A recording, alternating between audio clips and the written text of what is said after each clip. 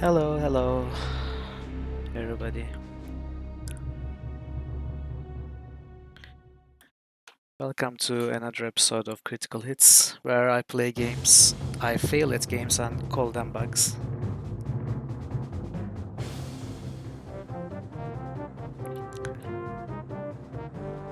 So, my voice coming through all right?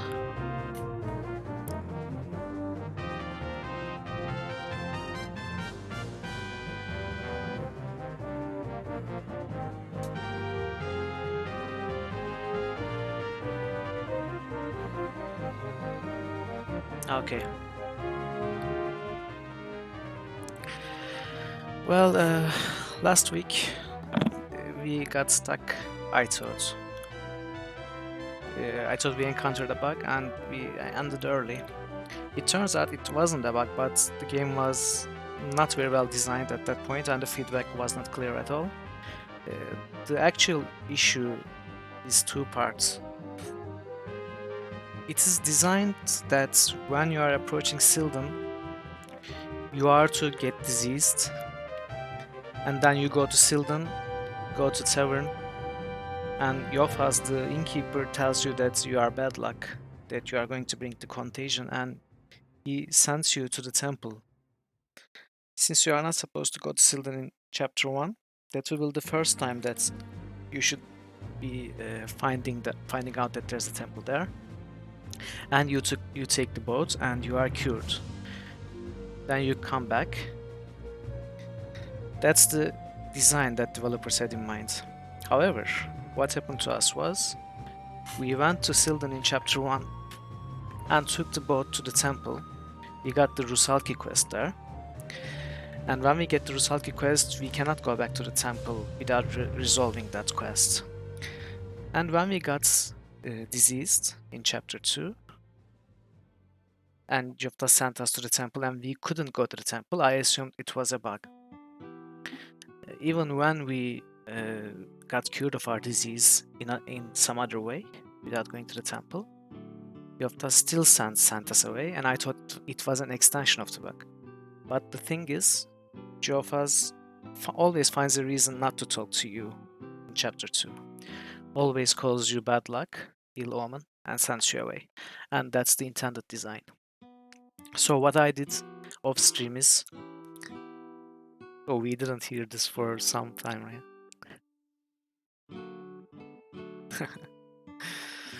Since our Owen is a rock star.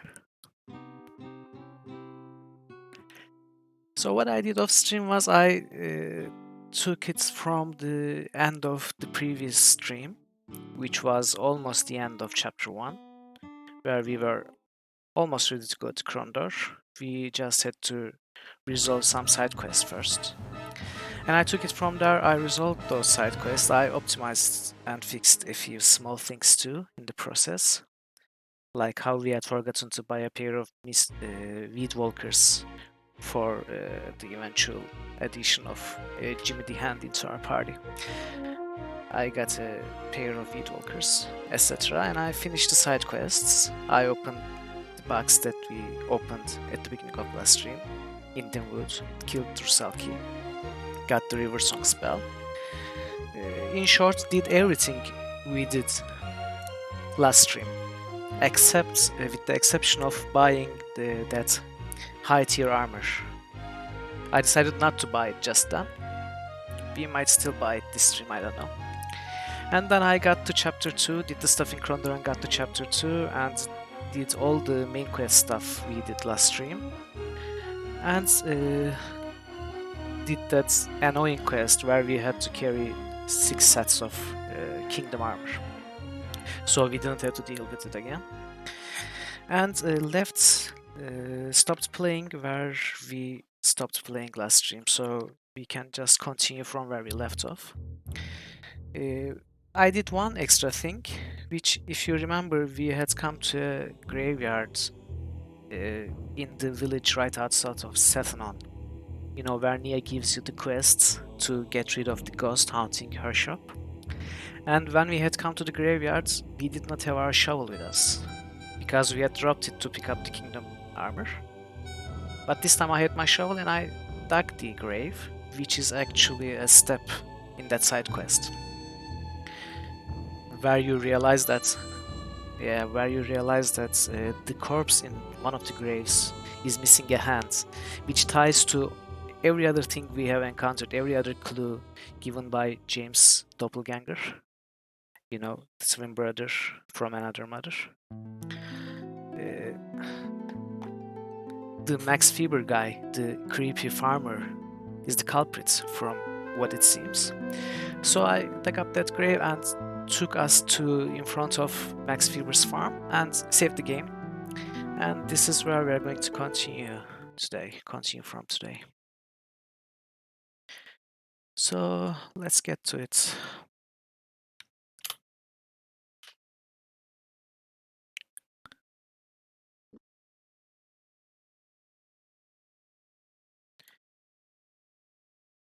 Yep. Indeed. So as you see, we have a pair of weed walkers on James, and we don't have the dragon armor on Owen. That's pretty much the only difference. Apart from a few combats we might have made up north when we were chasing the river looking for Rusalki. So I did not go up the river this time. But that doesn't matter anyway. So let's go to the farm and take a look around.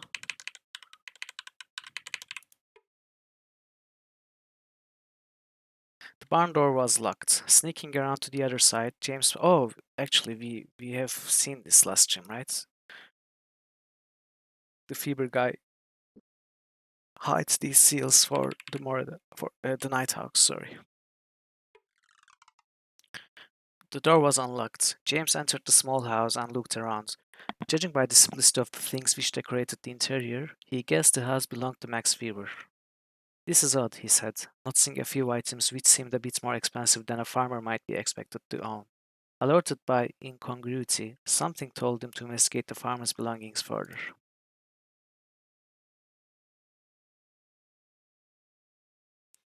Oh yeah, actually, I mean, it was just confusing for me that Jofa sends us to the temple, but we cannot go to the temple.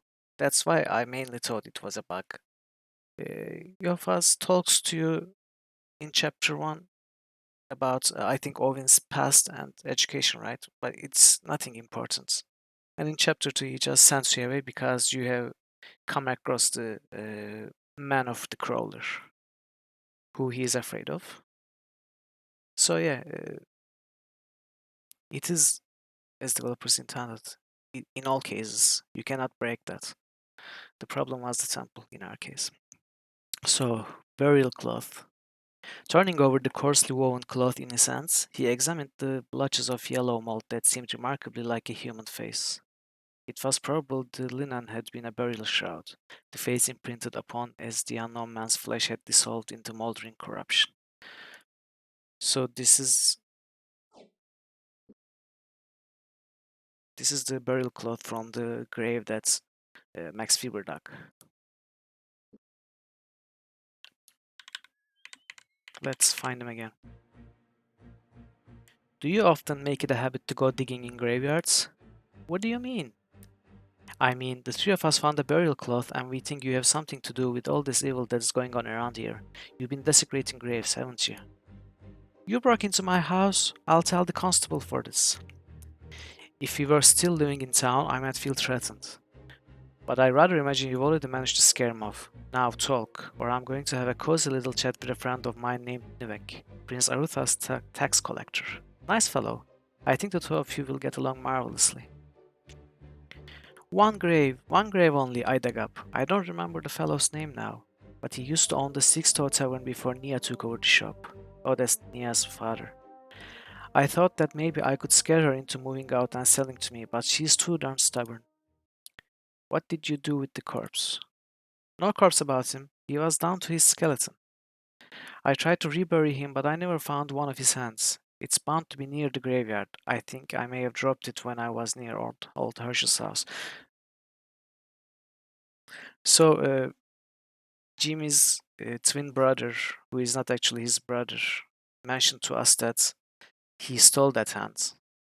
And it should be in my notes where he uh what did he do with the hand? Oh, he might have sold it to Glover in Lighton, maybe.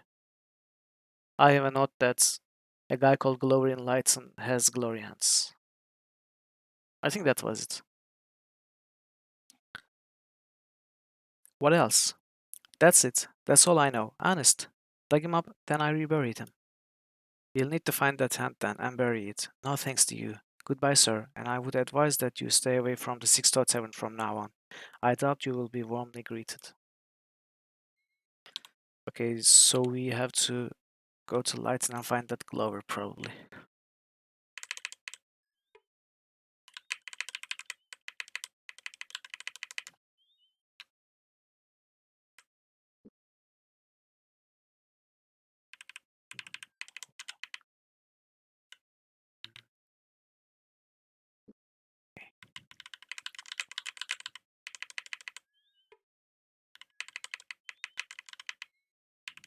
Is this? Yes, this is Lighton.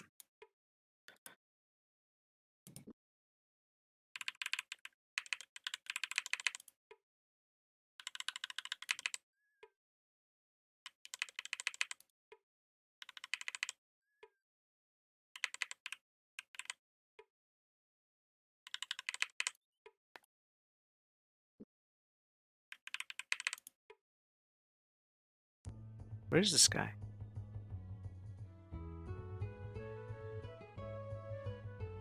But these are all generic talks, it seems. Oh, men were laughing. That sounds like quite a funny story, James said. Would you care to repeat it? The man looked about nervously. No, Please, said James with as warm a smile as he could muster, understanding why the man might be nervous. Well, okay, I was just telling the fellas about old Glover. Paid 300 sovereigns for a dead man's hand. Thought it was a glory hand or something like that. Figured he could sell it for big money, I guess. James thanked the man for his information and his time.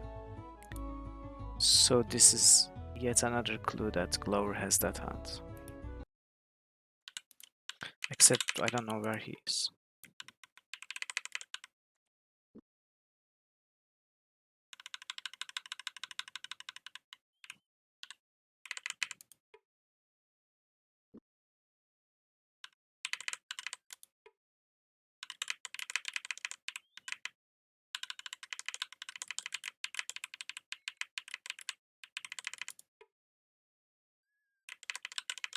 That's weird. I don't think the guy is here.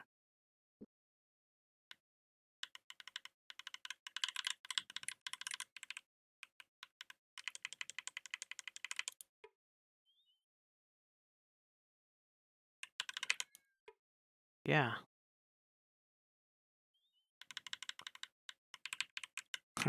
Oh, there's another barn here. No, not this one.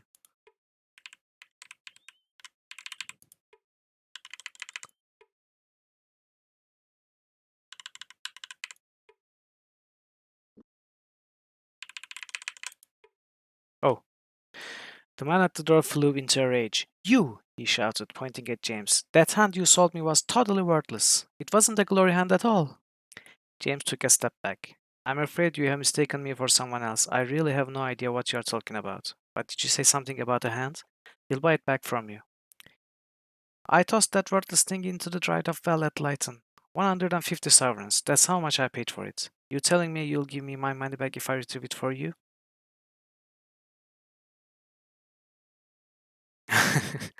Hello, Pandemonium. Yeah, sure. Actually, can we not take the hand ourselves? Okay, I'll give you the money. James nodded. The man looked at them suspiciously, threatened to have them strung up if they weren't around when he returned, then left. Several hours later, he returned with a small burlap bag. Placing it on the table with a thunk, he turned to James. Here's your hands. Now give me back my gold. I didn't take your gold. So let's call this a sale, shall we? Said James. Call it whatever you like. Where's my bloody money? The man bellowed. James retrieved the money from his pouch and dropped it on the table. The man scooped it up greedily and demanded they stay until he had a chance to count it all. Yes, we just bought Nia's father's hands, so we need to go towards Satanon and we have to bury the hands. We have the hand, right? No, this is not that. Oh, this is yes.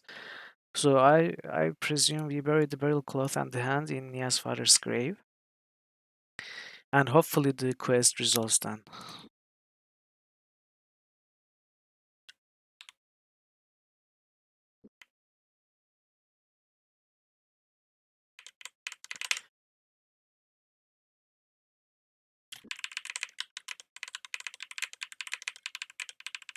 Oh, is this not it? Oh, yes. So I don't remember which grave. Oh, this one. Owned the shop and Severin never wanted more for more. Yes. The tip of Gora's shovel made a wooden clunk. Using his hands to push away the soft, unpacked earth, he wiped perspiration from his forehead with the back of his sleeve and slept out of the hole he had just created. He motioned for someone to bring him the hands as he carefully pried open the pine lid of the decaying box. Then, without looking inside, he dropped the hands and quickly closed the lid, part of it crumbling in his fingers. Ouch. Rest in peace now, Jared, whispered Owen. Come on, let's fill in the grave and get out of here. So we did not. Oh, we buried the burial cloth. Okay, that's good. Now I think it's the juicy reward time, right? We have to talk to Nia and get that sword.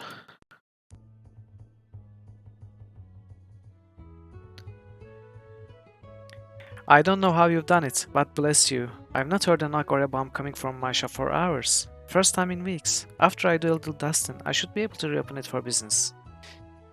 In quotations, chapter 3. And seeing that you held up your end of the bargain, I'll hold up mine. As requested, you can have the gallon grief maker I told you about. Thank you again, and please come by the shop across the street anytime. I promise I'll give you the best bargains you'll find.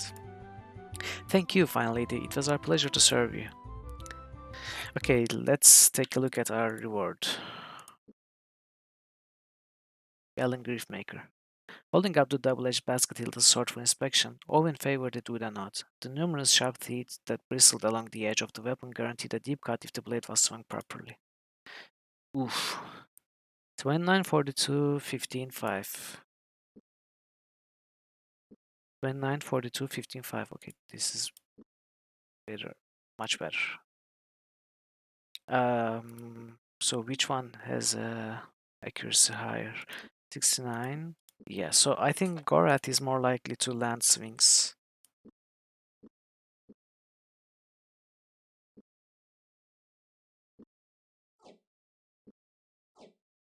So we should give it to Gorath.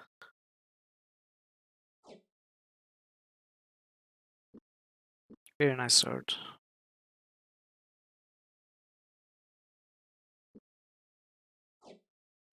And we need to get rid of this crap now.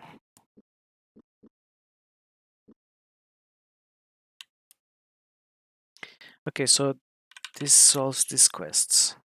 And there was, what else there was in this chapter? Let's mark this as done. Yeah, we can check if we find ourselves in the Temple of Limbs Kragma, where they offer the third tier of blesses. We can check. So we solved the Max Weber Saturn Grave thing. And lower glory hands.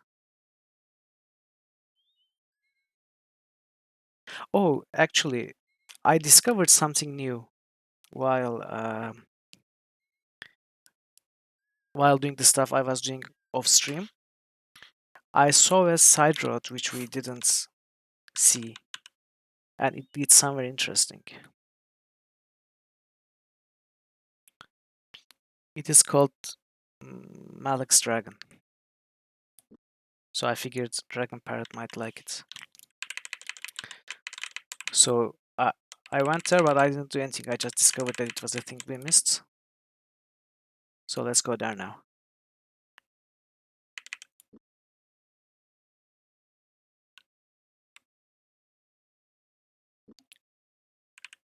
Oh, you remember it, Dragon Parrot?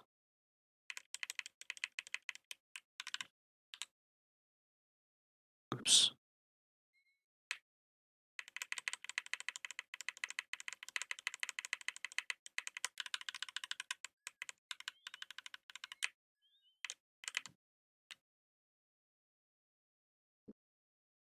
So it should be somewhere on the way to Malek's Cross, but I don't remember where exactly. Hopefully we can find it again. Obviously not here.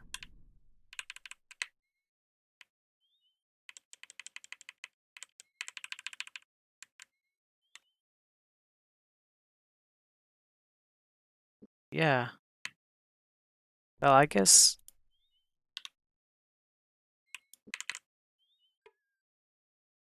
Yeah, I guess we'd been in a hurry.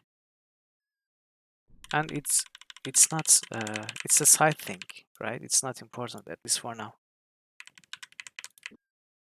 I don't know if we get anything out of it, but it's just interesting anyway. I think it's this one.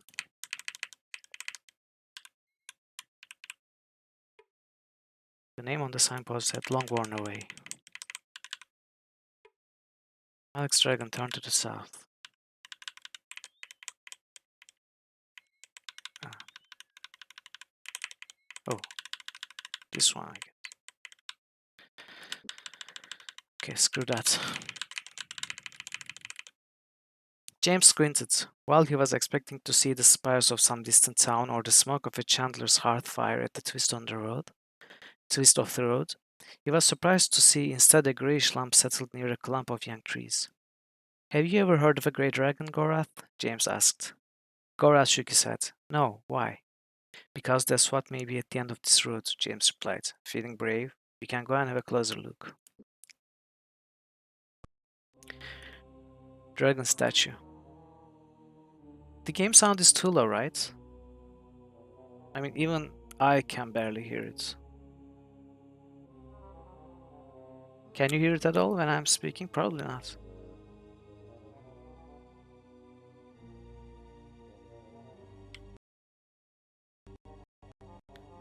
Yeah, I'm going to...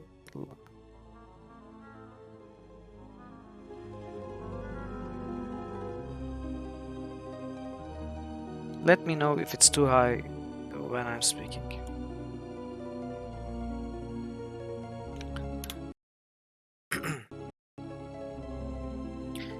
Dragon statue. Chiseled from dark stone, the statue of the dragon was rendered with frightful realism.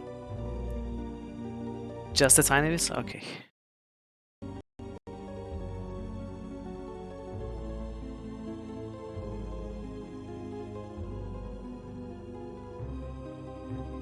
Should be better now, I think.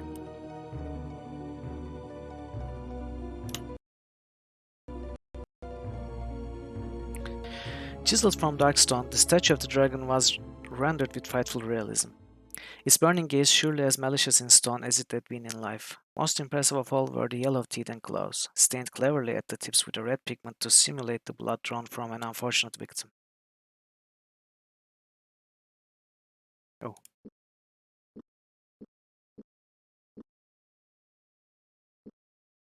Okay.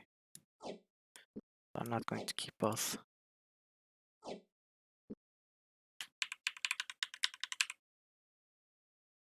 The statue was large. Walking around its base, Gorath couldn't help but admire the sinuous curve of the dragon's back, the whole of it covered with beveled, beveled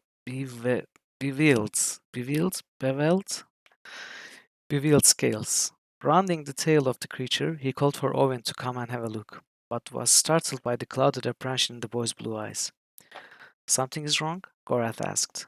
Owen gasped as if to say something, then made a motion to the statue before collapsing to the ground.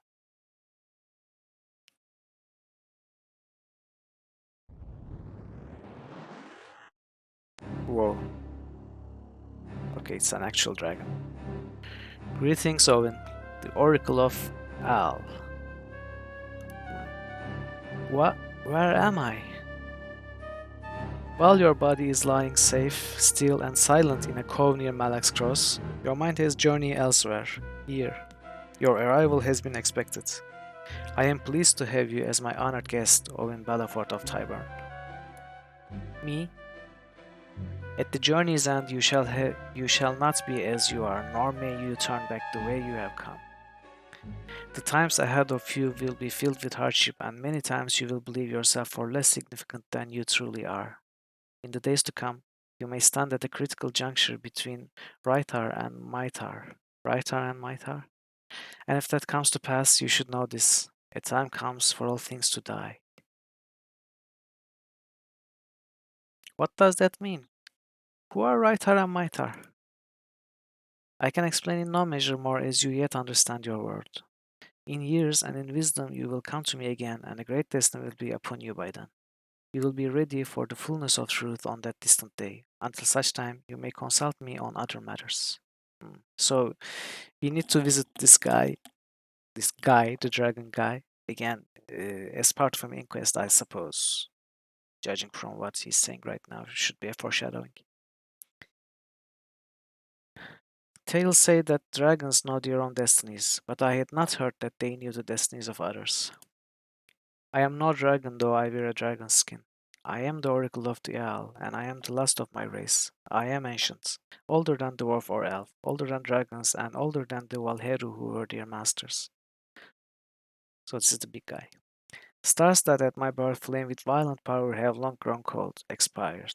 All these things I have seen, and farther yet I see into the things that might be. You can see the future? I can glimpse things that may be. Such was the gift given to all those of my race. A Moradel travels with us named Gorath. You see what he says he is? Can we trust him? He is not what he names himself to be, though even he may not know the lie of his heart. He will be a strong ally unto you, and I believe he may even be a champion to the kin who now curse his name. A great destiny awaits him should he have the courage to renounce his pain. Gorath has told us of a Moradel leader, Dalakan. Will he cross the teeth of the world and attack the kingdom? Dalakan will never cross the boundary between the kingdom and Northlands, but through treachery he will strike a blow against both the kingdom and his own nations of the north. Can't you be more specific? Where is he going to strike? What's the nature of this treachery? I do not see futures as you imagine, but futures as they perhaps can be. So you are making shit up, basically. I know only that Dalakan engineers a deceit with 6 magicians, and that it concerns the fate of the kingdom. Yeah, Uki and Orvin. What was Wien the Prophecy? The name of that game was Wien the Prophecy, right? Okay, we cannot talk much. We don't have much to say. Okay. So yeah, this was an interesting thing. And now we can get back to visiting every village. We know that it's very easy to end chapter 2. We just have to visit everywhere like we did in chapter 1. So we are going to go back to Lighton and settle on visit Nia's shop, then Tanner's, which we visited, and we'll skip this to Eggley, maybe Questor's View, and Sarth, then I don't know. I guess we'll see. But we'll end this circle somehow in Romney to finish the chapter. Yeah, I mean he's basically older than the stars, so it's very likely.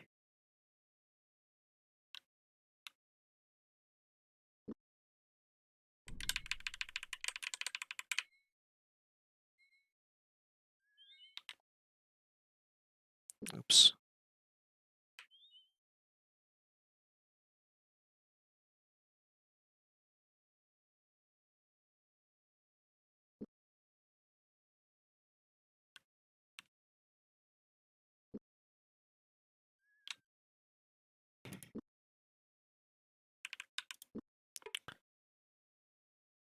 Yeah, same text as chapter 1. Oh, nice. She's actually buying these. Oh, these two. Very good. Wow. So I'm curious, how much? Ah, okay. We shouldn't have sold one of the swords just to see how much she's paying for this.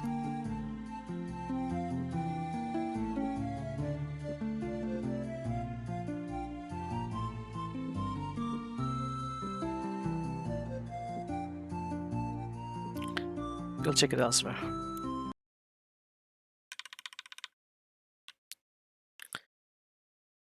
So there's actually another thing we can do around here. We can try to find the ghosts.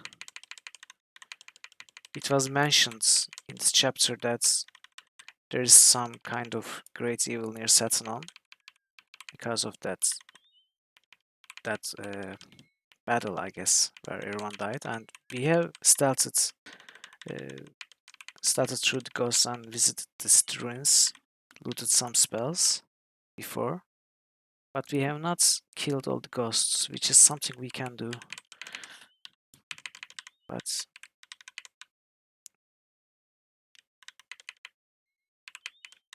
does he perhaps pay better than some other shops?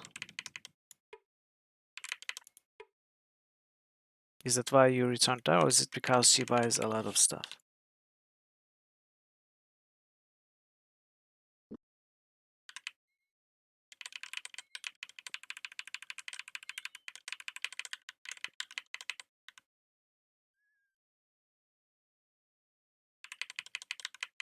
Oh, you're asking the same questions to yourself. Okay.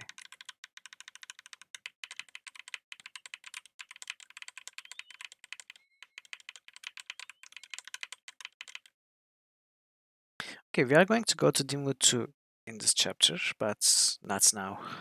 So we are... Actually, where are we? Yeah, we need to go west towards Tanner's. Then North Egley. Actually, let's take a look at Tanner's before. Look at that tree over there. The lower. Okay, this is a ambush text, right? And we are getting stealth skill points again. The problem with this is we cannot fight even if we want to when we have high stealth. We cannot find the guys, the combatants, and click on them to attack. We have to fail the stealth to fight them if you want to fight them. But I guess we can keep grinding stealth skill points until we eventually fail. Because I want to see who is attacking us around here. Is it Mordell? Nighthawks? We may never find out. Because apparently we are too good. Almost. Okay. We finally failed.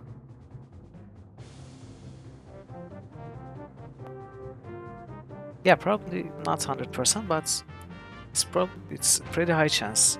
Even when we are not at a great skill right now.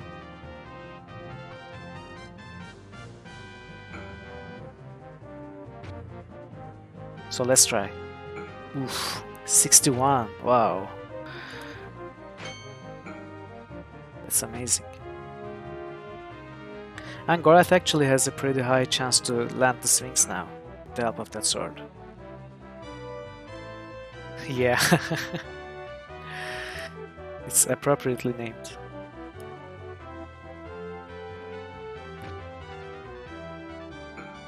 Wow, okay. Gorath is a killing machine now. Just like Locklear was in chapter 1.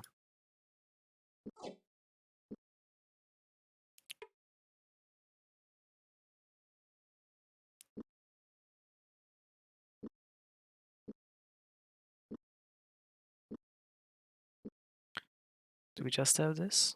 Oh, of course. We used our healing powder, the herbal remedy, the herbal pack. The actual name is herbal pack. To cure ourselves of the disease. That's why we don't have much. What's this for? Oh, okay. This is an armor enhancement, I guess. We have 4.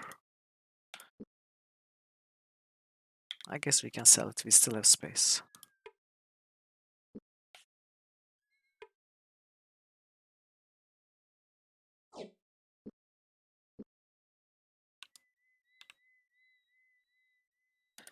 Okay, let's find the village.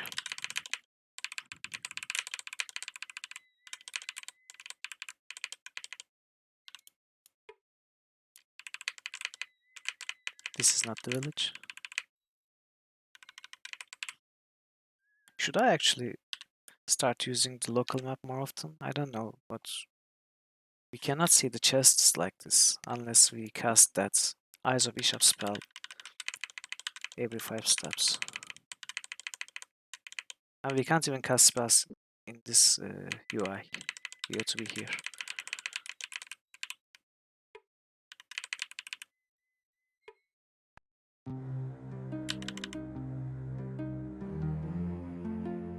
Okay.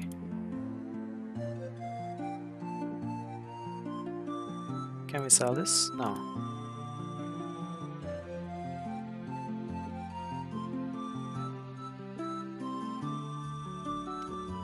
There's nothing for us here. Yeah, sure. Let's open it up. What? Okay, it was empty. Yes, because we have been here, we cannot play it again, so... There is no reason to be here, right? Alright. Let's sleep and continue north to Egli.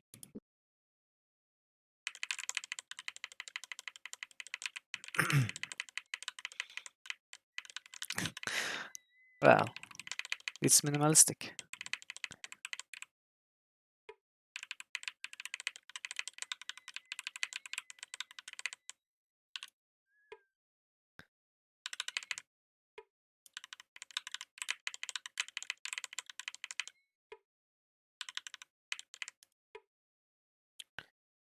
Okay, this is the tavern, we just need midday.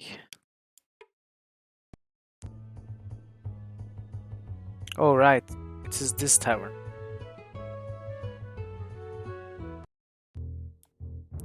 What can I do for you today?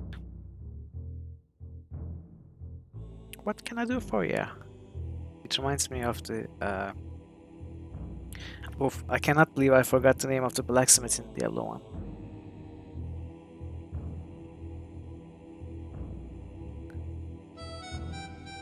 Yeah, Griswold, of course. I cannot believe I forgot the name. So for some reason, this reminded me of his voice. I do believe this is the only. Okay, this is the same thing Locklear said. Yeah, same story.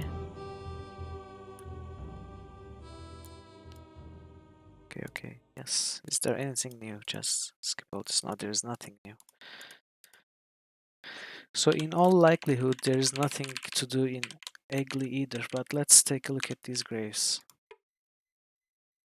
Barlow Flynn. Malba Kane. Okay, ghosts.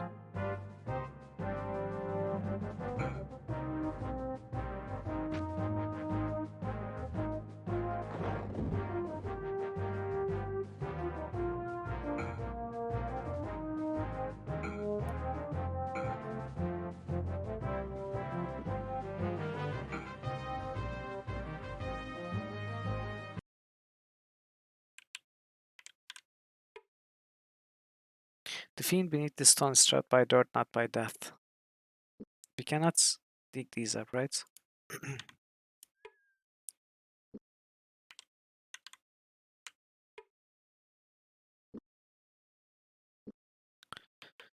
And there's nothing new here.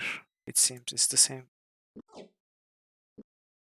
Or maybe there might be something new because I wouldn't leave lockpicks behind. Unless I didn't dig that one. Anyways, I'm not going to waste any time here. I don't need the lockpicks anyway, I have a lot.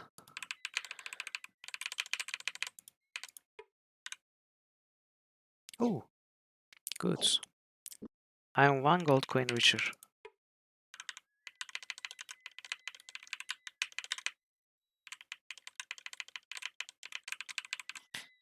So the next stop is okay. I think it's Questor's View. Then we go down to south, just to visit that place. Okay, I wonder if there's a better, more optimal way to visit all these villages. Questor's View, or maybe Hawks Hollow, Zun, Questor's View, and south. But then we go all the way back to Lemot. No, that's not good. We could go to Questor's View south, Zun, Hawks Hollow, or Zun, Lamat, Hawks Hollow, L'Oreal. I don't know. I'll decide later. There's no great way to visit all of them, I guess.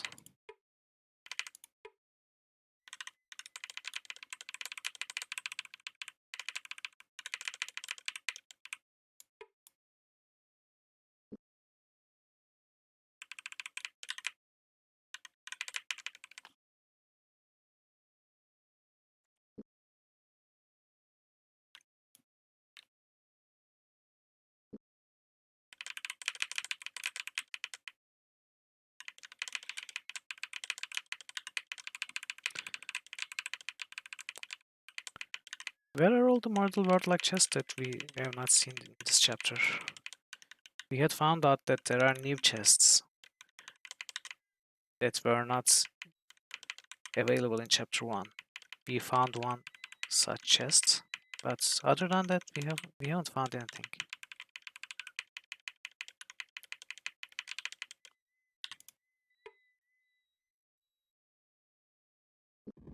Of course.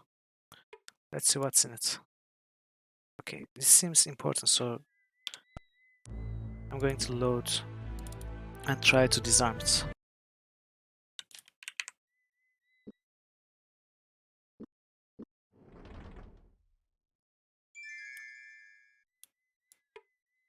Come on, Jimmy. Yes, nice. Okay, this is better. And the new string. That's good too. Can get rid of this, and let's read this. We now know Gorath of the Ardanian to be on a path to the capital as Krondor. That's old news. We advise you to continue your duties, but suggest you lie in wait for him on the eastern roads into Krondor, as it's likely they will take an indirect indirect route there so as to avoid your patrol. He must move no further south. Halt him before he reaches the kingdom settlement of Tenors. Yeah.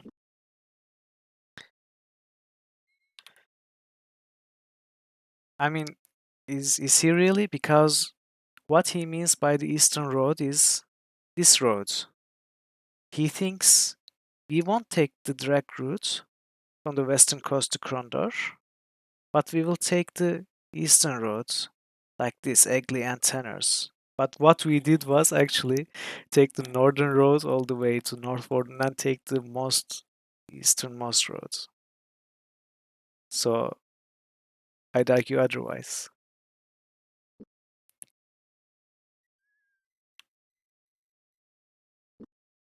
Anyway, this seems like something we skipped in chapter 1. This doesn't seem like something specific to chapter 2. Because the note refers to events that happened in chapter 1. I guess we forgot that one.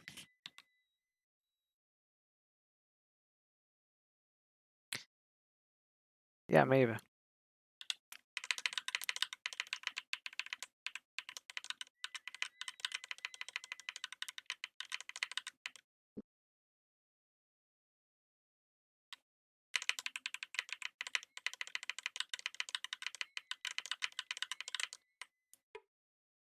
Oh, shop.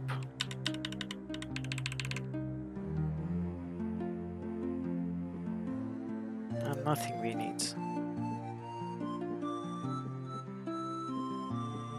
Oh, also I left one of these eggs with Locklear, just in case it needs to be used by some other magician than Owen when we are at the appropriate chapter. I don't know when it's going to be used, but it might be used by Patrus or Pug, for all we know.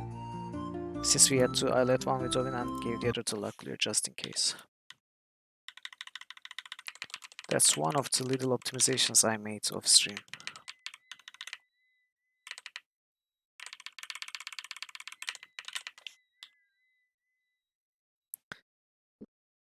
Okay, we are close to Questors.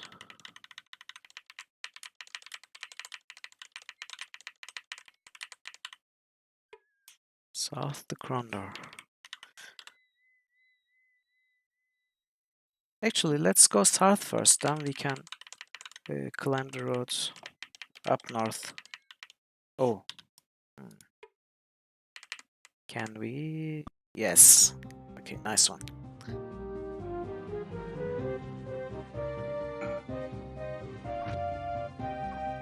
Wow, how did that guy manage to hit his friend next to him when he was shooting at Owen?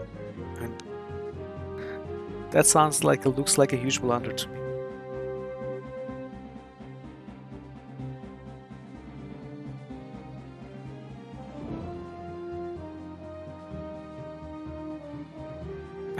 I guess.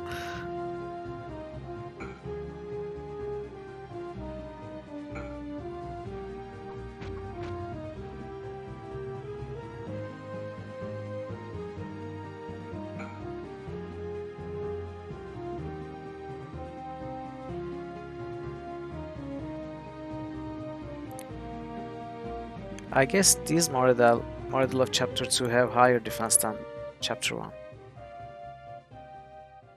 It's difficult to hit them. In chapter 1 they were trivial. But then again, at chapter 1 we had Locklear with us.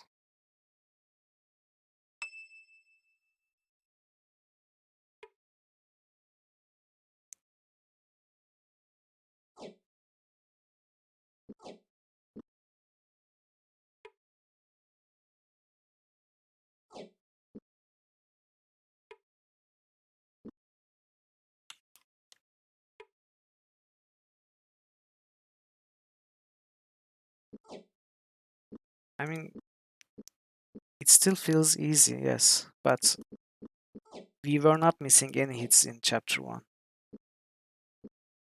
Now we just had a guy run away from us because we failed to hit a few times. I think it shows that they have a higher defense rating.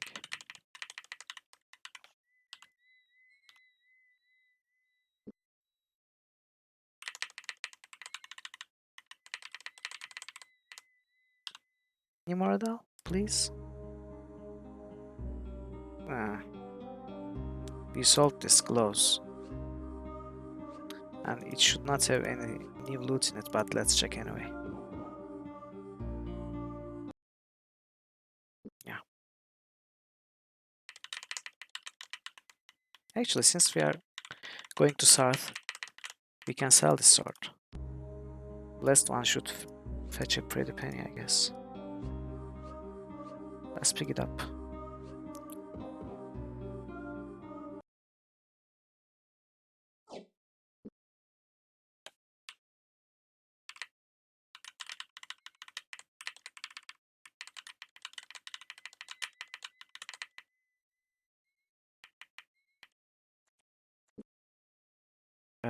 I think it does. I'm not sure. Oh, we dropped something here. Oh, okay. Chest piece.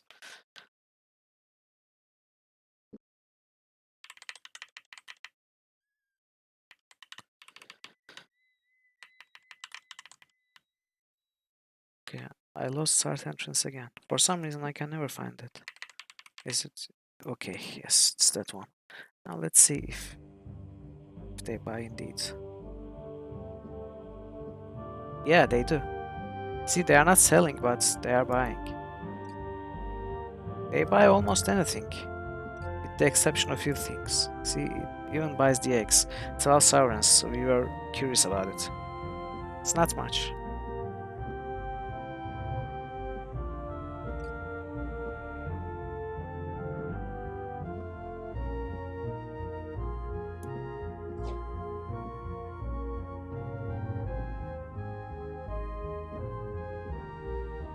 I wonder if there are any spells that we don't have.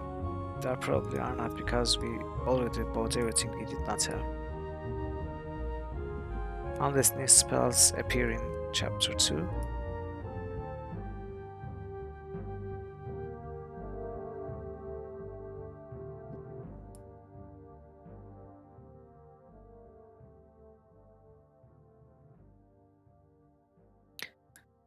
Also, another thing that I found out, the Nightfinger spell. I thought it was a spell used to steal something from shops. I was under the impression that it was used out of combat, but it turns out it's used in combat to steal something from one of the enemies. And it consumes a glory hand. So I don't know if it's that useful or not. Probably it's not. I doubt we are ever going to use it.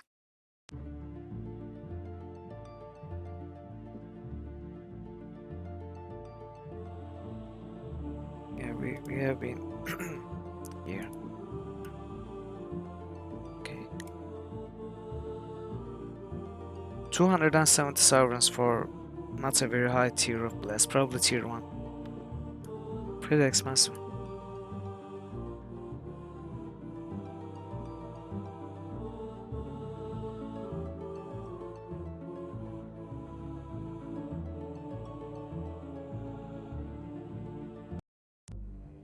So is there anything else to do here?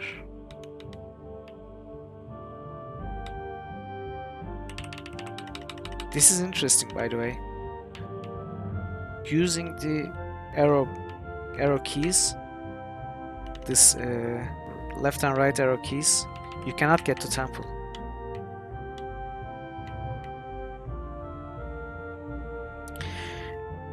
No, but it's on the screenshot I sent you over Discord. I should probably take a note. It was Limskragma, the goddess of death, Dala, the goddess of war, I think. But there was another one. Could you perhaps check real quick?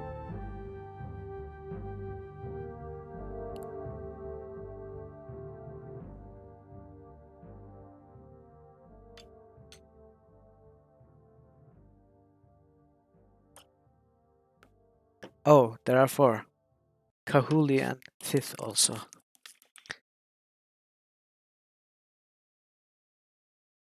Alright, if we come across any of these, we might think about getting that sword enchanted.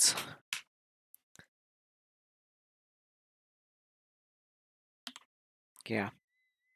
Also, that's something we found out earlier, where the price to cure disease in the Temple of Sung was lower, much lower than the other temple. Because I guess this Sung is god of healing, right?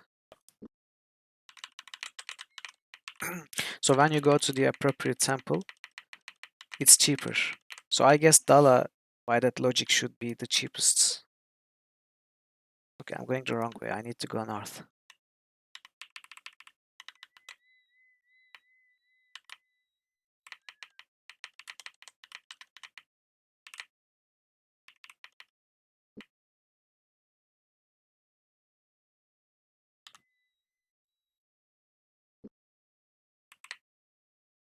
Okay, we should be close to the village of Questor's View, where people from all over come and do their quests. And there is the master questor in this village. Oh, Keshin Tapper. I wonder if this sword is better than whatever this is. Rapier. Probably better swing. Might be worse thrust, I guess.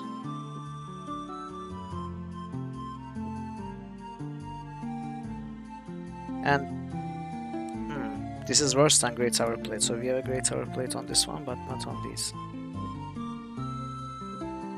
I guess it's time we somehow found some new armor.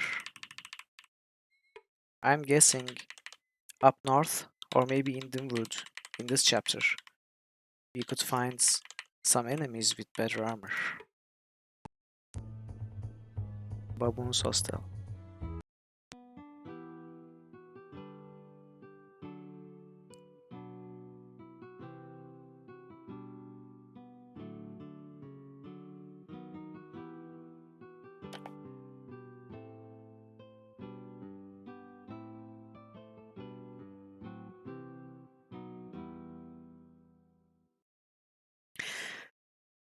Yeah, just 63. Come on, man. Don't you know who is giving you the concert? Yeah, it's nothing new. Oh, the man didn't look happy. He don't talk much, called a voice from the other side of the tavern. He's a pretty somber fellow. Folks call him Grim cause he never laughs or smiles. Another voice said, he's pretty much a fixture here at Babon's. In fact, we often have a little fun with strangers. We'll give you 80 severance if you can get Grim here to laugh. Care to give it a try? Sure. James nodded. Indeed, we would like to give it a try, he said. Then turning whispered, let's see how we are going to get this fellow to laugh. So, what are these supposed to mean? Spoon, body, ship. Are these jokes? Let's go with this. I'll try, said Gorath. He turned to Grim and, with a sly smile, began a bow detail detailing a romantic tryst between a dwarf and an elf maiden. Glancing around the room with a mischievous smile, Gorath reached the punchline. It just ain't gonna work, said the dwarf. What with me down here and you up there? The end of the story brought stifled snorts and snickers from around the room, but Grim simply nodded.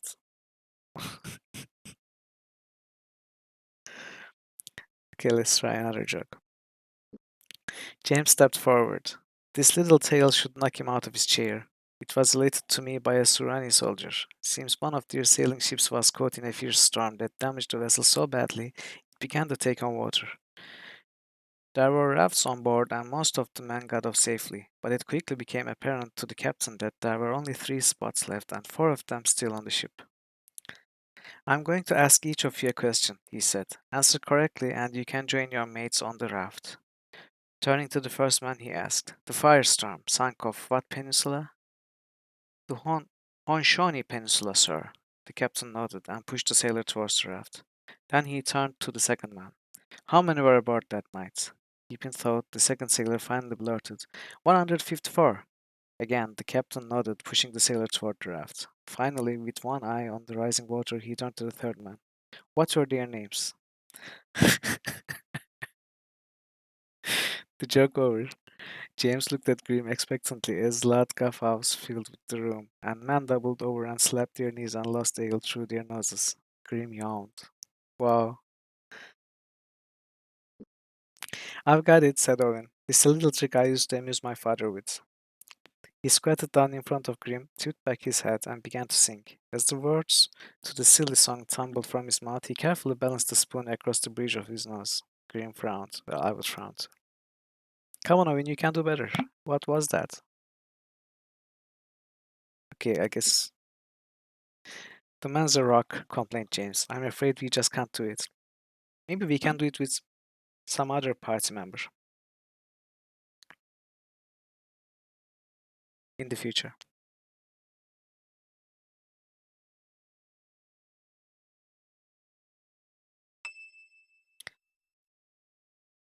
What increased? Oh yeah, barring. By the way, look at our stealth scores. 91, 83, 83.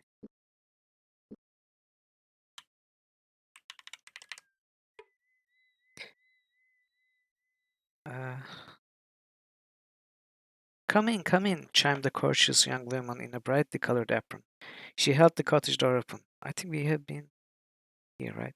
Kneeling in front of a stone fireplace of a young man was placing several small logs into a crackling fire. The man looked up with a smile. Yes, please.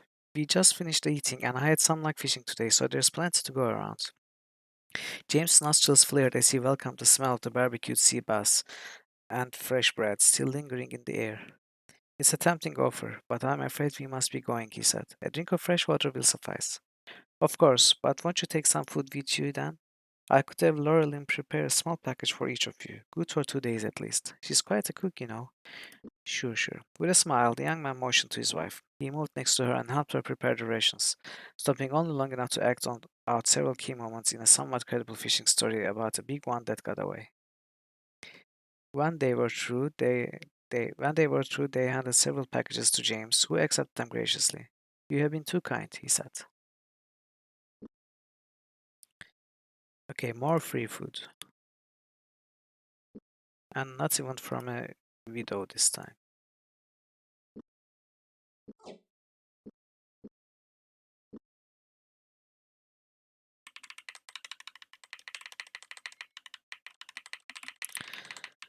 So apparently the blade trainer guy is not here in chapter 2.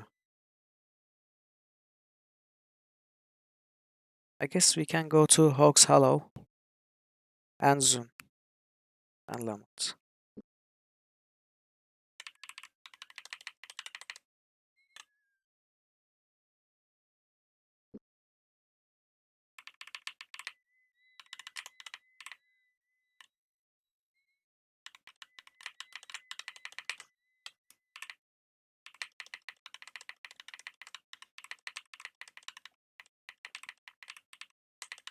Oh, a lot of side roads here.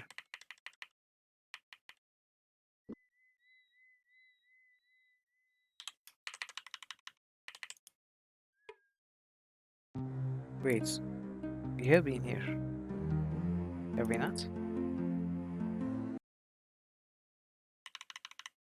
Where are we again? That's weird.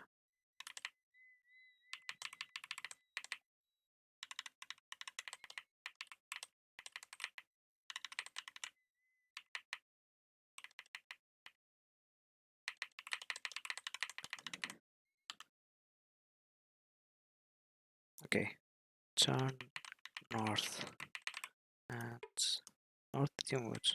We don't want to go to Dimwood, but we still want to go north. What did we drop here? Nothing. Interesting.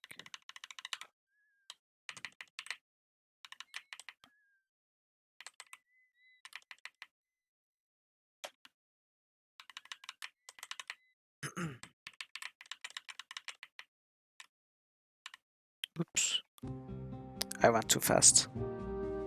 I guess we're gonna be fine.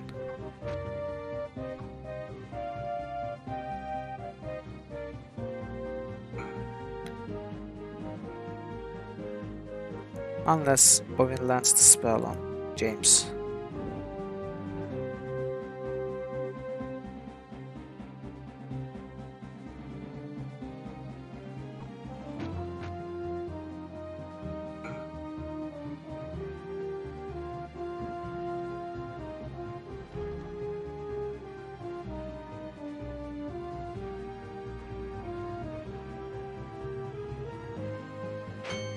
Oops.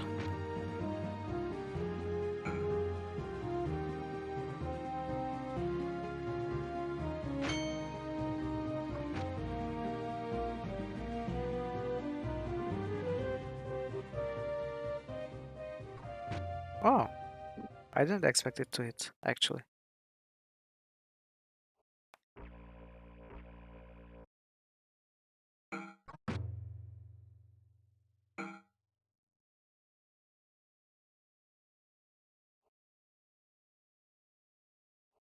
Come on.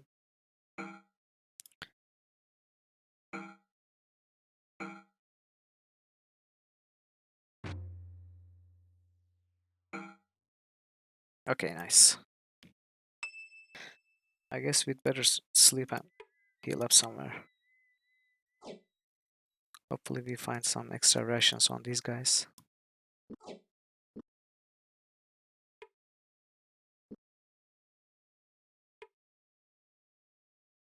Okay, not bad.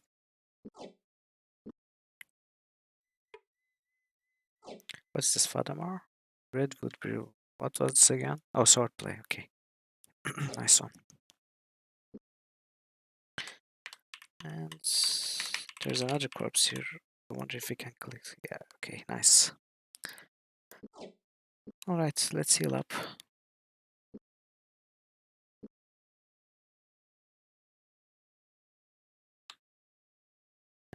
Let's continue northwest towards Oaks Hollow.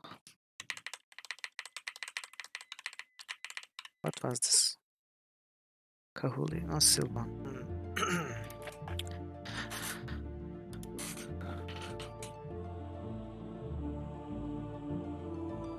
A messenger went to find the High Priestess. In a few moments, a tall, proud-looking woman limped from under one of the arches, her long grey hair hanging lank around her face as a plump woman trundled at her side for support. When James hailed them, the shorter woman wheeled angrily.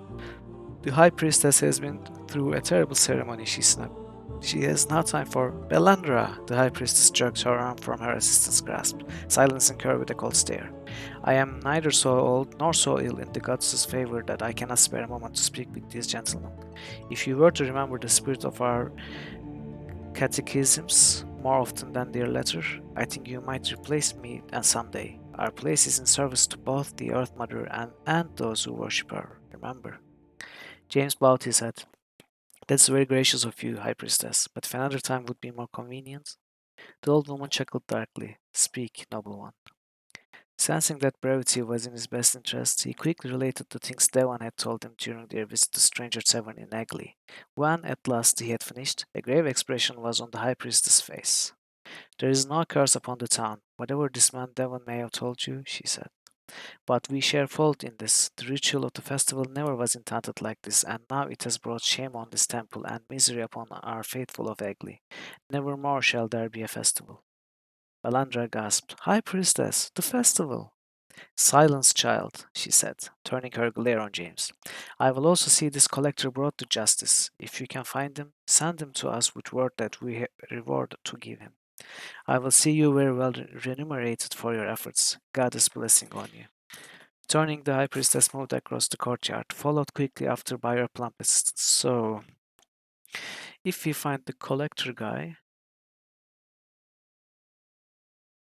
we send him to Temple of Sildan, which is north of whatever village that was we just were in."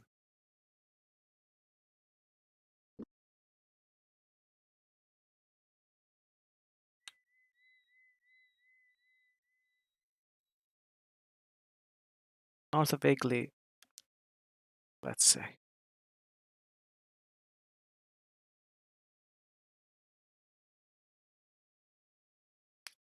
East of Hawks Hollow. Okay, of course I have no idea where this collector might be, but perhaps we'll find more clues in the future.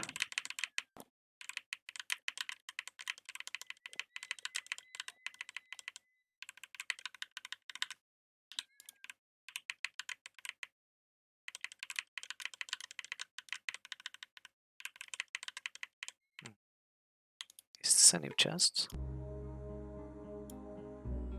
Up and down they go, but never move. Did we solve this?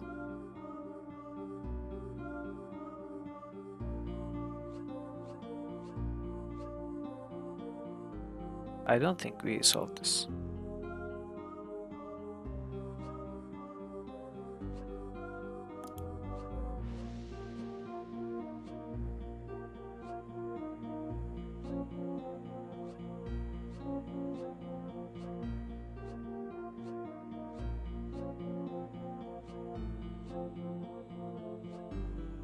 Up and down they go, but never move.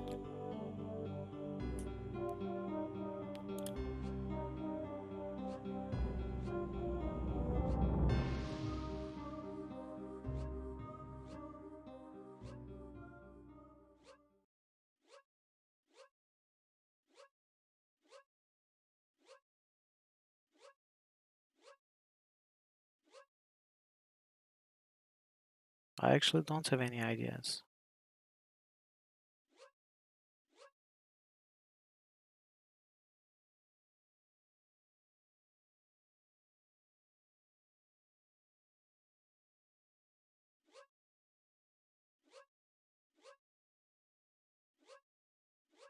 Stairs? Oh, yes, it's stairs and we solved this. Okay. We have already opened this chest before.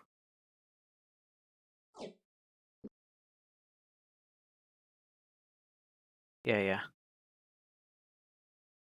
We have read this note too. Okay.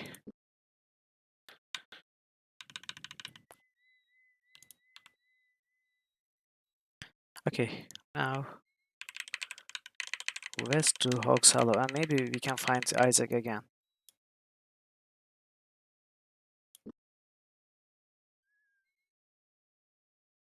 Yeah, Isaac should be just north of Hog's Hollow, if I remember correctly.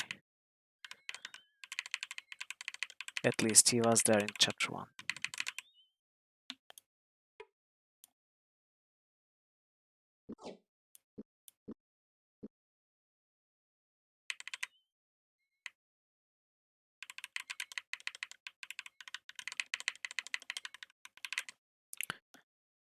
Okay, we are going the wrong way.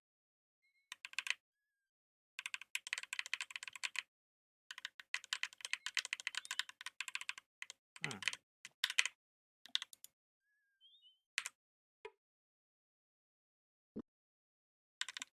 Okay, so we have opened this chest.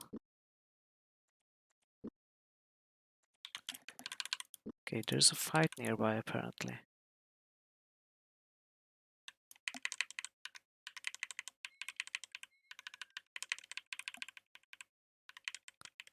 I can't see it.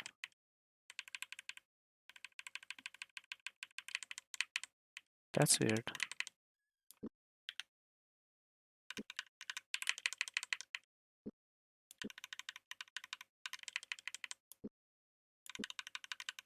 Okay, now it doesn't say the same thing. Weird. Anyway. Okay, Hux. Oh, it's here. Ant? Is now a spider.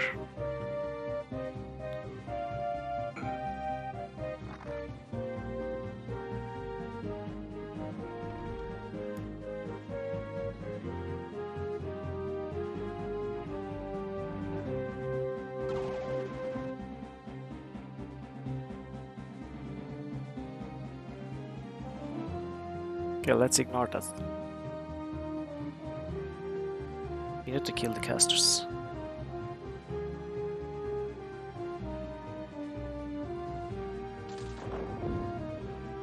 Okay, not good.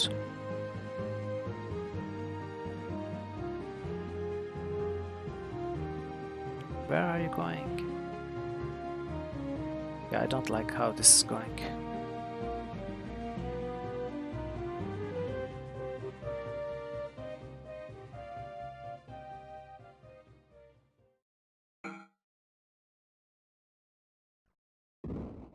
Crap. We took too much damage needlessly. Okay, we need to load. Let's die on loads.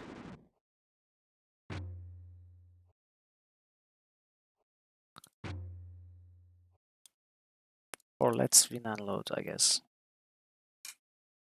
Looks like we are not losing.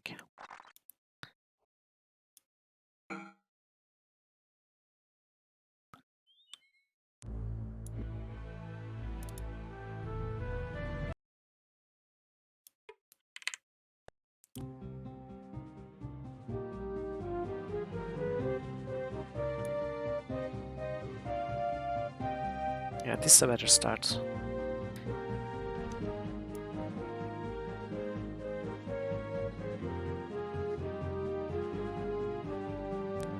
Actually, let's pull him for 4.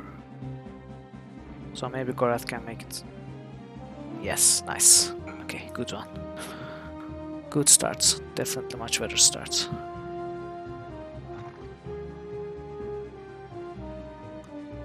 And if we manage to get this next to Gorath. Oh.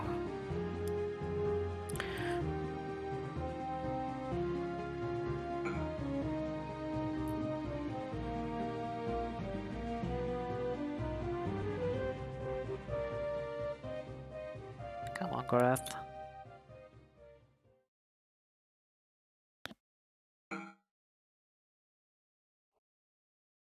Nice.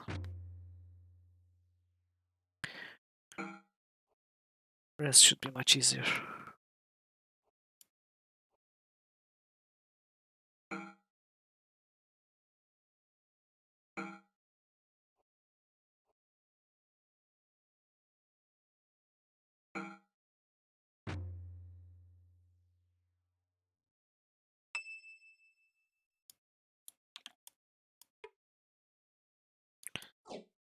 Oh, the stun thing, I guess.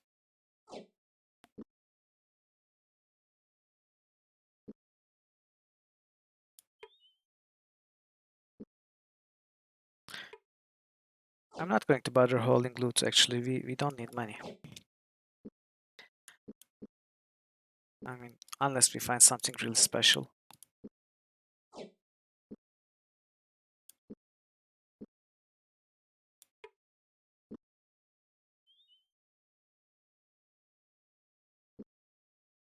Okay, Hawk's Hollow.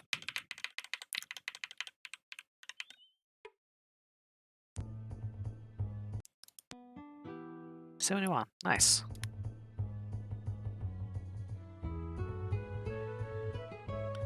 Welcome back.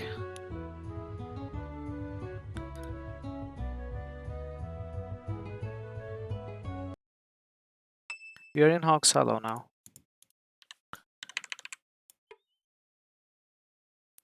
James smiled. Lucans locked his door, he said. Can't say that I blame him. Well, you didn't miss much. We had a combat with 2 casters and 2 spiders, and we went to the Temple of Sildon around somewhere here, and we mentioned the situation in Eggley. We asked if there was a curse indeed, and the priestess said it was no curse. And if we were to find that collector guy, we should lie to him that he is offered a reward in the Temple of Sildon to trap him and bring him to the priestess so that he could be punished. And also, priestess called off the festival for good.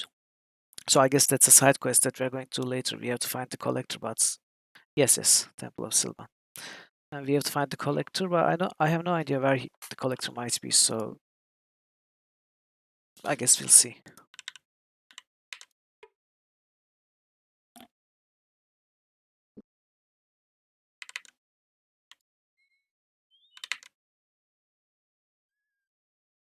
Oh, the collector is the tax collector? Is it the one in Krondor?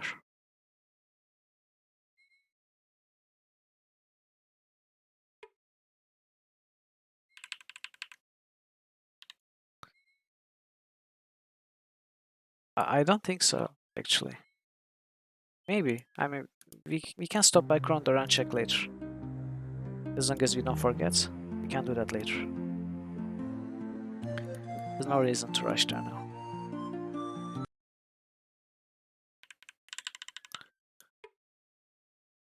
So this was Hawk's Hollow. There is nothing interesting here either. I guess we are going to breeze through all these towns now. Let's go to Zun and Lamat, Yabon and Tirsong. Then south to L'Oreal.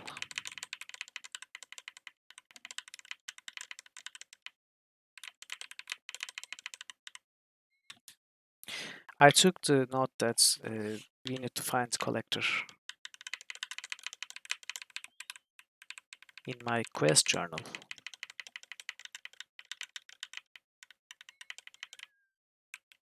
Oh.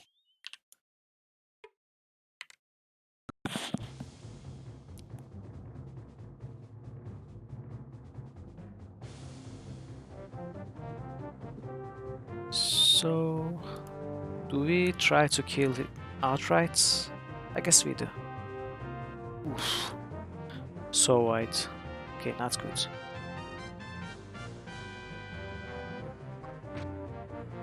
Wow.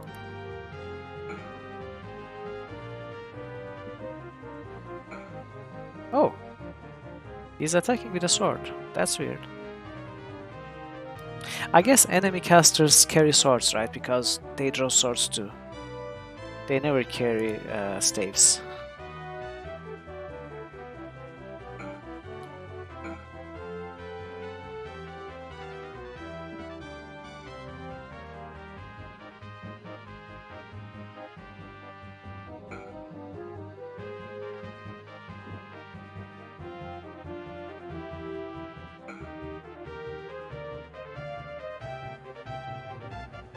But one of them just did.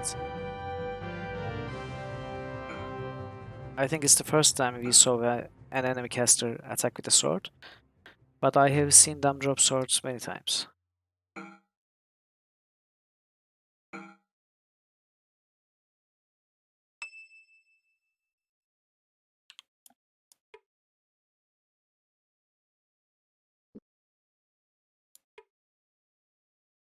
Oh yeah, okay.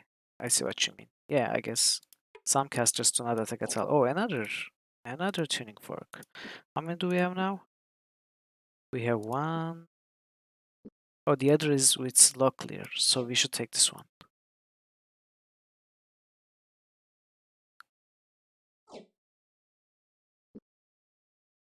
Yeah, the vampires, right? The vampire color cloak wearing things. In Dimwood, the ones we found in Dimwood.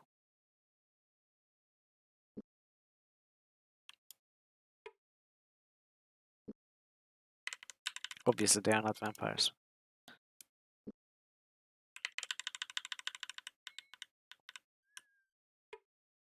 Yeah, it's very likely. By the way, we actually didn't solve that quest where, remember that guy in Dimwood who was cursed, and whenever he stepped outside of his house, ants spawned and attacked him.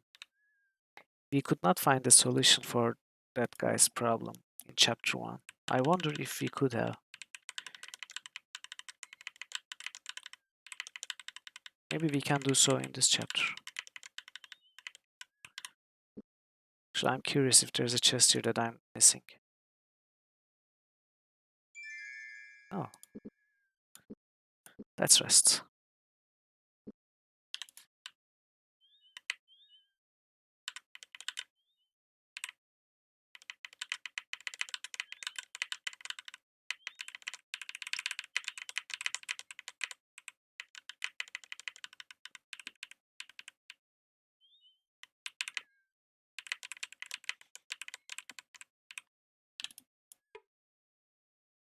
Killian.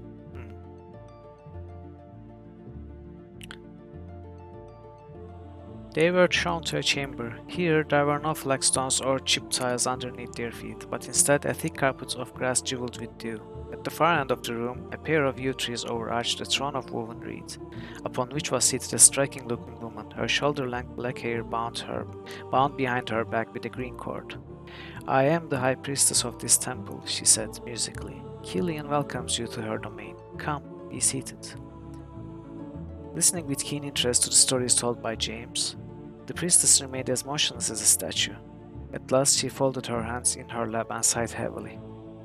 "That was most entertaining," she said. "I particularly liked that part about the drunk, but I would advise you in the future to keep an eye out on the food you eat. You shouldn't simply gulp down the first thing you find without taking a look at it first." Properly chastened, James shrugged his shoulders and promised he would be more careful in the future. Cheered, he didn't mind when the high priestess escorted them from the room.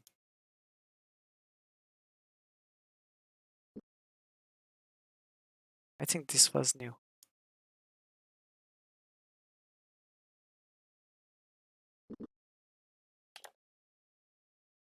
I don't remember that text from before.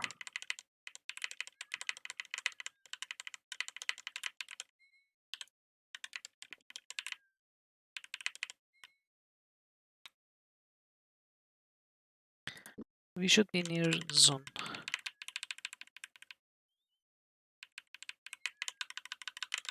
If we can find it. What? No, no, no, no, no. No, we are not going south.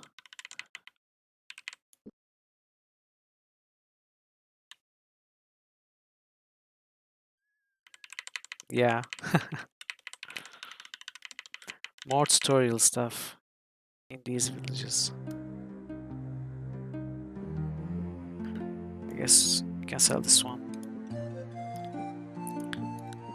Do we have duplicate of anything else?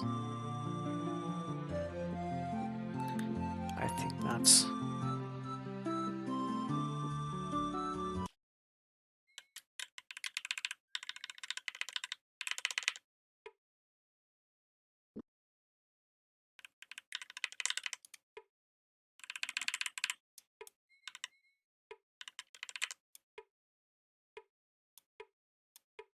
Oh, I just thought when you click on a house that offers a generic text, it might offer another kind of generic text when you click again, but apparently it's not the case. Yeah, let's make some money before leaving. Oh, we cannot play the loot here. Well, waste of time. Okay, let's go to Lamat. And apparently, oops. Oh, interesting start. Owen is usually in the middle, right? And James is to the left. It's actually better.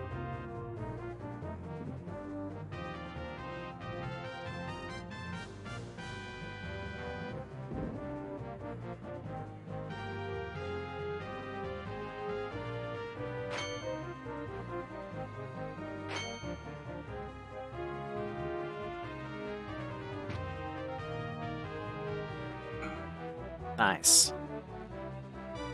Nice, nice.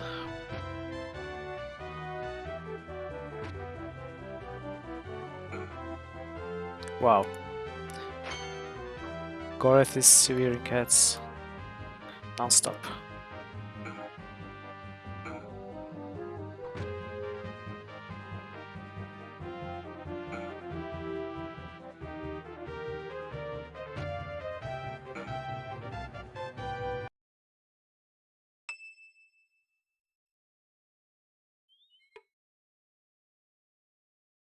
Oh right, I haven't been repairing the weapons. Wow, they've actually taken quite a bit of damage. I should remember to do this more often. Yes, sever. Yeah, I sometimes speak without thinking.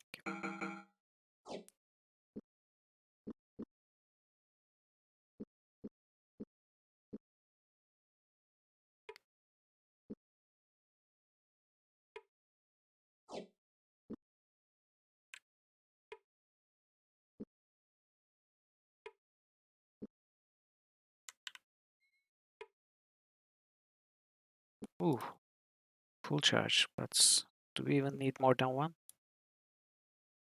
I guess not. We can even let this one go. And let's find our way to Lamat. Oh, there's a chest here. It appears to be locked. I bet it's trapped. It's not. Amazing chest.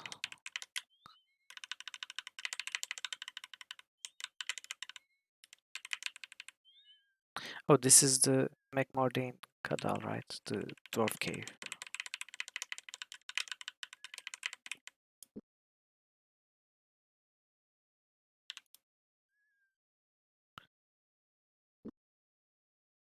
I don't think we have any business there.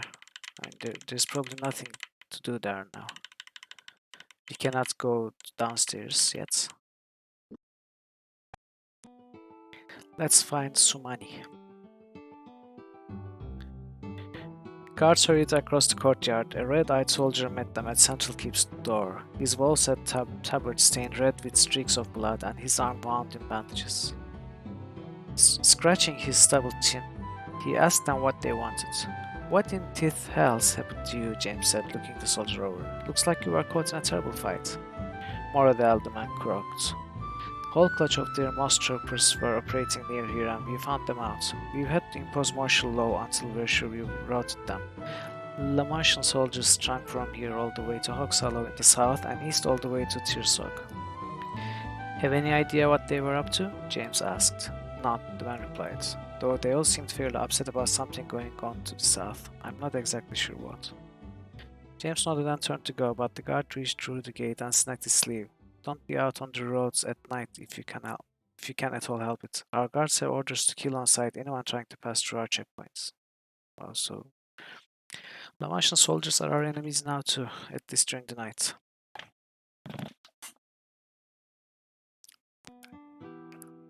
63, not much. You think quite a bit of yourself, don't you, lad? Perhaps. What makes you think so? Most folk enter a room, they look to the left, to the right, check out the lay of a place, then they choose where to go. When you come approaching in, you walk straight in as an arrow, as if nothing could stand in your way. No one does that. That's not stupid or very good with a knife. I'm not stupid. Did not think you were, but I'd wager a month's salary that you've done some time as a thief. I suggest you lay a hefty amount on the wager. You'd win. But all that was a long time ago. I'm in the service of the prince now. Are you now? It's a shame almost. There's a new section of McMurdy Cadal that's just been reopened by the workers. Oh, it's been opened. There was a terrible collapse there not too long ago, you know. And they say there's a chamber there just heaped up with treasure. So maybe it's a good idea to go back to the cavern. Why tell me? Why not get the treasure yourself? That would be stealing from myself. It's dwarven treasure after all. Besides, I wouldn't have desired to try. If you are not thief, I've nothing to worry in telling you. And if you are, again, I've nothing to worry about. You don't exactly leave treasure just laying about unless it's for good reason. And what reason would that be? Let's just say that there are certain things in this world that you either are or are not supposed to have. If you were meant to touch something, you will. If not, well then. Fate sorts that sort of thing out. I believe you're right about that, Tubal. When did he offer his name? A lesson I learned the hard way.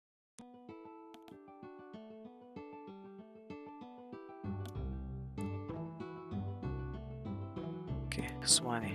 Your will, lords. Same as Locklear. We met a Surani in Krondor named Makala. Do you know anything about him? He is a great one of the assembly of magicians. Beyond that, I know little, as the great ones do not communicate with the lesser folk. Lesser folk? Yeah, I guess they are, because there have been many times where no names have been offered but still spoken. Those who are not of the assembly, or those who are not lords or ladies of the Surani Empire, it would be improper that a person such as I should speak to one of his rank, unless he asks the question of me. This is the way of my former people. I suspect the graveyard outside Lamont will fill up faster than the gravedigger can dig holes if the roads become any more treacherous. It is truer than you might imagine. The roads at night are patrolled now by the Lamartian guard. Any found out after dark will be slain on sight. I wonder if we have been killing some Lamartian soldiers. No exceptions? Dubal told me that he managed to haggle. Is that the word? Past one of the guards, but then again, he is especially gifted with words. I, myself, would not wish to rely upon such a skill. I've always found myself on the short end of the stick when I tried my hand at haggling. Ask me to charm the dress of a peasant girl, no problem. But when it comes to convincing a merchant to undersell something to me, I'm less than expert. You are not born knowing how to walk, but you seem to have no difficulty putting one foot in front of another. Anything may be learned, so long as you truly wish to learn it. So, who would I speak to about learning how to haggle? Dubal? Dubal is Dubal. His talent is a part of him, and I doubt he understands his own abilities. There is one who lives in Romney, however, who I think may be of help. Oh, okay, we've talked to him already. He's known as Mitchell Waylander and is the head of a very powerful guild, the Glazers Guild. I had a very long conversation with him when he wished to buy a few of our Surani pots. I think he could teach you something about haggling. We have already taken this training. So let's visit the shops and go to the cavern.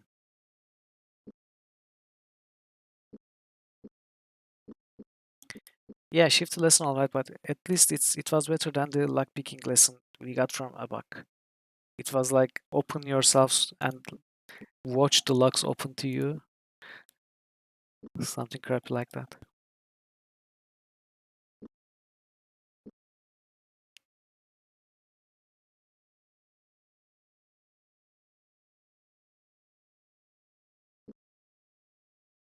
Okay, let's get some food.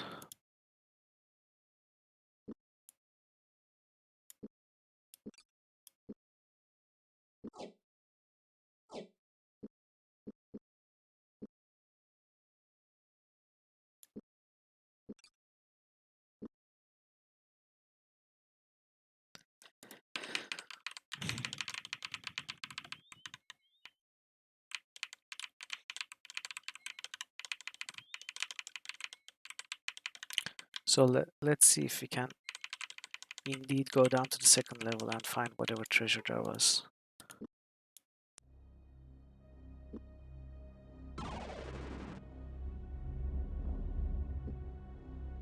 Yeah, I guess so. It was all metaphorical with it. Same thing.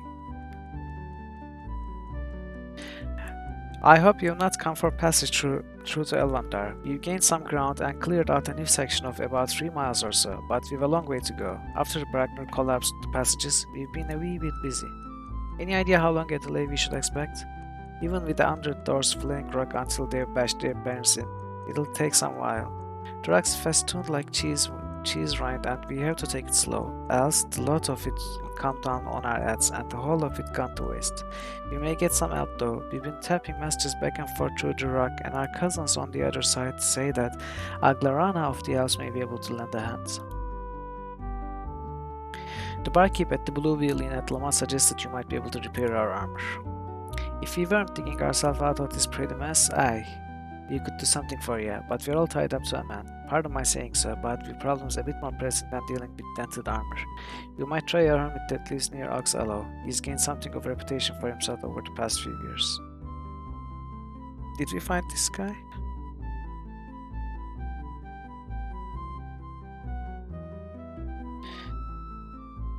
Yeah. You surely cannot go to Elvandar now. If you can't repair our armor, do you at least think you could do something about our swords? I hate to be difficult, but we're really in a crucial situation. Are you deaf, laddie? I told you afore that we haven't the time to go repairing things at the moment. We're in a crucial situation ourselves, if you haven't noticed. We'd be willing to pay you. I'm sure you would, just as sure as I know the doors below would be willing to pay to get out from under the rock. It's a question of time. Time. Ah, look, if I show you a trick to sharpening your swords, will you promise not to be bothering anyone else in the mine? I think I can turn a handful of servants to advantage in Lamont and hire a few strong backs. You have my word of honor. That shall have to do. I'll teach you a quick a little about the weapon crafting, but I'll expect a few 50 sovereigns for my trouble. Do we have a deal? Yes. You'll have the gold before we leave. Now, let's see this trick of yours.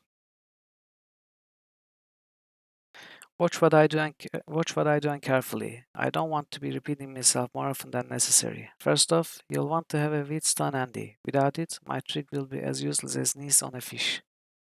The most important thing to keep in mind is the angle at which you draw the blade across the stone. It's like this. That's interesting. You sharpen the blade so the metal's edge has contrary planes, opposite sides, opposite directions in the grain. Should make for an interesting cut. It'll make for a cut that your opponent won't quick forget. The weapon crafting lesson's over, lad. Oh, so this was worth 50 sovereigns. Wow. We both got more important things to get to. I'm surprised I haven't seen many cases of Queegan fever up this way. They are having problems with it down at the Abbey of Ishabet Sarth. Ak, if you're going to talk about Boogalan, call it by its name alright, not by that Keshian bark. Sarth was dwarven? Not the abbey itself, no, but the caverns beneath. It was the greatest emerald mine the dwarves ever dealt, the Black Borgaland Dock. It ran for miles in every direction, and part of the chambers ran right beneath where the abbey now stands. Though I understand with those silly priests have stuck to tunnels to the rafters with books. We still own the caverns now, but we made an arrangement with Majakar Blackpatch when he moved into the keep that had been built over one of the entrances. And Majakar still owns the mine. Aye, if the corpses can be said to own anything. He has been dead for a long while, even as doors record time. The mines are the property now of the brothers of Ishap, though I doubt they know how to get from their walls to the main passages of the mine. So I wonder if this is a thing. If we could find the entrance to the mine from that library vault side, we should. I will actually take note.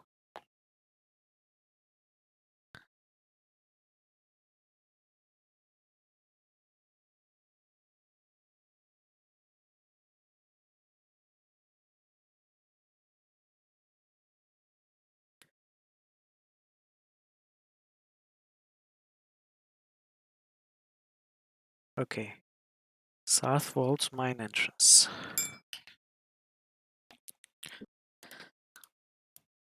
Just bye. Okay, now I wonder if the map is still open.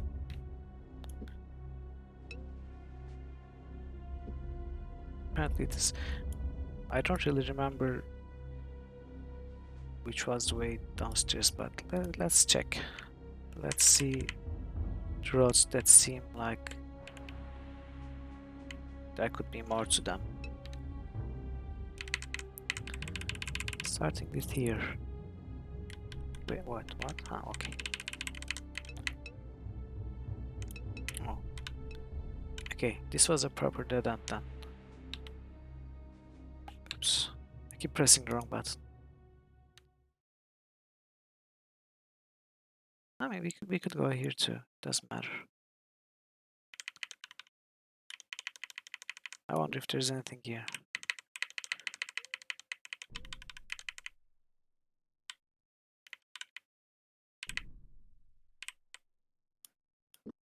Yeah.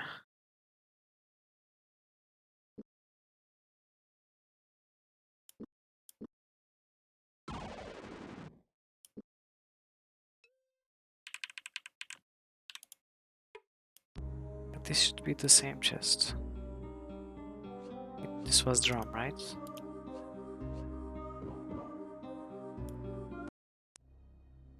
Oh! New loot, I think.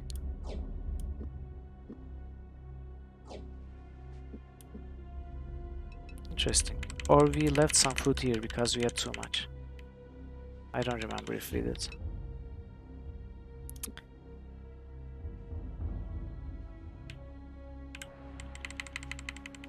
Yeah, that's possible too. We might have too much food at that point.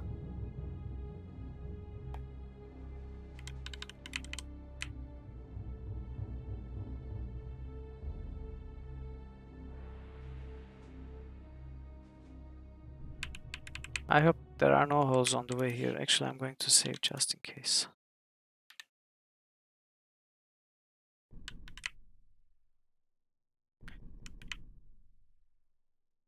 Is this where we fought Bracknor? I think it is. Which means way forward should be downstairs. Stairwell spiraled downward. Well, inquired Gorath, shall we? Yes. They descended noisily. Several times Owen nearly lost his footing on the mossy steps, but fortunately caught himself before sending them all tumbling down the dwarven stairwell. At last they emerged into a large corridor. Okay, this is a new area.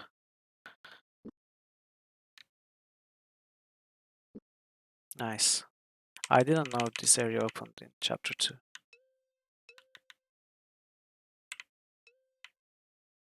Let's see what else we find.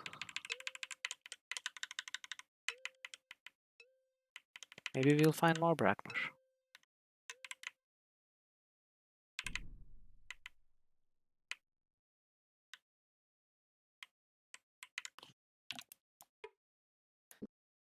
Of course.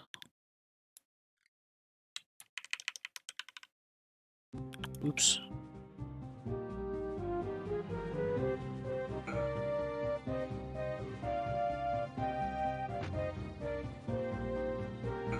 Nice.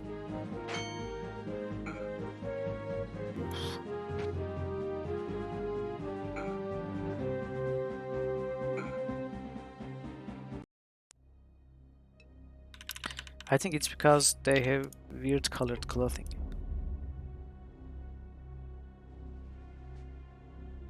What is oh goblin sticker? This is probably worth some money. We should keep it.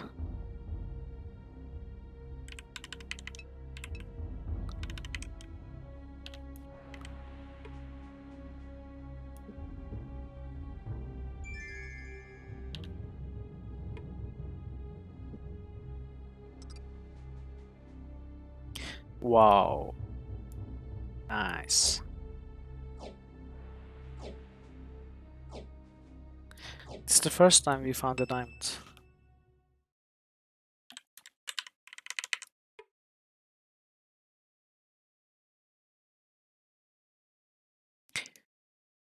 Maybe they are more difficult in the upcoming chapters. That might be why you don't like fighting them.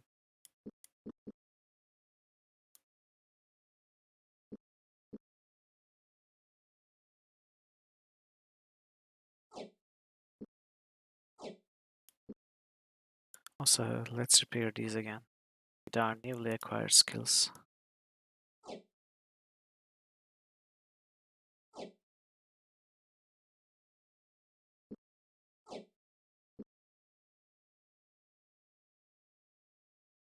I don't know who would pay more.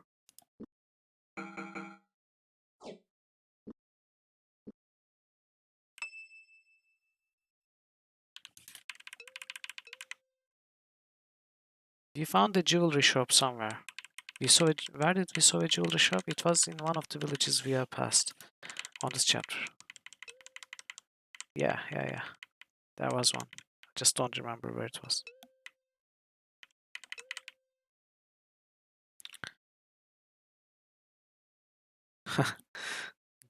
We are almost there actually. I mean, not almost, but oops.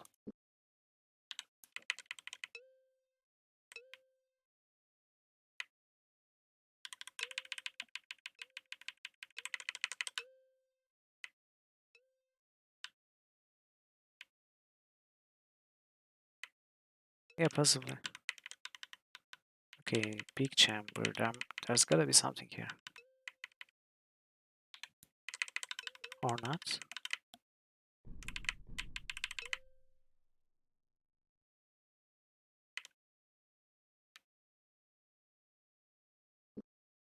Interesting. Such a big chamber and there's nothing of interest. Unless I'm blind.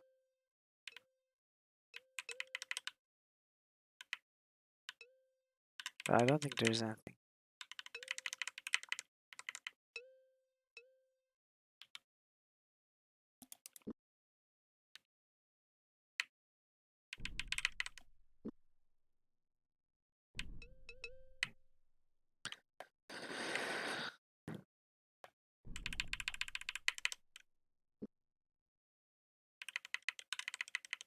Oh, what's this?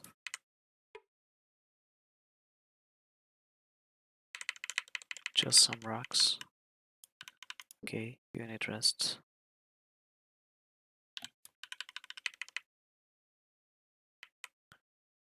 A kobold climbed, grunting, from the pits. Gorath put a hand on his sword, but the creature seemed unarmed, so after a moment he relaxed his grip. In Broken Kingdom tongue, the kobold began to speak to them of Ruark, the dragon who had once inhabited the mines. Convinced the dwarves were somehow responsible for the dragon's disappearance, they had decided to bribe King Dolgan into freeing it. We would have great tower plates, croaked the kobolds. Have you of what we speak? Yes, I mean, Gorath is wearing a set of great tower plate. James nodded. Yes, we do, he said slowly. What would we profit of letting you have it? The kobold considered this for a moment, then turned to the pit and made some signaling motions with his hands, while shouting instructions in a language James didn't understand. After close to an hour, a strange-looking metallic goblet was brought to the surface by several young kobolds, who held it reverently as if possessed incredible value. James placed the great tower plate on the floor of the mine near the pit and stepped back so it could be inspected. Apparently satisfied with their offer, the kobolds motioned them forward, that they might sip from the goblet. Gorath was first. He let the cool liquid trickle into his mouth from the cup. Almost immediately, he felt a new sense of strength and vitality. Oh, nice! Did we get each point and strength? It began in his mouth and chest, then radiated away from these areas like ripples on still pond. The kobolds gave a sip to everyone, then climbed back into the darkness of the pit. Okay, this is weird because we only had one set of Great Tower Plate which Gorath was wearing. Did we lose it?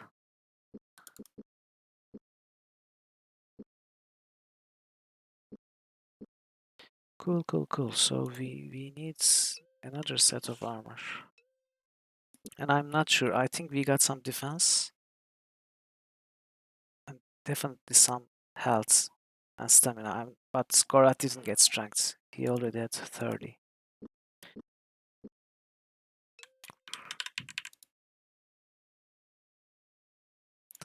Okay, let's not go there first. Let's find a set of armor from the followers of Guiswa. I think we can find a set.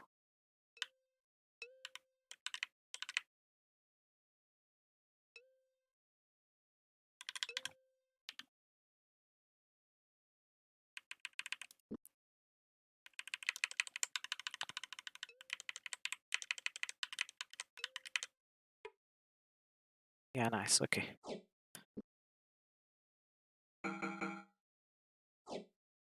I mean, that was a nice set of armor, but I think it was worth it.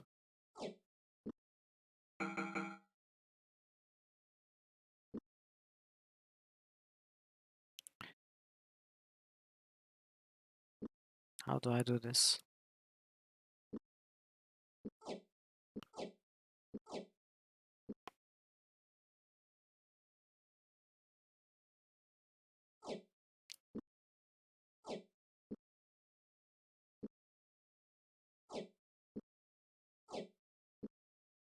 Yeah, right. It had a blessing too. I forgot about it.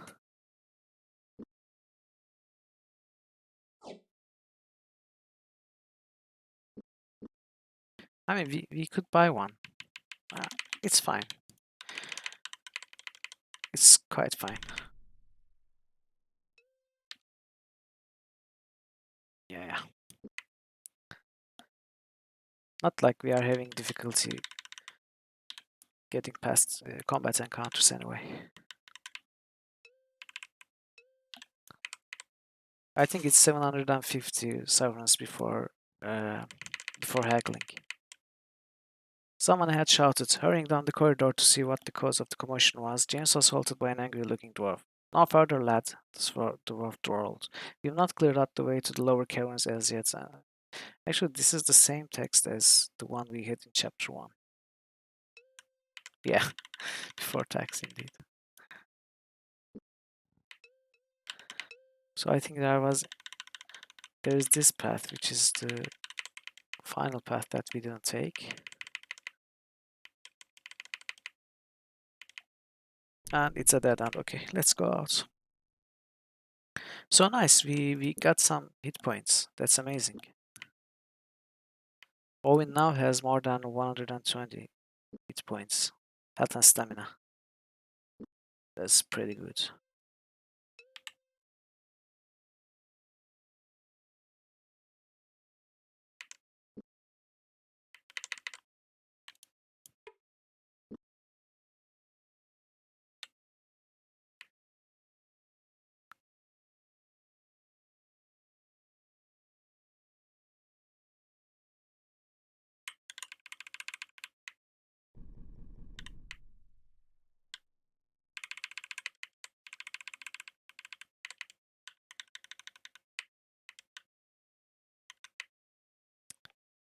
Come on, game.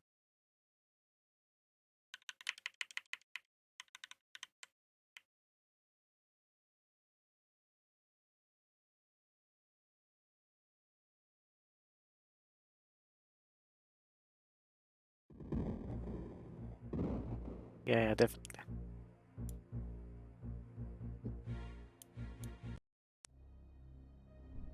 Alright. We can now continue north. Do we need sleep?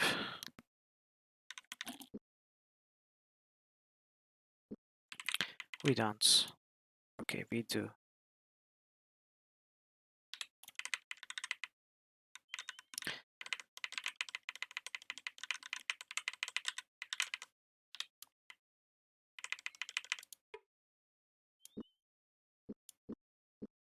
Hmm. Can we sell this? I don't remember.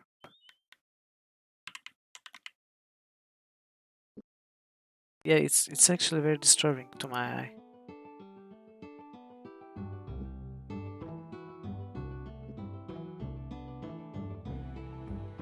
Okay, I guess we should go to south and sell these while we're close. Somewhat close, at least. Oof. Wow. I mean, This is not even a jewelry shop.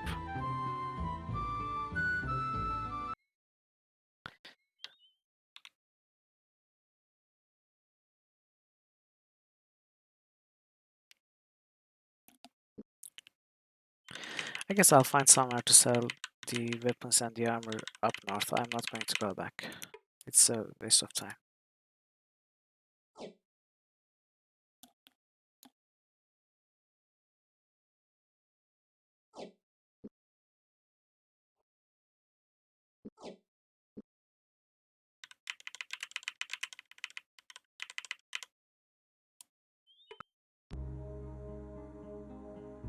Prince Arutha, from his lofty perch, will find our troops without a search. His man will fall, his castle too. And then what will Prince Arutha do? I can't believe how we missed this chest in chapter 1. Because this is supposed to be the first Mortal World-like chest that you encounter. It's even shown in the trailer that we watched. The trailer for the game. But we somehow skipped this one in chapter 1. Yeah.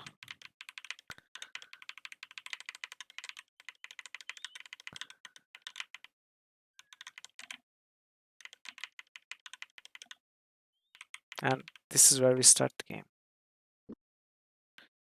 The chest. Oh, wow. I almost ran across them. So.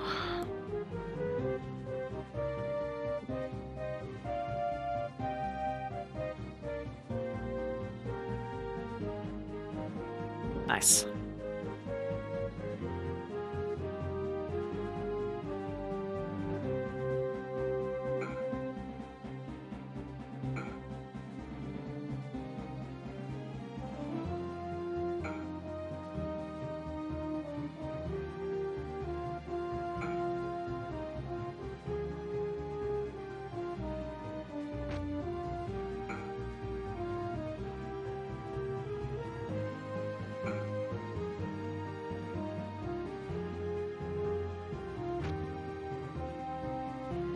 Is there any way to gain speed stats?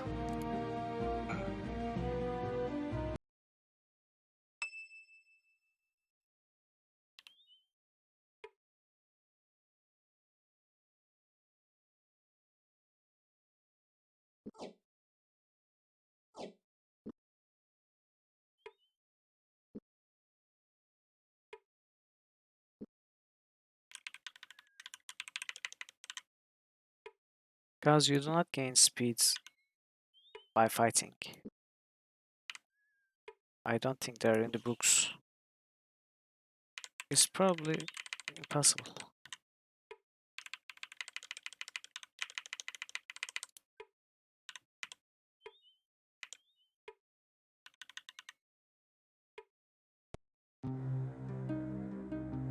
Oh, nice, okay. I'm glad we didn't go all the way down to south.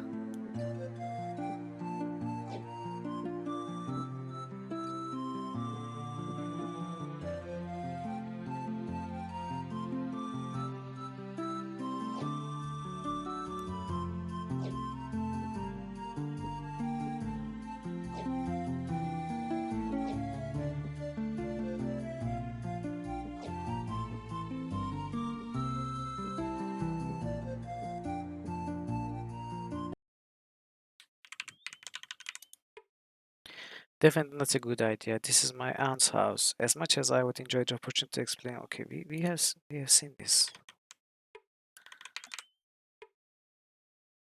Yeah, sure.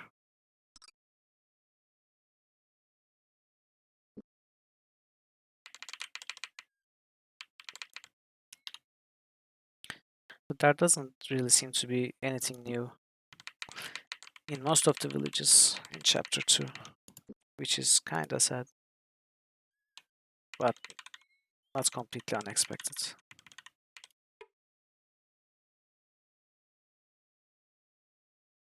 Yeah, this is the explosive making shack, I think.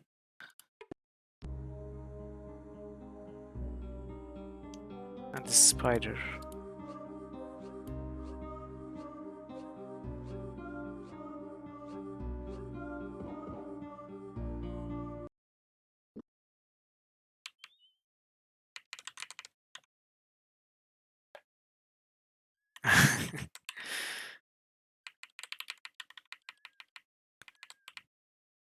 He bought a luck with the only money he had, I guess.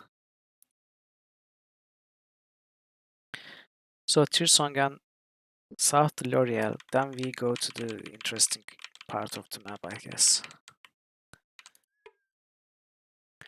The face of the door was covered with a pattern. A strange semicircle formed on oily black smudges that joined at the iron door latch. On closer examination, it seemed that the smudges were actually fingerprints of some kind. I really should have that cleaned, I suppose. James jerked upright at the sound of the gruff voice. Padding from around the corner of the house, a balding man stopped next to Owen and held up a palm stained with black ink. A scribe tends to make quite a mess. Occupational hazard. Scribe?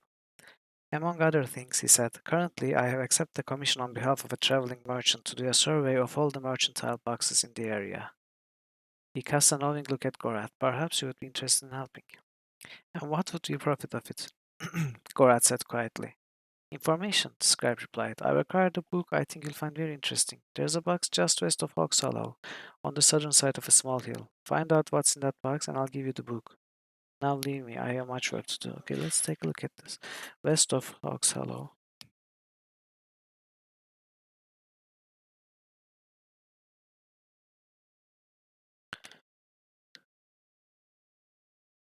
South of a small hill.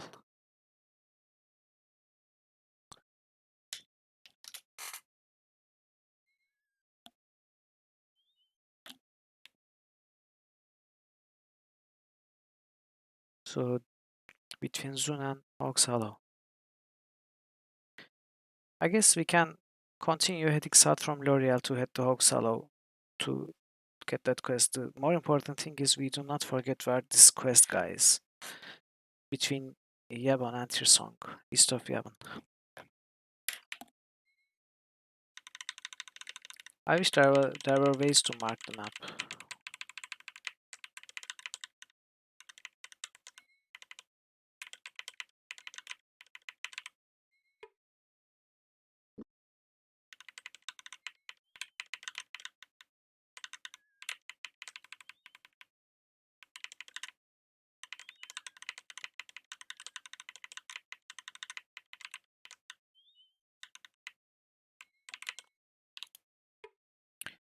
£300 of madness. Okay, I remember this. I remember the £300 madman.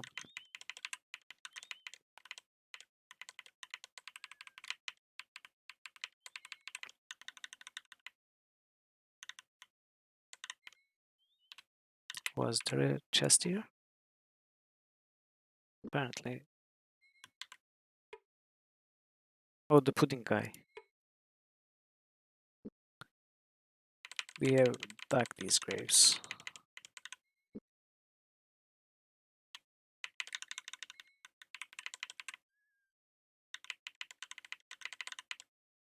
And where are we? Are we in Tirsong? Tirsog? Yes, we are. I'm pretty sure we still can't go north in this chapter.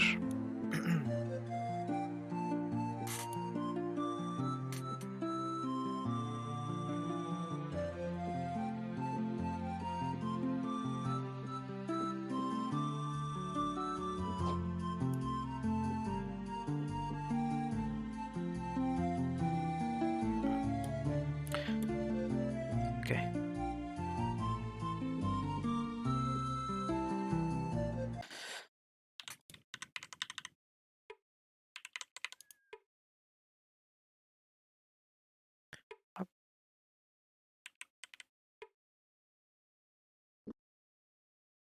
I guess there is nothing interesting or new here either. Let's make some money at the tavern. Or not. I guess we cannot.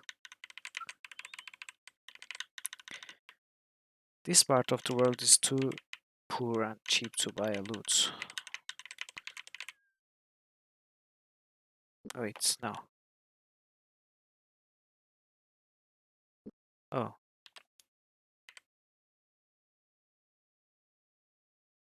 Like Castle Northwarden. Okay, we will go there later. But the question is, can we go north? We shouldn't be able to. That's... Yeah. Okay. Then we go south again to L'Oreal and Hawks Hollow.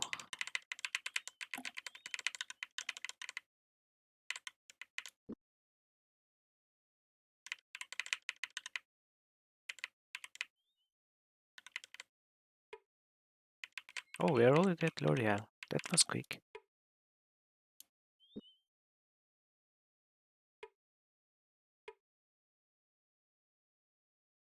That's weird. So tavern is closed all day, apparently.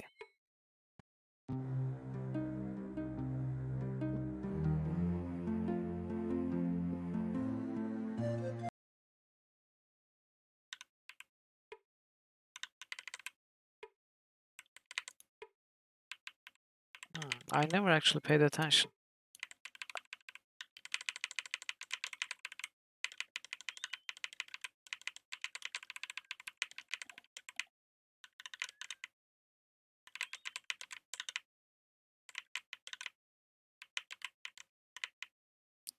Oh, spiders.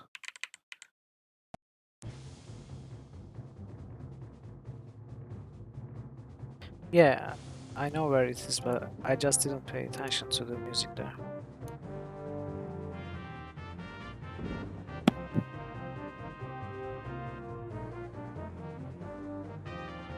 I guess they do.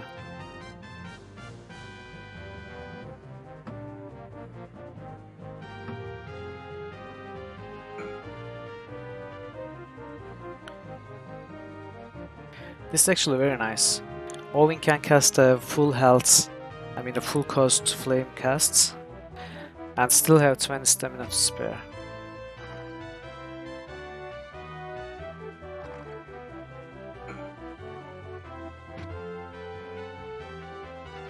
That was definitely worth it. The kobold encounter.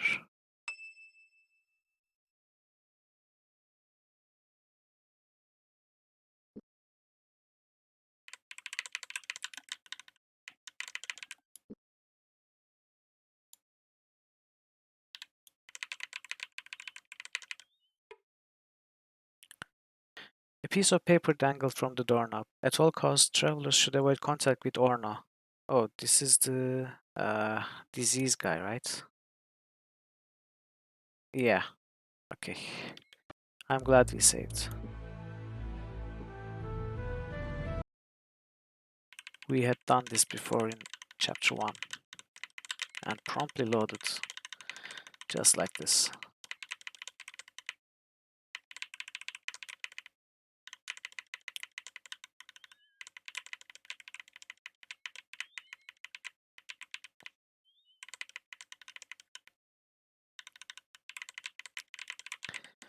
We are almost down at Hawks Hollow. So where was it? West of Hawks Hollow, south of a small hill. So we have to go towards Zun. Yeah, we are not doing anything too risky right now, are we?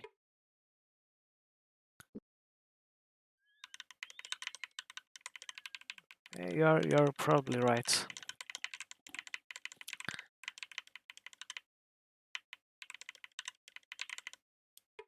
Okay, west of Hawks Hollow, south of a small hill. I think we need daylight for this.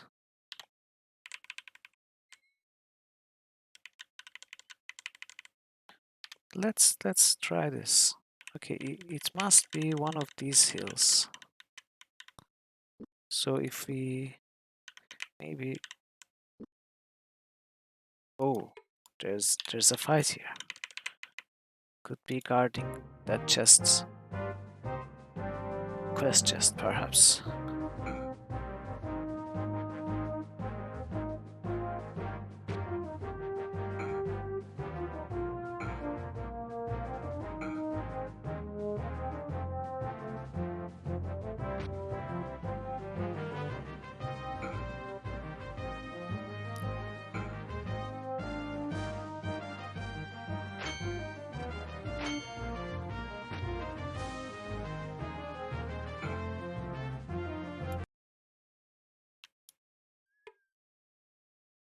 Hmm. Okay, you got a note. Mates. It looks as if I may have opened my mouth a bit too wide. I think those funny talking elves what live in the Northlands may have caught on to the fact that I've nicked some of their booty. You best go and clear out our safe box near Hawk's Hollow. But remember, I put a lock on it so no one else could get in it. Is that a reference to Godalight from Twin Peaks?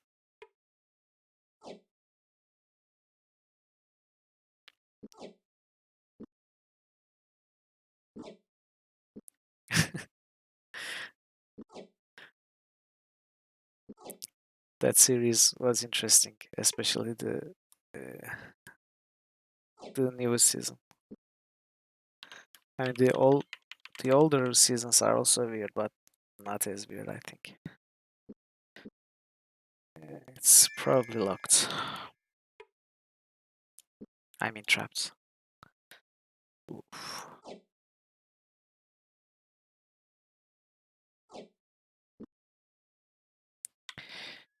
Okay, I guess this must have been the quest chest. So we go just somewhere here, right? Just east of Yavin. Let's go north. Wait.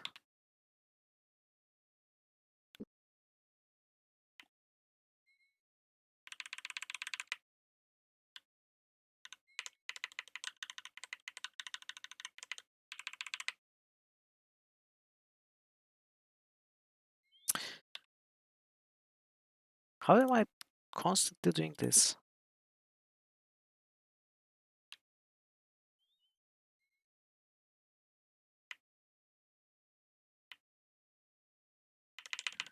Okay, so this north path, not that north path. This is so confusing. Oops, we don't want to pass through Lamats at night and have to fight the Lamashin guard. Or do we? I mean, if this was a game where you gained experience to level up, we probably would want to fight them. We're going the wrong way.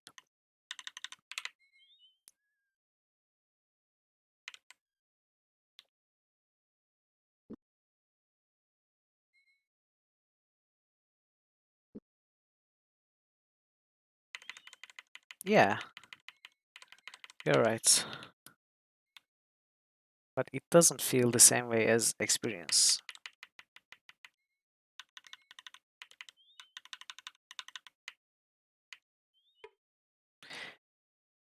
James angrily shoved open the door to Jeremy's house. We shall have a word with you, scribe, he spat. You suspected that box was rigged to explode. That's why it was the only one you hadn't surveyed.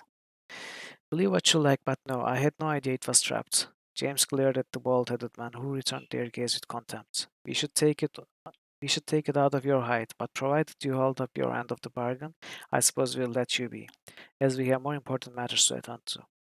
What? More important than threatening scribes? Jeremy snapped, picking up a book and thrusting it into James' hands. I'll not have you accusing me of being a shyster on top of any other crimes you care to manufacture about me. Get out of here. Without a word, they left, slamming the door behind them. Well, I hope the book is worth it. This is not a book. Oh, amazing. This is an amazing book, actually. The thing is, I already bought and read one of these books. So this book gives a skill point to everything.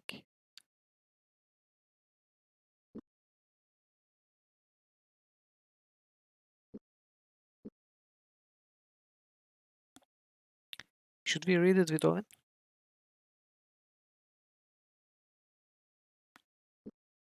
I read the first one with Owen.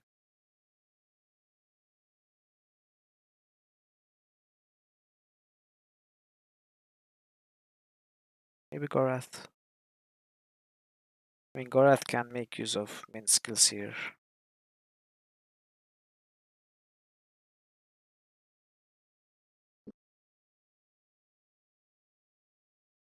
But then again, James is the one with the lowest skills because he wasn't available in chapter 1. We couldn't train him.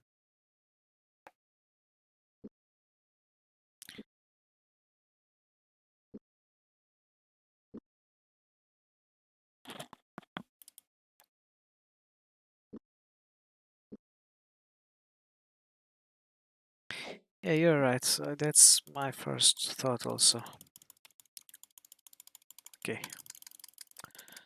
Okay, let's see.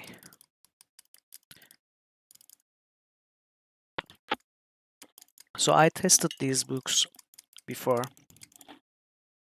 Oh, yeah, we need food, right? We need to do this somewhere where we can buy some food. So let's go east. So I tested the books, how they work. Apparently, the first time you read a book with a character, you gain the skill points it offers. I mean, one skill point for every skill the book adds points to. So you can use the book once on every character and get the skill points. After that, you have to keep reading to get more skill points. So for each type of book, I guess the best thing to do is read it with everyone once, and after that, focus with whoever you want to focus it on.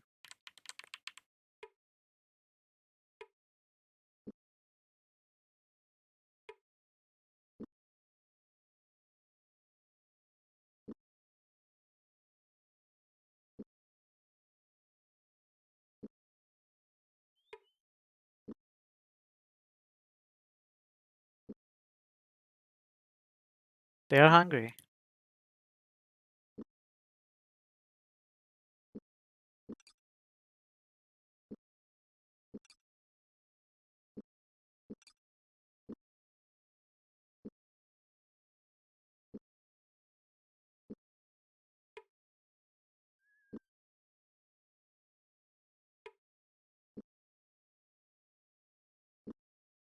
Oh, why can't Owen manage to haggle? Maybe you are right. Maybe it's difficult. It's difficult to haggle on food. In any case, this tavern sells food for very cheap.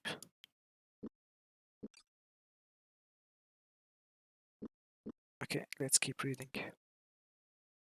And this book is very long, apparently, because every time you read it, you, I mean, almost every time you read it, you use up a ration, which means it takes a day to read it. Each in turn means we are going to keep reading it for about 50 days or so.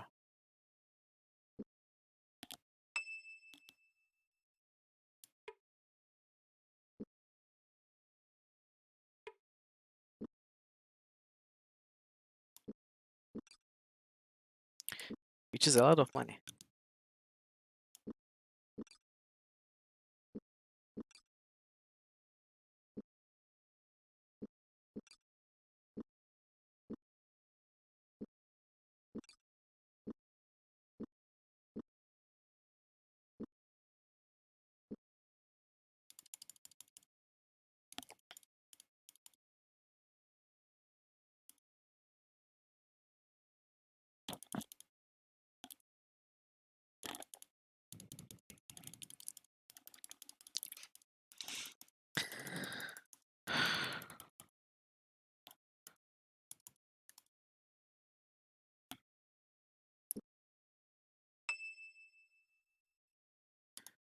Oof, this takes a lot of clicking. Maybe I should run an auto clicker.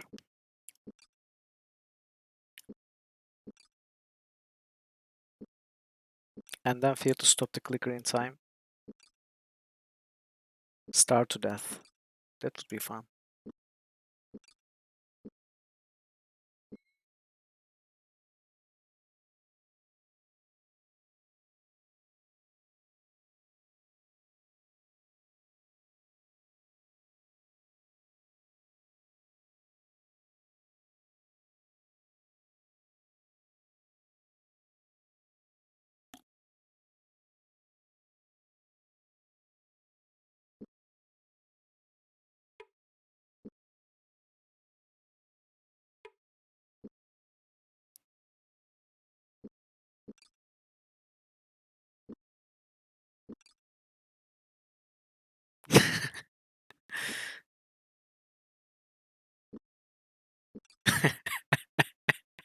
Exactly, when you think about it that way.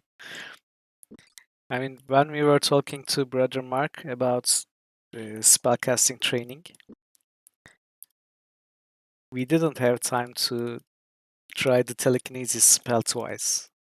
And Gorath was rushing us to, let's go and let's go. We don't have time for this crap. And now we are reading this book for 100 times.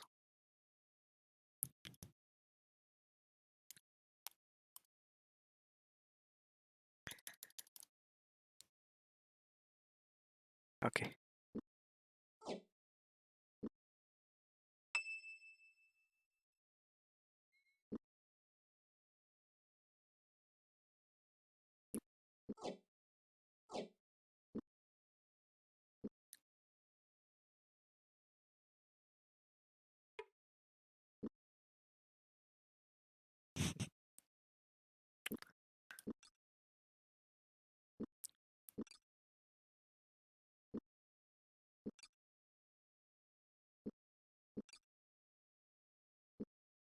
I think they gave up. They did not actually recognize what it's like when you talk to a madman who thinks he's Napoleon. Okay, okay, yeah, sure, you're Napoleon, yes. Do what you want. I'm not going to bother with you.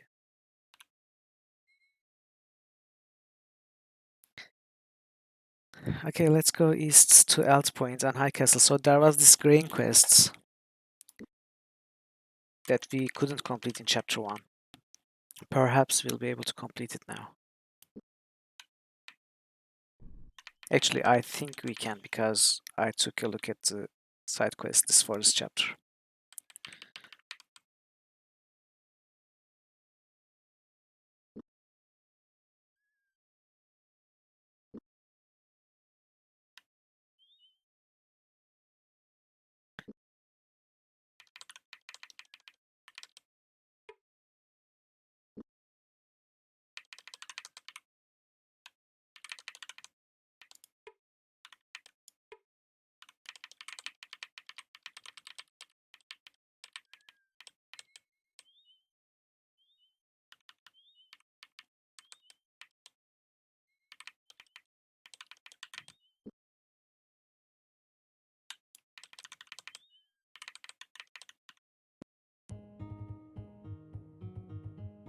The crevasse was occupied. Standing away from a clutch of bushes, Squire Philip. Now is Squire Philip here? Squire Philip impaled them with an flash-faced glare. That's interesting. With a flash-faced glare while he refastened the cinches of his pants. Deciding that his dignity was not irretrievably beyond repair, he politely tucked in the tail of his shirt while he addressed Owen. Not that I'm displeased to see you, Owen, but you picked an odd moment to show up. So he was taking a piss? I don't know. Sorry about that. I didn't recognize you from behind. And we saw you duck into this cub hole. Here we became suspicious. We've had a few problems with bandits on the roads. I've narrowly avoided some myself. Fortunately, they didn't pay much attention to me. I don't think Father would have been too pleased if I'd ended up ransoms. Did you ever find that chest you were looking for? A bit of a disappointment. Soon as I had the lid up, I found it was empty. Did we empty it? I should have expected that someone else would get there before me. Likely our bandit friends plundered it. I think it was us, actually. Oh, look, this music track stops in the middle of it again. I don't think it happened before, or it happens every time. For some reason, it sometimes happens. Should Uncle and I head on to the east, we might stop by High Castle for a while and see the sights. Not much to look at. It's a typical border town, and the only thing of interest there is the castle itself. I understand that Prince Aruta paid for some of the newer fortifications there after the Rift War, but all in all, I wasn't much impressed with it. However, I have to admit they had a nice armory there. They keep some of the prettiest swords I've ever seen in stock. Right, very interesting conversation. Thank you, Squire Philip. You may now go back to your business in the bushes. Dala.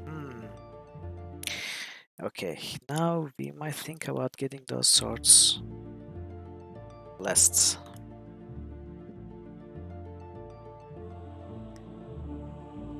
Wow, so this is tier 3 bless and costs only 225. Yeah, let's see. Oof. This is amazing. Definitely amazing. I wish we could bless this stuff too.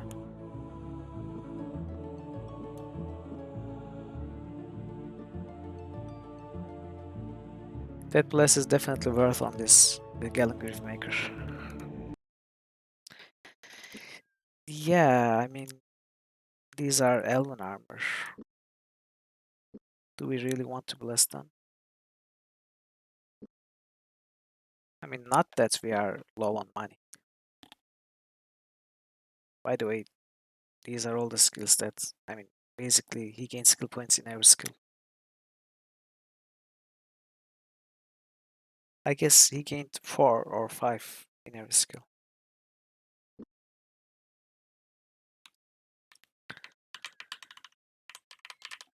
Yeah, I'm not going to bless the armor.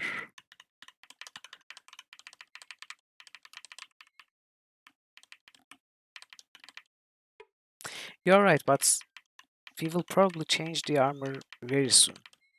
I mean, probably in this chapter. A friend woman answered their knock. She introduced herself as Larissa Halfgate, daughter of Flandel Halfgate. After a short conversation, she further revealed she was on her own and was having more than her share of trouble with a rusty barn door. I would be ever so grateful if you could help me open it, she said with an honest smile. James said they would try to look into the matter. She refreshed their water pouches and they left.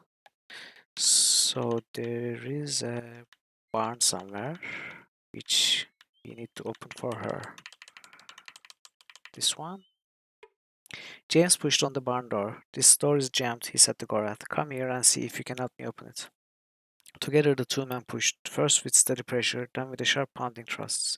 Finally, after several minutes of effort, the door began to give. Then with a grating metallic shriek, the metal hinges gave way and the door swung open into the barn. Wow, such strength.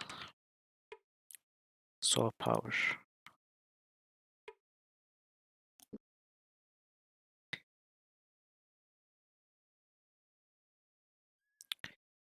Uh, which shop? I don't remember the shop you are referring to.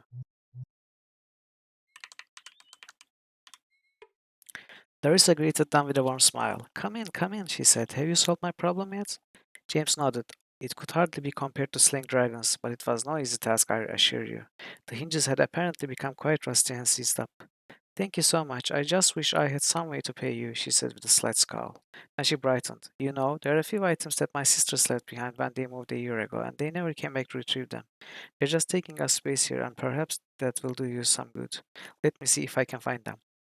That won't be, James began, but the woman had already retreated to a far corner of the house. When she returned, she handed him a tuning fork, a shell, and an herbal pack. Another tuning fork. Okay, now we can scare away thousands of trolls, probably. They exchanged thanks and she bid them farewell.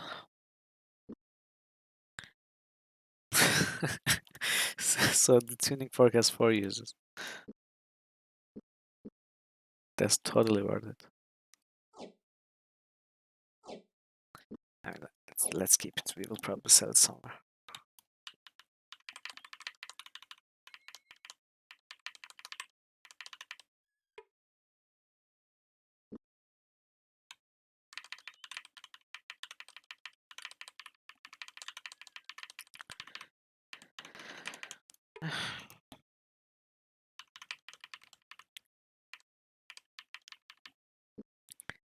Yeah, they might have misunderstood the use.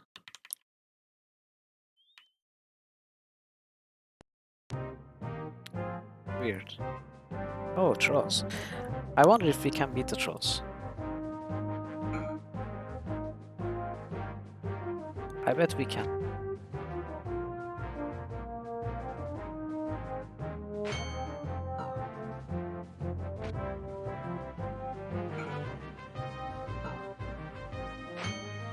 they still hit pretty hard and pretty often.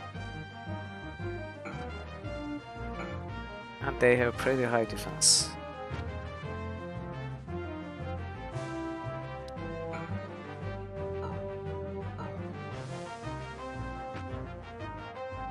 Oof, James has taken a lot of damage. So has Gorath. Not good.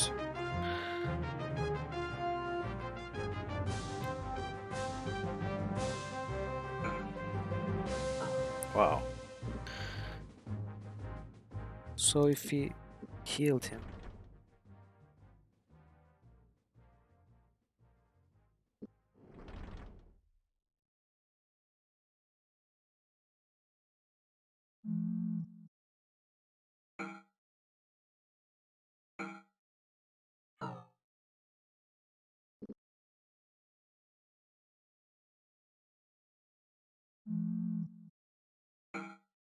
Nice.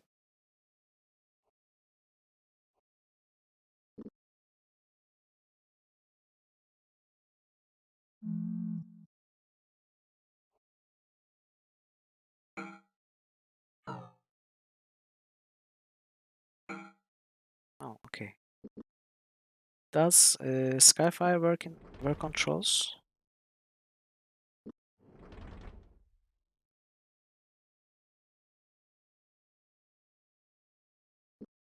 Oh, I should have used Steel Fire on their weapons actually. Because trolls take extra damage from fire. That would be nice.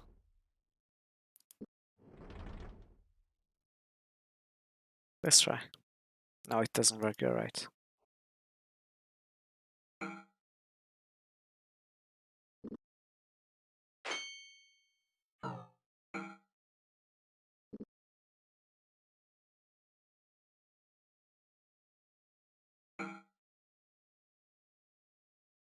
We actually won, but I'm not sure if that was worth it. I mean, it was worth it because all we lost is some food.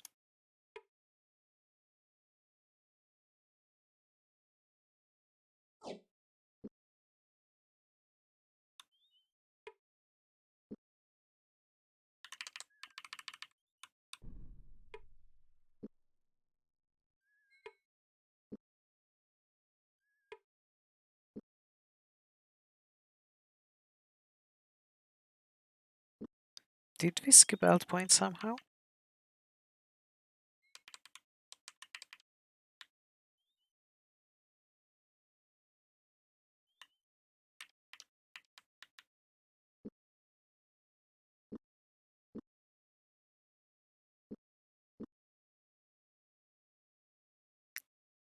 Oh, we are not there yet.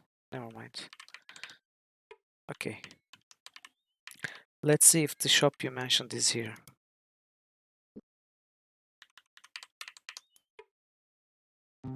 Goods. No, this is not the shop you mentioned.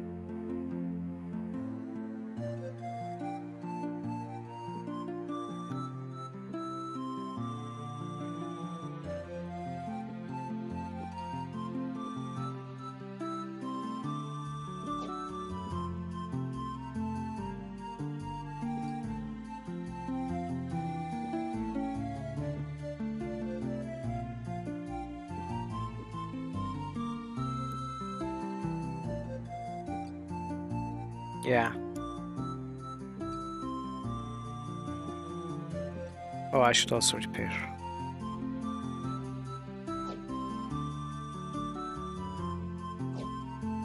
James is getting better with the armor craft and weapon craft. But I think we're actually making a mistake. Because I know that Gorath and Ovin will be alone in one of the later chapters. And we have not traded armor crafting on Gorath.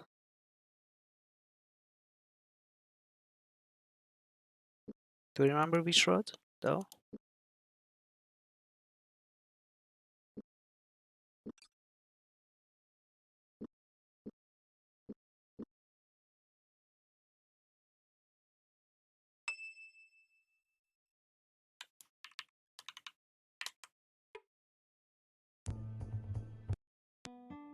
Nice, 115. Good. I mean, it's not Krondor where we got 180, but...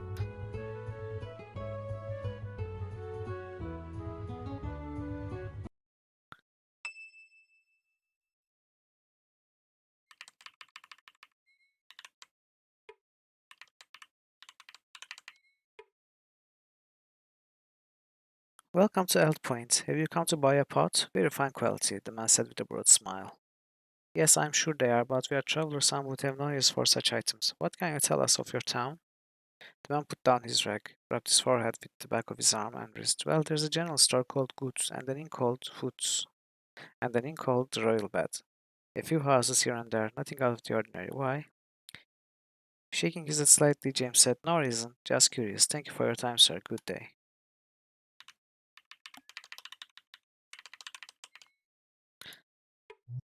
So there wasn't anything here, I guess. Unless this is something.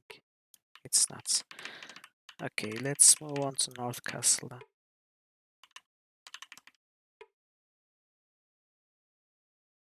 High Castle. I wonder if there are more trolls now on the roads. We had scared of all the trolls in chapter 1.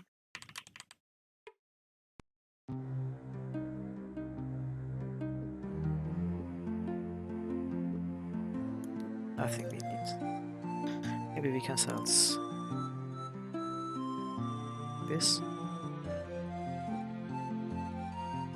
No.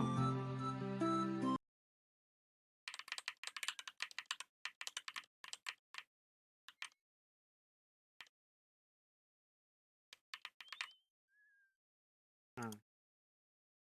Ambush. Somewhere, somehow, there's an ambush.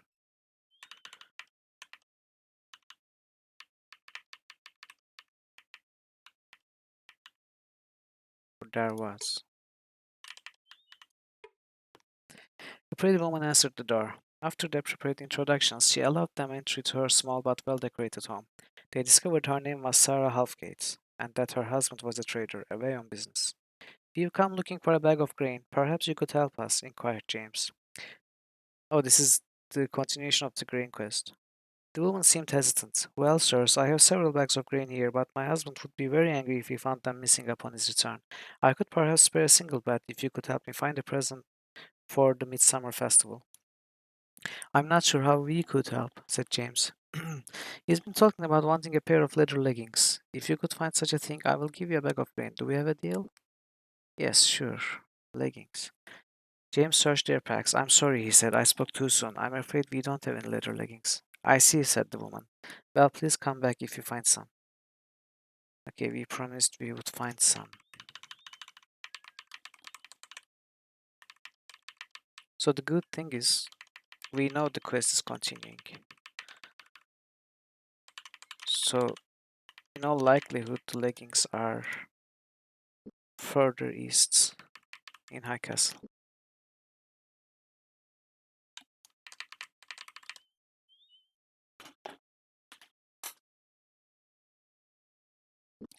Ah, okay. High Castle is up north, not east.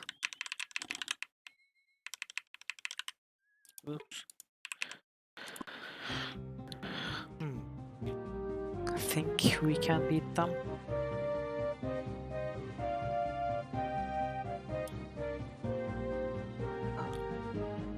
Okay, good. This is a good start.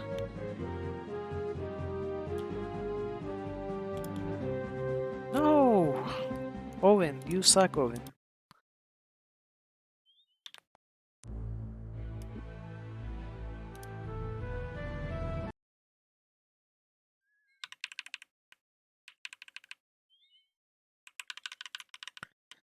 At the cost of a few rations, I guess.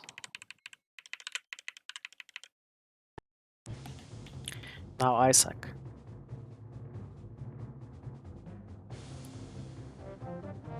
Okay.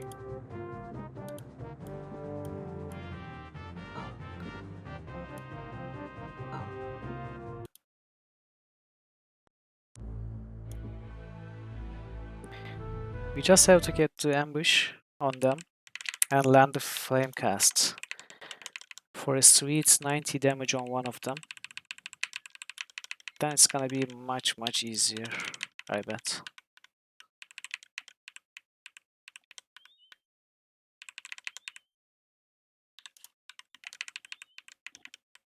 Okay.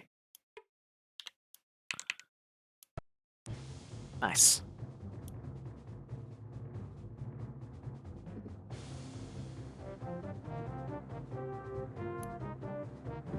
Okay, that's great.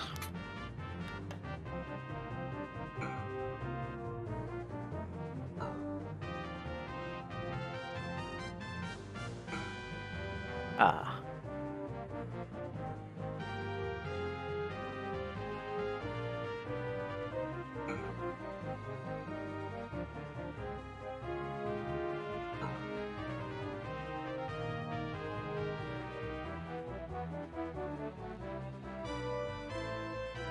Nice.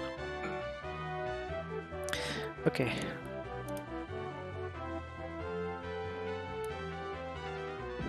Oh, wow. That was an amazing miss.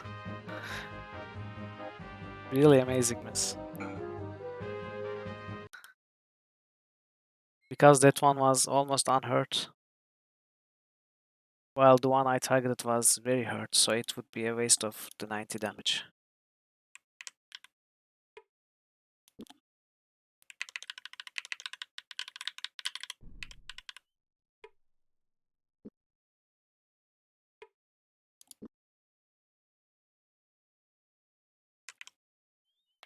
See, that was very easy.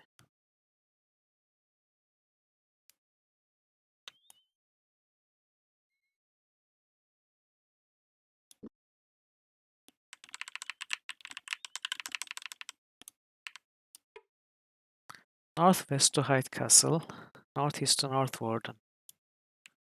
Let's go northwest to Hyde Castle.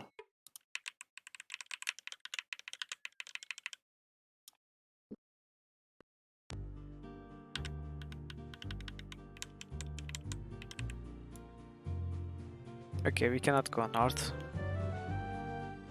as we suspected.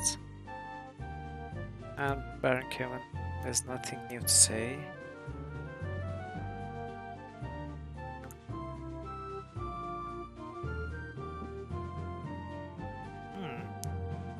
Dragon plates. We might be able to actually, if we sell these. Oh, doesn't pay anything to these.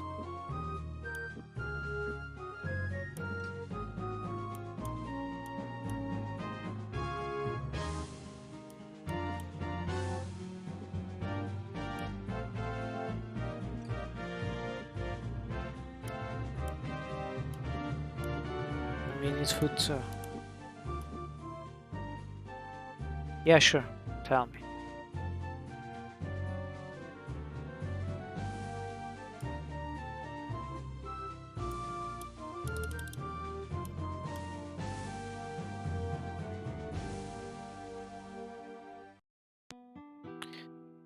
Okay. So, back west. I guess.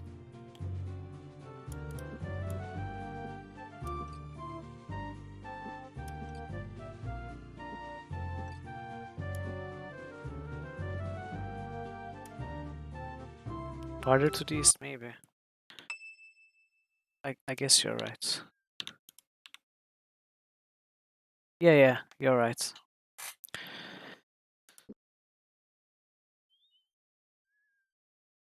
So that's where we are going now. So we would have found it. Northeast to North Warden. So where is northeast? Here.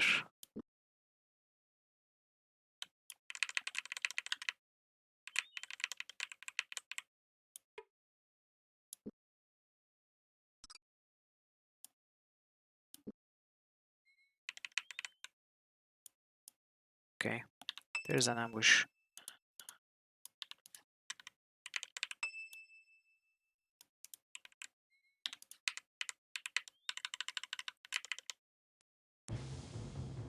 Oh, Troll ambushers. Well, and we even sold the tuning fork.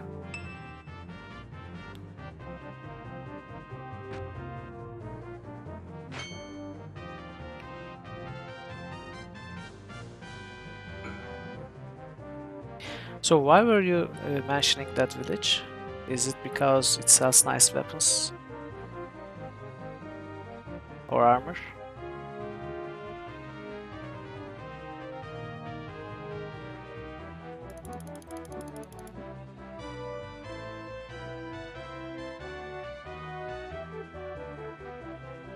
Hmm, okay, we'll take a look.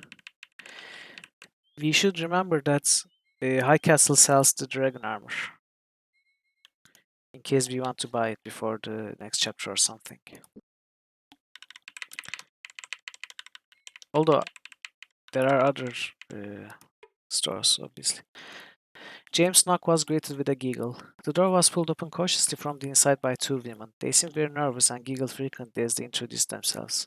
I am Gina Halfgate, and this is my sister Andrea, the eldest began. Stifling another laugh, she continued. I hope you haven't come to hear us play. Play? Inquired James. My sister and I used to play our violins for all the lonely soldiers passing through, but of late we haven't had many guests and our instruments have gotten out of tune.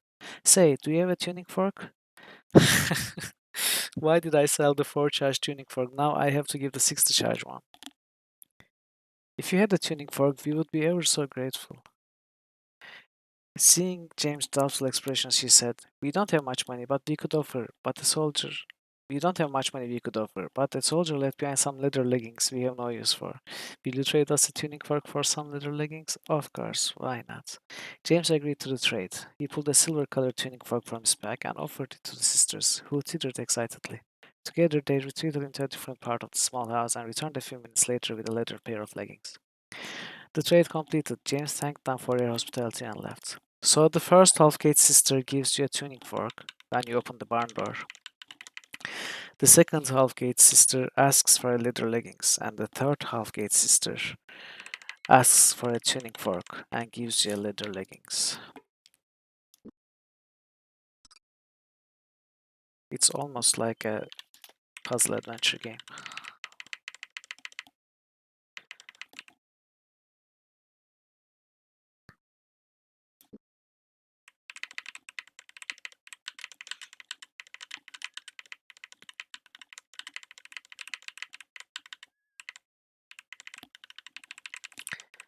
Now if I can... Oh, there are more trolls here? Oof, 4 of them.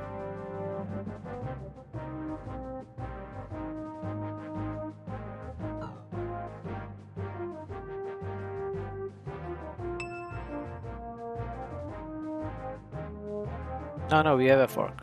I had 2.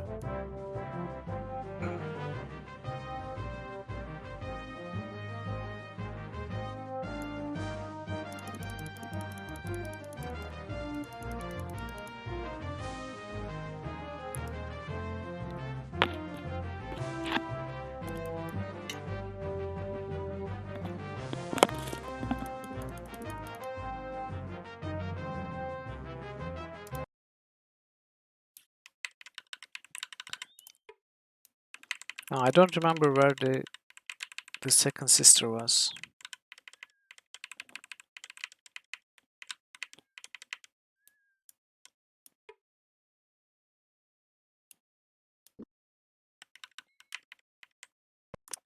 Come on, more. Oh, these are not trolls. Wait, which way are we going again? Are we going the wrong way? I'm curious.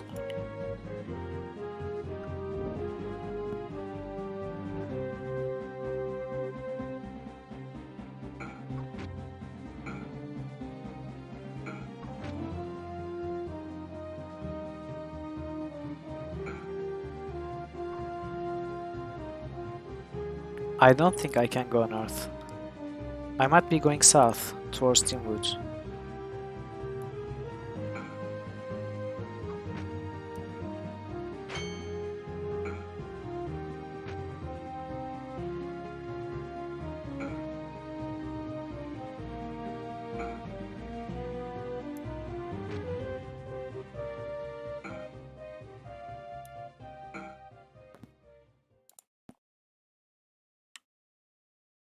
Oh, I am going north. How am I going north? I shouldn't be able to go. Or maybe I'm stopped somewhere else.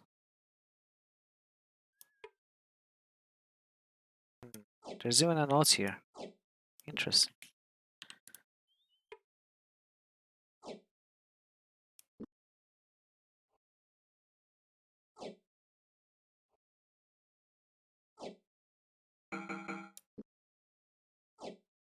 Owen, did Owen get it? No. Gorath got it.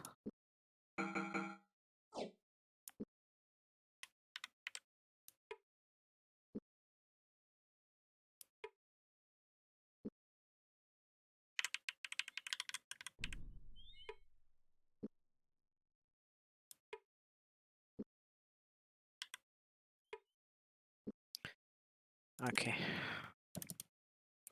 Delacan, we have studied the defenses of High Castle in anticipation of your planned assault and have discovered 3 weaknesses which may be exploited before the attack. The trolls that live nearby may be used to disrupt the flow of supplies to the castle without raising significant suspicions about our interference. Many of the guards within the castle appear to be suffering from the wounds we have inflicted on them during our continual raids of the last few months, and it appears that there has been some problem in the delivery of the pay from Rillanon, and many within the castle are beginning to grumble about their situation. We shall report again when we know more. Okay, so I wonder how much further we can go north. Yeah, not much further. So there was one encounter. The thing is, I thought we had to go north from High Castle if you wanted to go north from here. That's why I kept checking on that bridge. Oh, chests.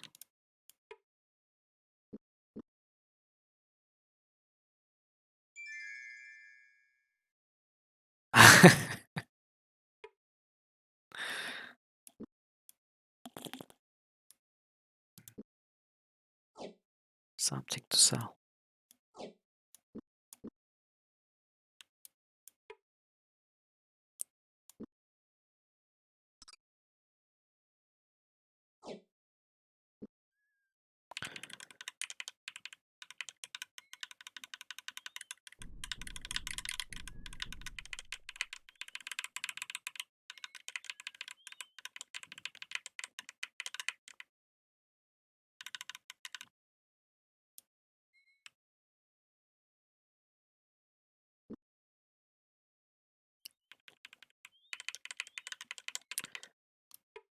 Well, how did they lock it if they forgot the key inside the chest? Maybe, maybe it auto locks.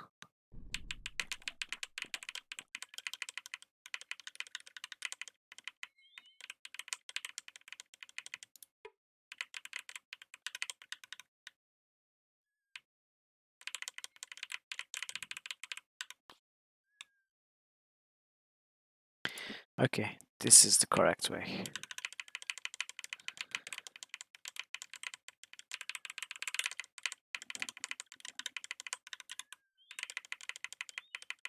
Oh, was it here?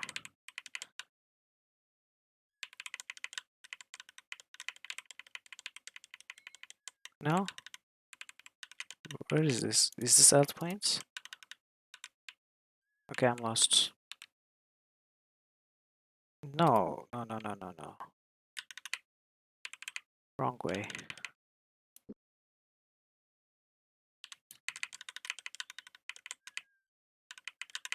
Was it here? No, this is alt point.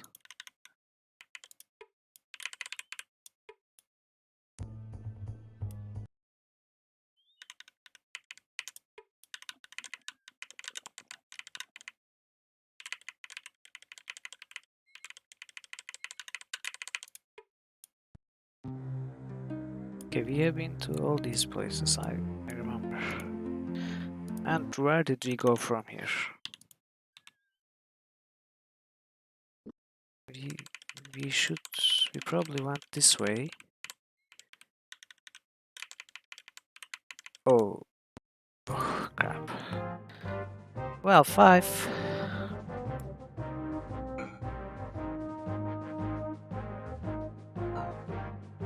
What is this?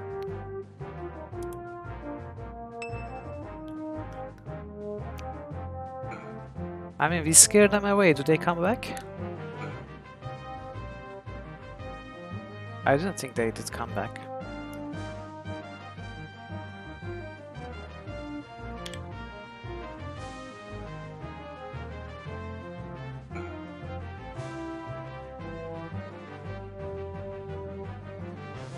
Maybe there's a recurring encounter here.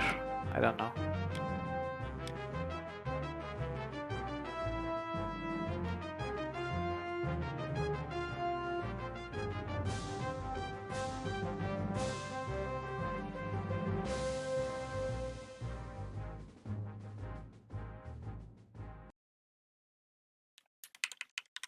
I guess it was this one. Yes. Yes, we have the leggings. James nodded his head. "Oh, I'm so glad we could strike a deal," said Sarah. "My husband will be thrilled with this gift." She went to the corner of the room and pulled a bag of grain off the stack. Gorath joined her. "Here, let me help you with that." She thanked him and followed him back to the others where the exchange was made. They quickly said goodbye, and she told them to be careful as they walked out of the door and returned to the road. So we got the grain for the Temple of Dala, and Temple of Dala was where we got the weapon enchant, right? So further west. West of Eld Point, was it?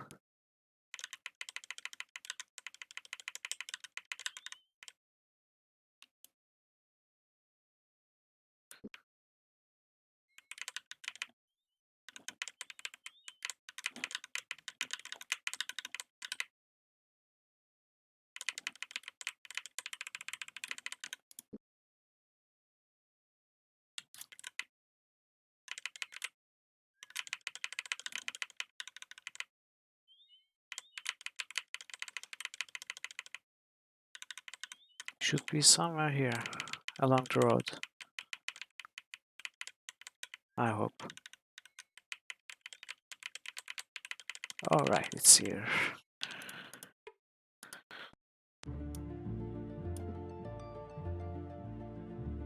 James motioned for help. Seeing that they were burdened with heavy bag of grain, a burly priest named Rabon hurried to their assistance, taking the weight upon his own shoulders. "The High Priestess will be most pleased to see you," the priest grinned. "Do you remember the way to her private garden?" Nodding, James turned through a small arc, holding up a woven curtain for Owen and Gorath to pass through. Together they entered Riza's contemplation glade. Glancing up from where she was trailing a hand through the gentle waves of the pool, she smiled warmly at them. "You brought the grain." "How did you know?" James asked, a little startled by the surety in the High Priestess' green eyes. "There are certain advantages to living in the presence of a goddess," she laughed. "I knew this morning when I awoke that I would be seeing you. I also know that she will bestow upon one of you the boon of her blessing." "Blessing?" James asked, intrigued. Standing to assume a more priestess-like posture, she folded her hands in front of her stomach. "To the one you choose, she shall, for the rest of his life, watch over him to protect him from harm. This is Dallas' will." James gaped. The goddess will make him invincible?" "Not as such, no," she said regretfully, "but her favor will see to it that it's very difficult for him to be injured by those who seek to harm him." "Who do you choose to receive this blessing?" "Well, obviously, Owen. We want to boost his defenses as much as we can." The priestess nodded. Walking to Owen, she placed her hands on his head, her eyes flashing a deep green as she intoned the words of prayer to her goddess. As soon as she began to speak, the character of the room seemed to change, as if the walls were fat being rendered in a hot cauldron. Cancel is the secret companion that we have, invisible. "Dala," she cried out, "protector goddess, shield of the weak, watcher at hearth and threshold, we seek your touch. This one who stands before your servant has acted with good faith in the name of thy faithful. As high priestess of your order, I ask that you bestow upon him your boon." Shuddering, Owen gasped as a light flashed around him, seemingly emanating from within his flesh. The priestess seemed likewise shocked, though she recovered from its effects far more quickly. Slowly, the effects of the flash faded and the room began to resume its more normal appearance.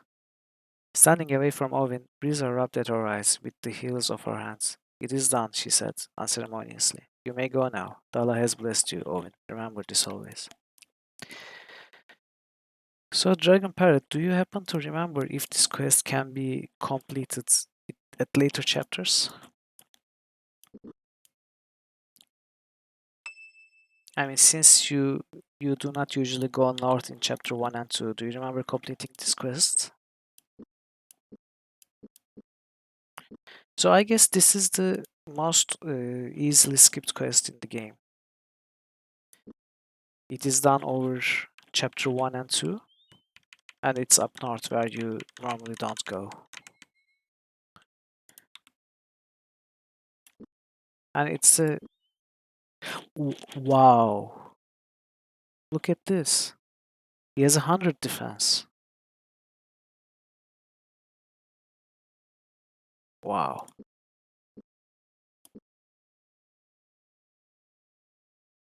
That's amazing.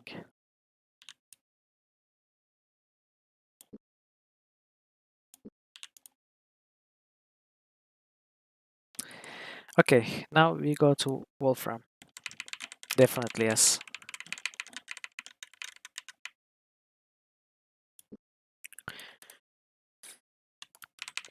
Now if he had a dragon armor on Owen, he probably would be invincible basically.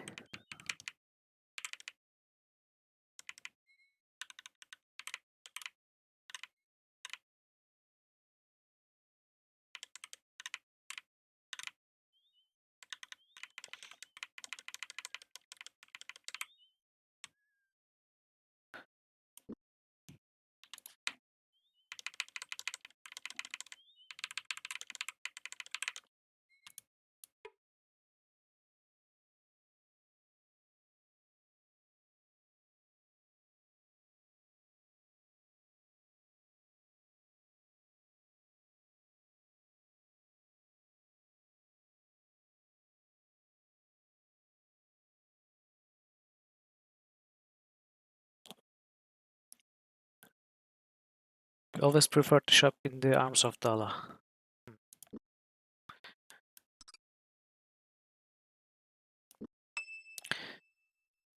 Well, let's find there and see if you can remember the reason.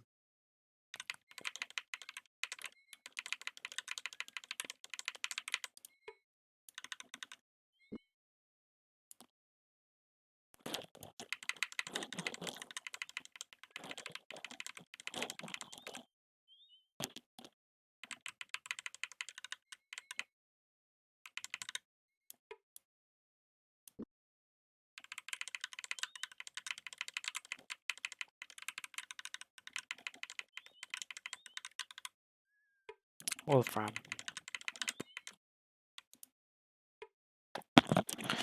Yeah, I think the cable is touching the microphone. Okay, let me fix it.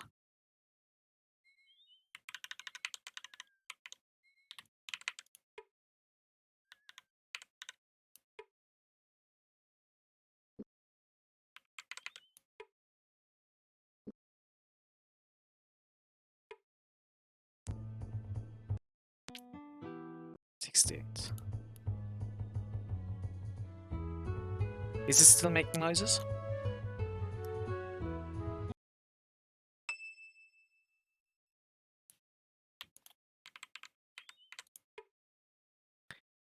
James knocked on the door. It seemed a bit larger than normal, and when the owner of the house answered, he could see why. The man stood as tall as Gorath, a revelation that men and Myrtle both seemed to find unsettling. My name is Murphy. How can I help you, gentlemen? Staring up at the man, James replied with another question. What can you tell us about Wolfram? Shrugging his massive shoulders, Murphy looked off towards the other buildings in town. Well, that's Wolf's Teeth. The Wolf's Teeth is just down the road if you're looking for some food and drink.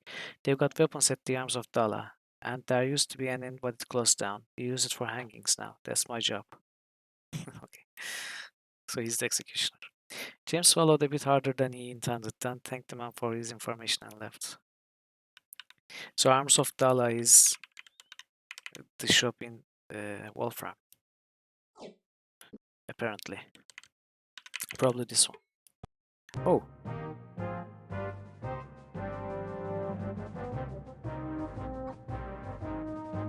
I thought I would click on the shop last, but building turned out to be an ambush. Great.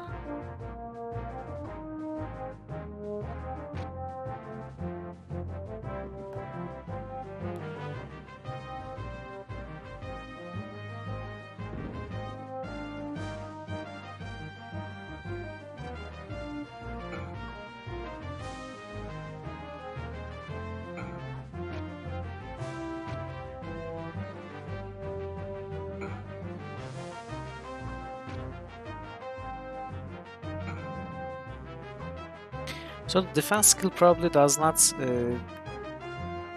reduce the damage that you take. It just lowers the chance that you get it.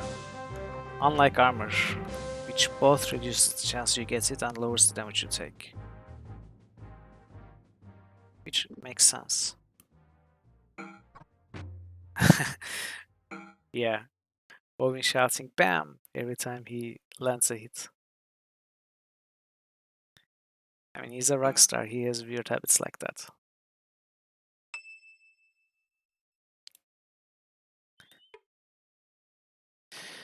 I figured the spell might go fuzzily over me. No one was supposed to get past my little pets. Now I'll have to reconjure me some.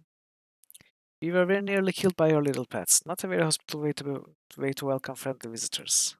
Never mind in the fact I didn't invite you, but if you got hurt, I wasn't meaning for innocent folk to get involved. It's just that the only guests I receive these days come from Northlands. You have friends in the Northlands? Friends? No, not as such. The visitors I receive are never welcome. Goblins mostly, sent from all Bellican to pinch my spellbooks and formulas. They don't much care for me interfering with them, working spells and such for Baron Gabbard at Northwarden. I was hoping these illusions I was making would be more effective. So they were illusions? I was hoping these illusions I was making would be more effective, but apparently they ain't worth a nut's bit. Need to work on them more. Let me give you something so you can get yourself fixed up. That won't be necessary, we're fine. Who's it anything about you? Baron gets wine I went around inflicting grief on innocent bystanders. I'll be dicing taters with the kitchen boys or singing duets with old mash brain Tammy. You'll find a pouch of 200 gold in that little chest over in the corner. Okay. Chest in corner. If you can go north from here a bit, you'll run across the Temple of Thief. I imagine they can put you to rights again. But a word of advice. You sit on Buglies in front of you in the future, instead of fighting them, run the other way. So I didn't know we could meet Petrus in chapter 2. That's weird. But there's a chest somewhere here.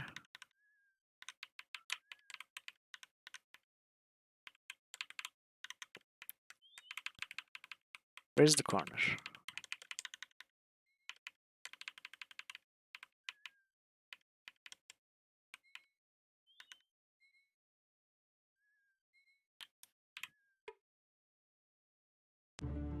Temple of Thief, okay. Okay, we'll come back here. I'm just looking for the chest for now.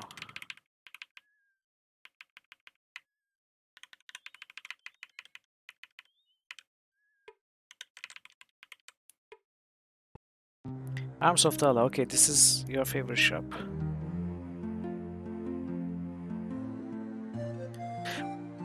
Okay, I mean, it makes sense why it was your favorite shop. It's selling a 50% durability dragon plate for less than half the price, about 40% price.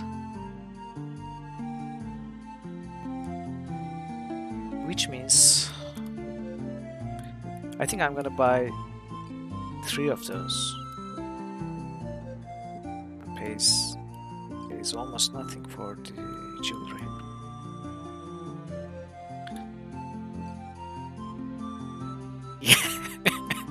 Yes. Okay. 500. So it's amazing. Amazing price.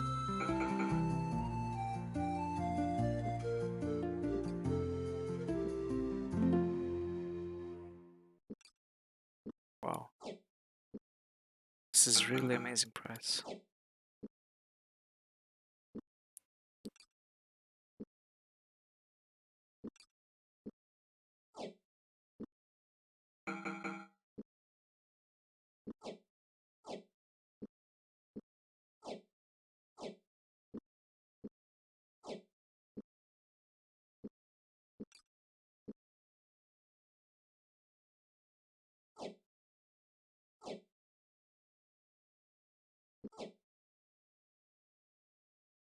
Yeah, but is it better? Is it better than the rapier? Definitely not better than the Galen Griefmaker.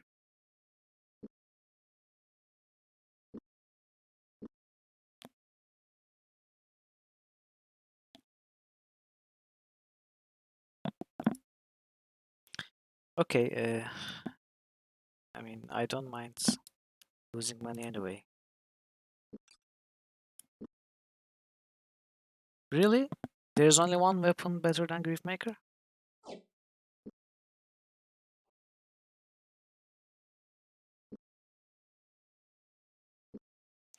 25, 10, 20, minus 5.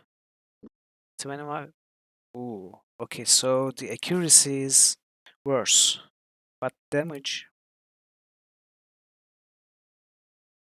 Well, we can get these blessed since we are close to Dala. We can get all of these blasts, and we can get them further fixed after next fight. So this was a huge upgrade for everyone. I mean, we can even buy Allen crossbows at this point. Why not?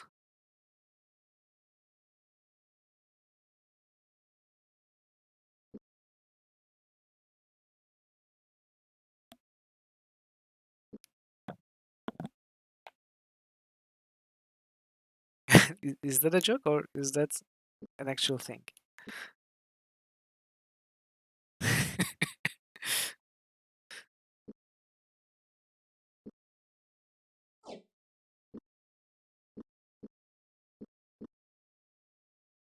It would be nice if you could choose a god and get some bonuses depending on which god you choose.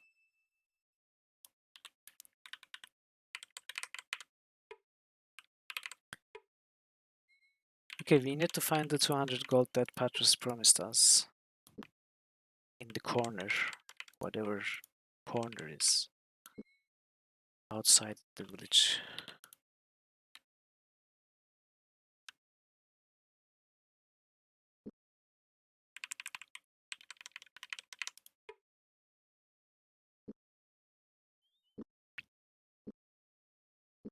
We can cast this. Ah. So shows the buildings, and this must be the chests. Oh no, it's another building. Wait, did I cast the wrong spell?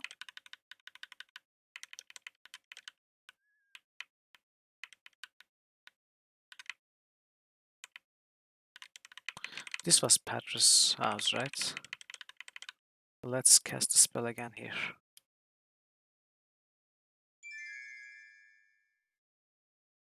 This one?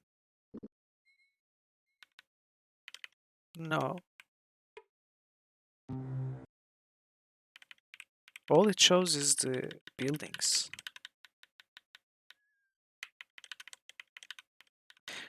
Wait, maybe we got the 200 gold when we talked to Patras.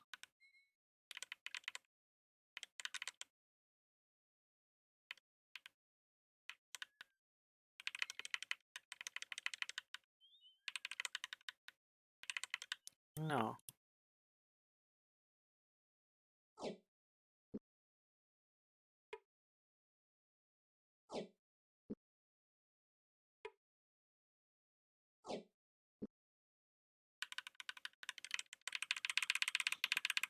Oh well, it's not a big deal. But let's just cast the spell again.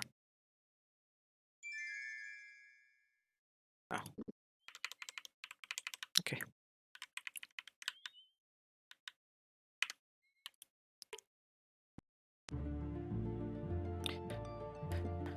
Battle standards floated over their heads.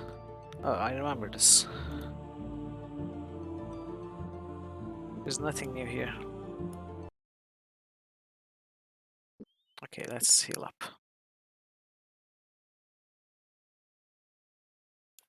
Let's heal up and go back to the Temple of Dala to the west and get the sweets enchanted.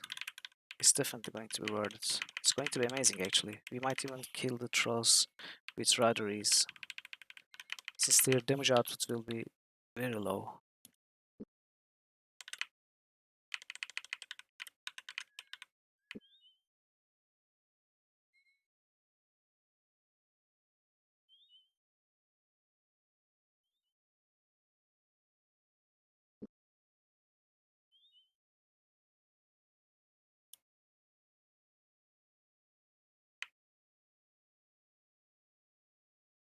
This is alt point, I think. And the temple should be right here somewhere. Yeah.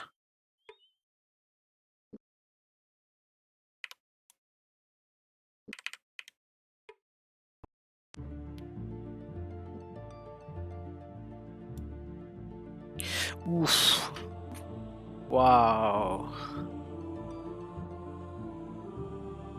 I mean, we got the plate for cheap, but the blessing. What about this? Okay, let's at least get this. And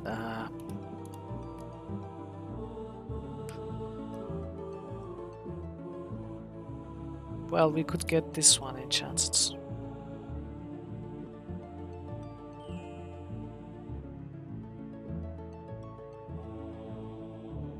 Yeah. Okay, that should be enough for now. Actually, now that I think of it, Dala is the offense, right? The offense god. Maybe the armor are enchanted for cheaper uh, in one of the other temples,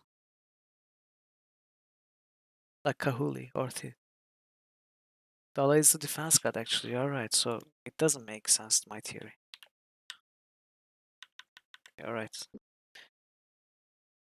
Oh, he's starving. That's not good. Let's go back to that point.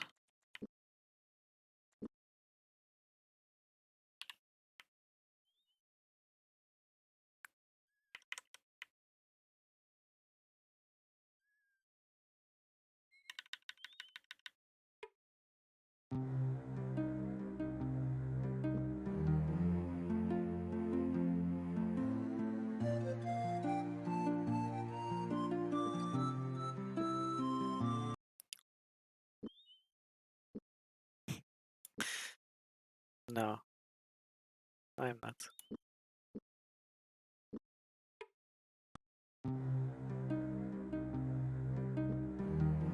Oops.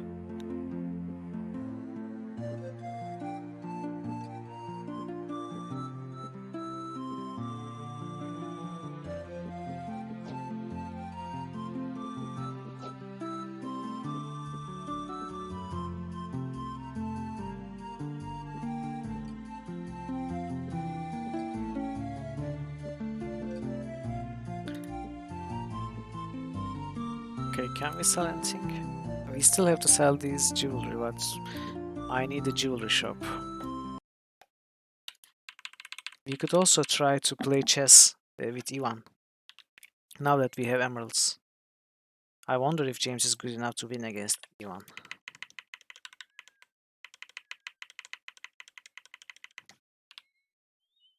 And there was some guy who promised to turn rubies into emeralds, right? Since we have a ruby to waste. I guess that guy was somewhere on this east road, or maybe near Dan Camp on the Thief. I don't remember where he was actually.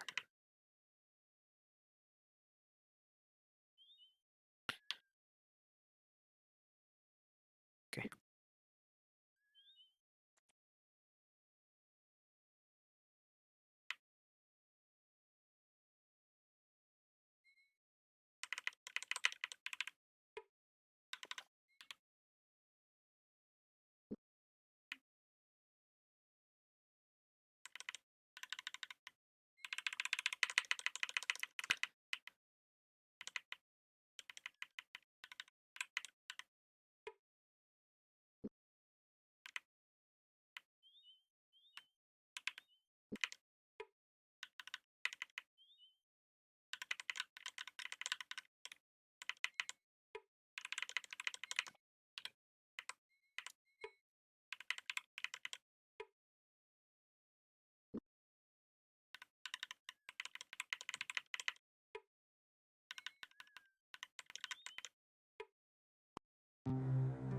rumbling magician.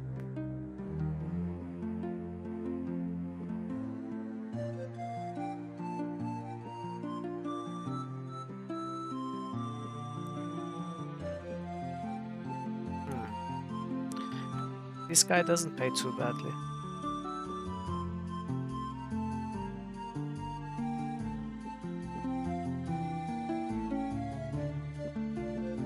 But still, a jewelry shop would probably pay more. So there's gotta be some new spells here. Danon's Delusions. Did we have this one? I don't think so. Bane of the Black Slayers. We have this one. I'm not sure if we have Danon's Delusions. Let's check.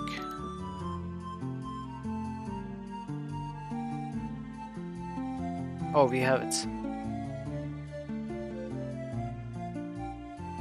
What spells are we missing? We are missing the final rests. That's the only thing that comes to mind.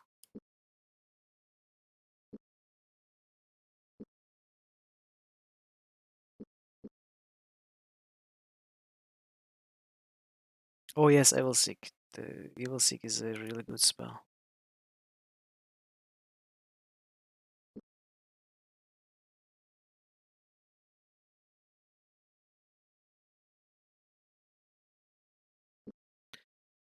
Well, I guess we are moving on then.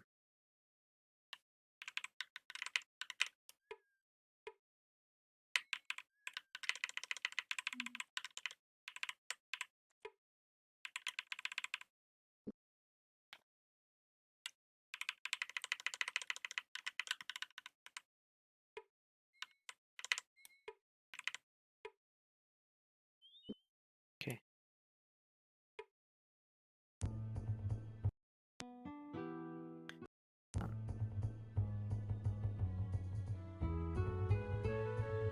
This innkeeper looks a lot like Yuan.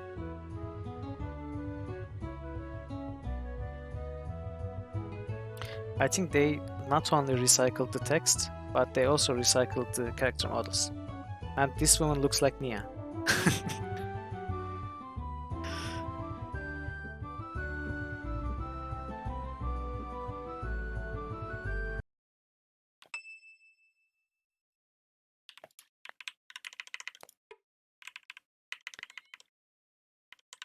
Yeah, I guess so. They probably spent most of their money on the Earth Elemental model, so they couldn't find enough money to hire more human actors.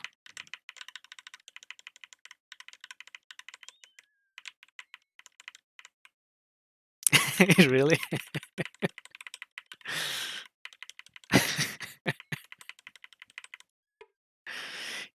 James sniffed the air. The smells coming from the house were heavenly, and they made his stomach grumble hungrily as he knocked on the door. An attractive woman in a brightly colored apron greeted them a moment later. She invited them inside and offered them some of the pastries she had just removed from the oven. They accepted graciously. My name is Thea Halfgate, so another member of the Halfgate family, she told them. I'm the second eldest daughter of Philandel Halfgate. She went on to speak of her late husband and of a certain soldier at Northward, and she now had her eye on. He is responsible for repairing and maintaining the weapons at Northward. Perhaps you could teach me these skills so I could make a good impression on him. I could give you my husband's crossbow as I have no use for it. Will you teach me? Of course. The lesson began. Tia watched with great interest while Gorath told her about his sword and how he kept it sharp and in such good repair. Yeah, okay.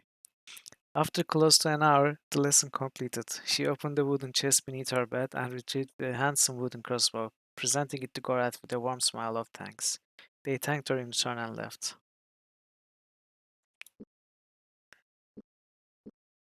What? This one? I'm not even going to carry you, medium crossbow. So, what is Gorath missing? Because his inventory was full. Shawl? I guess. Oh, there's a cave here. Do we remember going into a cave here? Apparently we did go into a cave here. Interesting.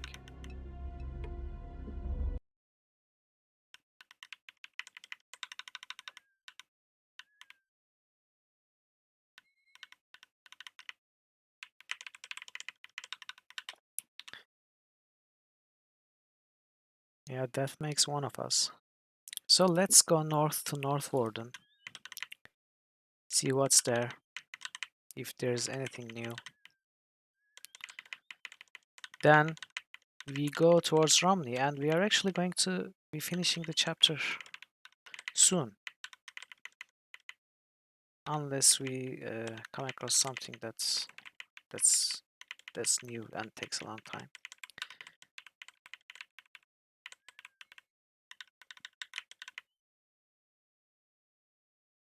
Okay, we cannot go north, obviously, but I don't know how we skip North Warden.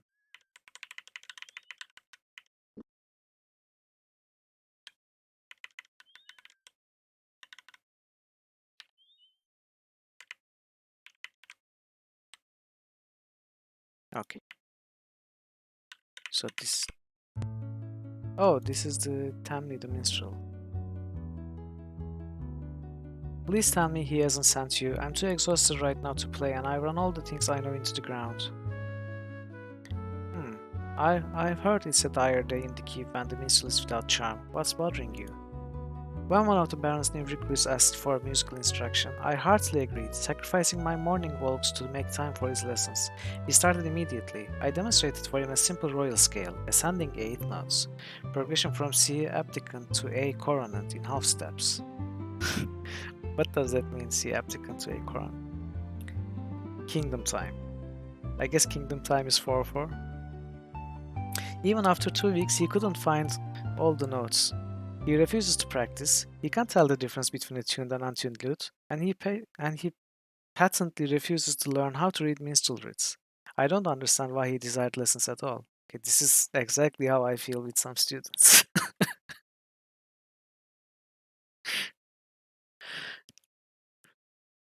So some things don't change in fantasy or real world. Perhaps he thought it would be easier. Everyone does. They believe you simply pick up an instrument and it magically makes sounds of its own accord without so much as a whit of your concentration. Learning music takes discipline. You tell him, Tamni. You tell him, man. The same as learning how to use a sword. Perhaps you could give us a lesson sometime. You're in luck. I'm free just now, and I recently restringed my lute. There is, of course, the matter of a small fee which Baron Gabbett imposes for services rendered outside the garrison complement. It would be 75 sovereigns for the lesson. I realize it's a bit steep, but part of the cost covers the price of the practice lute itself. Do you still want the instruction? So our rockstar Owen already has a 100% barding skill, but if we take this training, the others, the Gorath and James, will also learn some, which I think is good for chapters where Owen is not available. In any case, we will not skip training opportunity. We are your obedient pupils, musician. I already know where to find the notes on the lute, but beyond that, I'm completely in the dark. I'm sure of it. You'll find the lute there behind you. Play all scale the notes from middle C to the G in quarter notes. Quarter notes? Wow. So microtonal. Playing only the coronant notes, then come back down to middle C again. I wonder what they thought about and put in words like coronant. They must have thought something in real music theory, right? And just made up words for things that actually exist. But I cannot think of anything. Maybe it's major scale notes or something. Good. Oh, yeah, that's major scale, major fifth.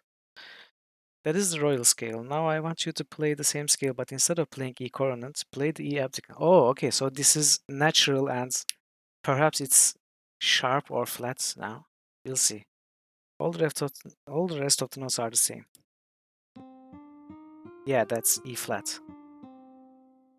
That's a noble scale. So noble scale is minor.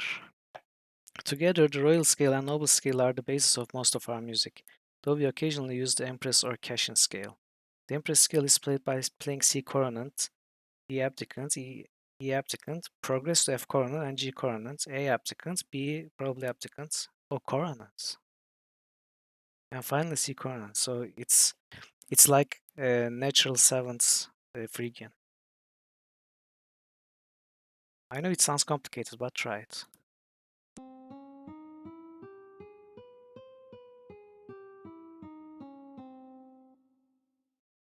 No, it's not Dorian. It starts with a Phrygian hexachord. I mean, not hexachord.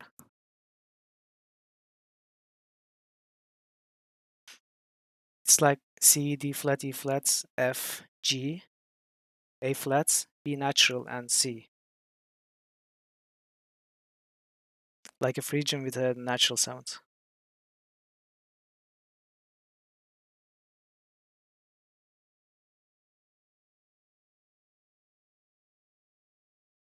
You may master the lute yet. I want you to repeat the things that I've taught you for an hour every day. Once you can play those comfortably, we can have another lesson. Forgive me, but I have to go and prepare some songs for the Baron Gablett's dinner tomorrow night. Take care and keep practicing with your lute. We shall. Thanks for the lesson.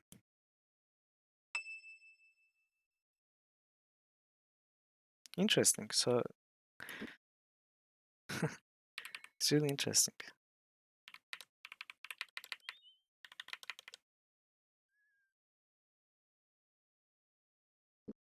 So, Keshian, I guess, is something like Arabic from real world, right? Because they have these white scimitars, and they have an harmonic scale.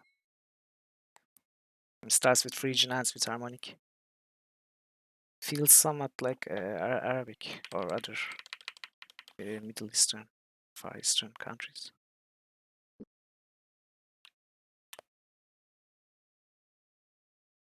But what is Keshian ale then?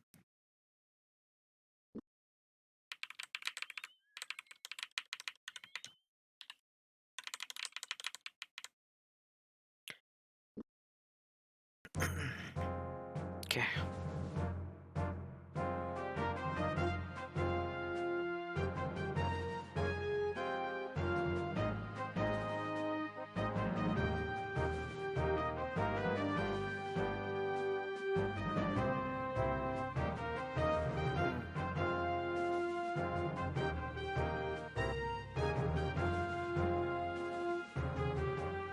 Maybe rather than Arabic, it's more like Egyptian or something.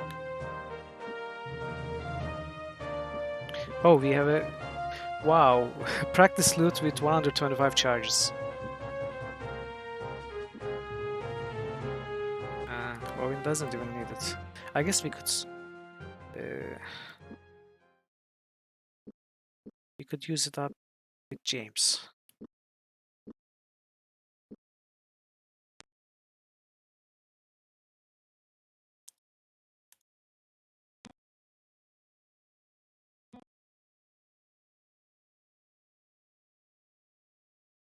Yeah, probably.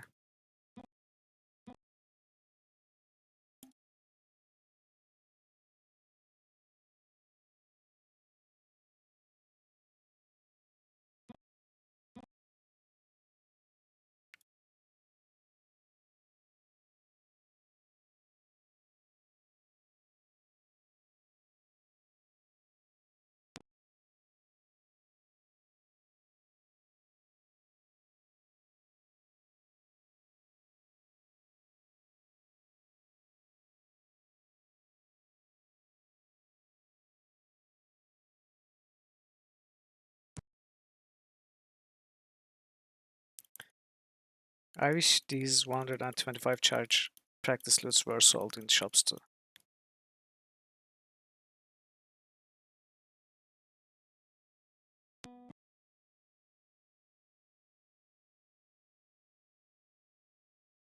We're almost out of food. But I guess it's gonna be enough.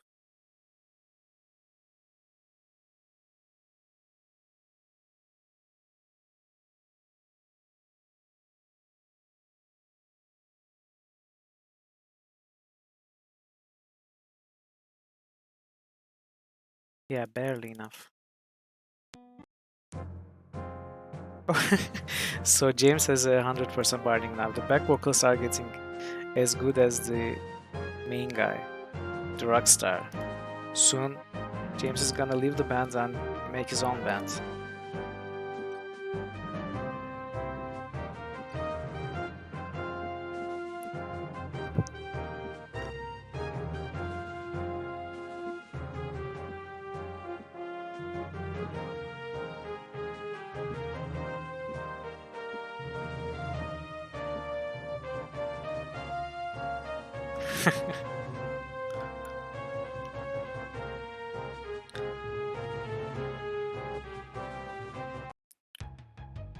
You should know that there are not many things that anger me, but as I feel, I never have been angry until this very moment.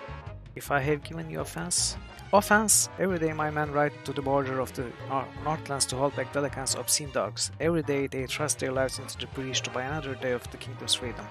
These mountain tops are littered with the bodies of men who have given their lives in that cause, and you spit on their graves by bringing a Moradel into my castle. I should hang you from the bailey. He has cause to be here. Prince Arutha believes this Moradel may have information that can lead us to the Nighthawks. Damn, Prince Arutha. He has no conception of what the Moradel are like, and the fact that he has taken this Moradel's words proves it. Signor Locklear told me the story about this Moradel, and I no more believe in his virtue than I believe in Delican's strength. Well, you are a stupid man, Baron Gabbett. Baron, I have a duty to perform, and if in the name of that duty I must offend the Baron, then so be it. As I have had cause to come to this place, I need a few answers, and I sincerely believe it would benefit the both of us to help one another. If you choose to block me, then I am sure that Prince Arutha would be more than happy to inform King Liam that one of his subjects has deemed himself above imperial courtesy. Signor, as a border baron, I owe fealty to King Liam and he alone. What Prince Arutha may or may not do is his own affair. But if by answering your questions I may be shot of you all the more quickly, I am at your disposal. What do you want? Who is in charge of your guards here? I would be interested in speaking to him. My guards are hard at work. If you wish to speak to the guards, I can arrange for you to walk guard duty, Signor. Otherwise, I will not have your schedules disrupted. Shall I have Lieutenant Aaron put you on night's watch? Of course. Sounds marvelous. When do I start? Lieutenant Aaron, I have a new recruit I would like for you to assign. It was late. Breathing warmth into his cupped hands, James paced the frost-touched flagstones between the postern and bailey gates and looked out into the darkness beyond the castle. Nothing was moving in the mists. Like the world within the gates, things seemed orderly in the extreme, too orderly. Even in Krondor, the prince's control was far from complete with the upright man running matters in the sewers and scoundrels of various stripes calling the shots in the poorer quarters. Here, it was as if the world outside Northwarden simply did not exist in any other context than how Baron Gabbett dictated it to his men. It would be entirely too easy for an outside force to take advantage of the rigor with which he ruled his men. Each time Jimmy DeHaan did a little something off schedule, James muttered, scaling the bailey wall with little trouble. Settling himself in a patch of shadow, he focused his eyes on the courtyard below and folded his arms across his chest. Now it was time for the real guard duty. I would be most interested to know why you felt it necessary to have me awaken in the middle of the night. It would have been preferable if you had come when I called. Your guard shifts are utterly inadequate, Baron. Last night, while I was on guard duty, I decided to vary the schedule a bit and see what happened. When I watched the Bailey Gate, when I was to be on the other side of the castle, I noticed a soldier slipping a note to another man who was waiting outside the castle gate. A few minutes later, when I shifted to the opposite side again, I saw another instance of someone attempting to steal a griefmaker from the castle armory. I stopped him naturally. There were several other instances, and the note passed through the Bailey Gate. Harmless. A love letter from a soldier quartered here named Corby to a girl named Thea. Oh, yeah. Is this the uh, woman with that husband who gave us the crossbow? You become too regimented here. Your schedules are known outside the castle, very likely made known by a spy working within these very walls. I urge you to take greater precautions and to reevaluate your staff. It could be a downfall of this castle. I shall consider it. In the meantime, I ask you to accept something as a token of gratitude. This is a suit of Eulilico armor that I no longer have a need for. Well, neither do I, because I have the best suits on all three characters. You may have it if you wish. It makes no difference to me. I think we know what we came here to find out. It would do me good to know that if we ever meet again, you will receive your royal guest with a little more courtesy. I will take it under advisement. Please find your own way out. Very well. I thank you for your outstanding hospitality. We will be going now. Cool, cool, cool. Let's sell the suits.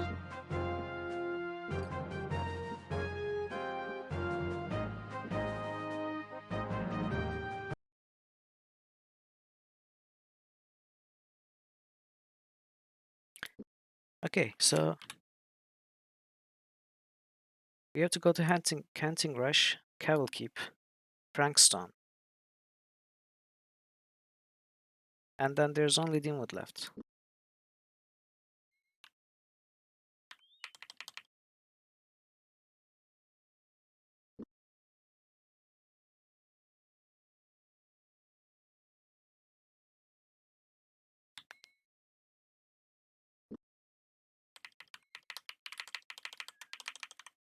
Are you talking about Jimmy or the Baron Gabbett? I assume Jimmy.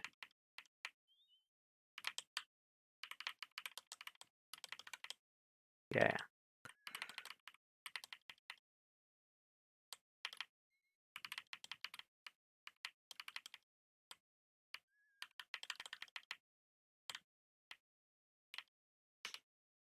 Who is you, by the way?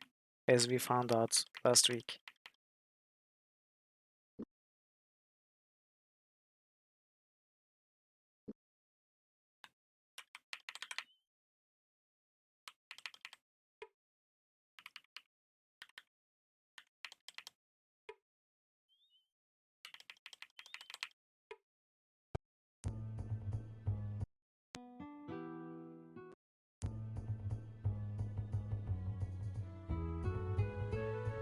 Look, another Nia.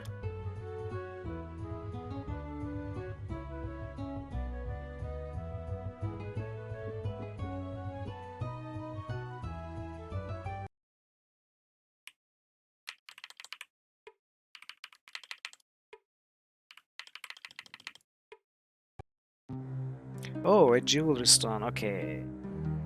Now we found what we needed to find.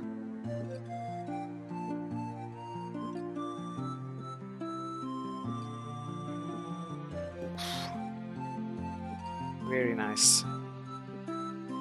You could even get the other two suites enchanted now.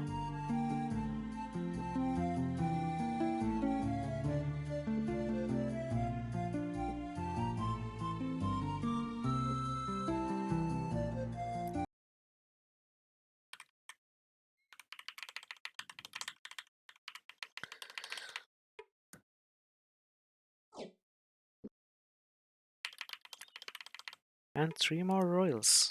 We are now definitely rich.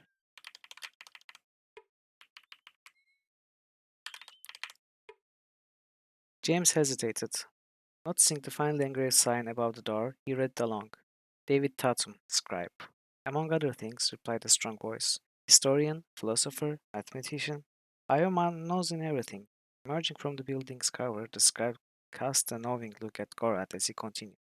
Right now, I'm investigating combat tactics. Perhaps you would be interested in helping. And what would be profit of it? Owen asked quietly. Information. So is this the answer all scribes give? Information. The other scribe said the exact same thing. You talk for an hour, and then I talk for an hour. You pick the subject. Intrigued? Yes. The scribe listened. When at last Gorath has exhausted himself, he asked the man what he might know about assassins operating in the kingdom, and he discoursed all he knew on the subject. That's about it, the scribe said at last, and folded his hands in his lap. Helpful? More than you know, James said. I think we'll now have a better chance of spotting ambushes, so we got some scouting skill. But it's time we left. The scribe nodded. I have things to do as well. I have to find out what's happened with one of my assistants, so I may be gone for a while. Good traveling. Scouting 82, 56, 40. 82 is pretty good.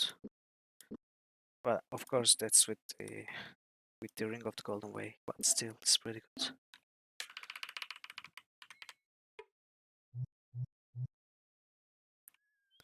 So I completely got turned around. Okay, we are on the right track.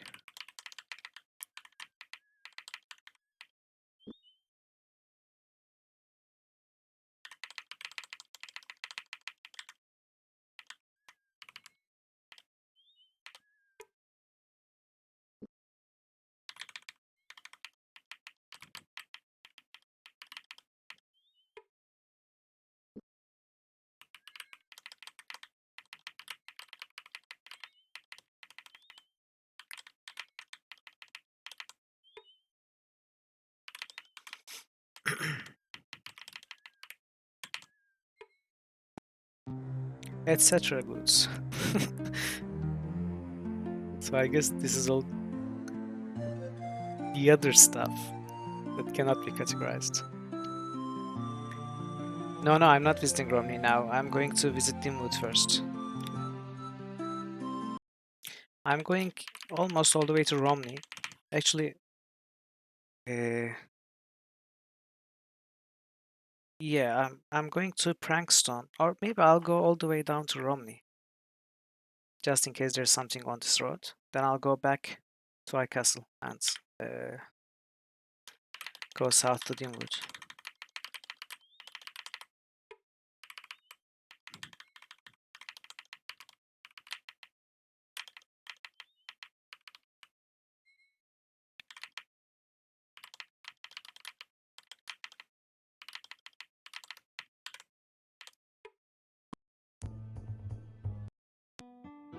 128. See?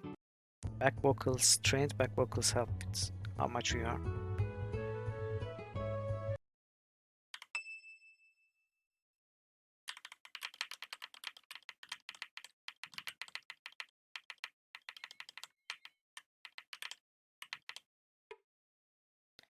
A heavy-set man answered James' knock. Greeting them warmly, he invited them into his house. After several minutes of conversation, he offered them some fresh water for their pouches, a kindness that was gladly accepted. They were preparing to leave when the man's tone turned serious. You gents be careful out there. I've been hearing some strange noises. Wouldn't be surprised if it was spinners coming out of hibernation. James looked a little puzzled. Spinners? Overgrown spiders. Count Corvallis has sent someone to patrol the four fur gates to the west, hoping to get to the spiders before they have a chance to get entrenched in the area. But it would be best to keep on the lookout.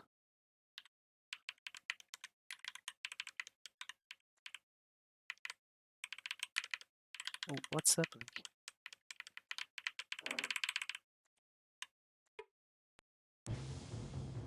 Okay, so there was a spinner in the barn.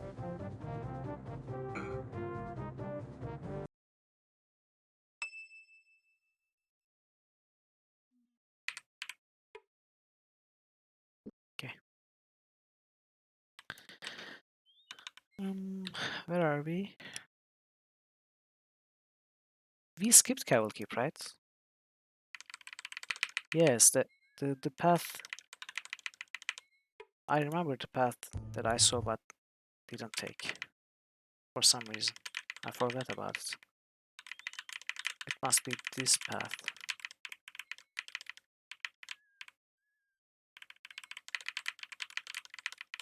Yeah.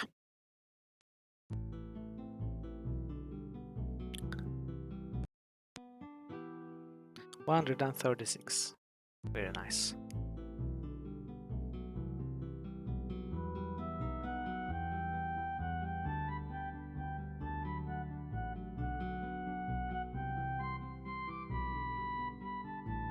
What's that? Two roads diverged in the woods and I took the one less traveled by, and that has made all the difference. Is it a model roadblock or something?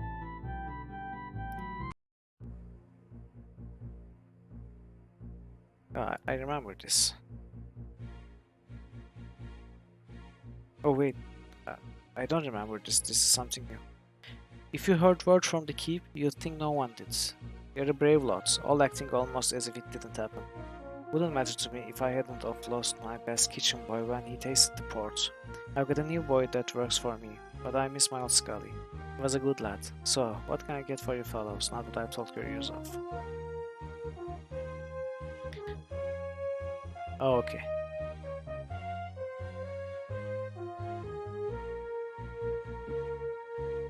Robert Frost is the poet that's the balloon guy in Green Fandango makes the face of, right? Do you remember that?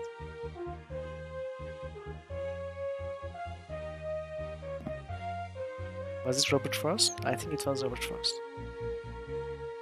Have you ever seen any Nighthawks in the area? Ishap for fun, the Guild of Death, I wouldn't let them into my establishment. When one of my patrons comes into the inn, he comes in breathing and I like them living in the same condition, alive. Please tell me you aren't looking to hire one.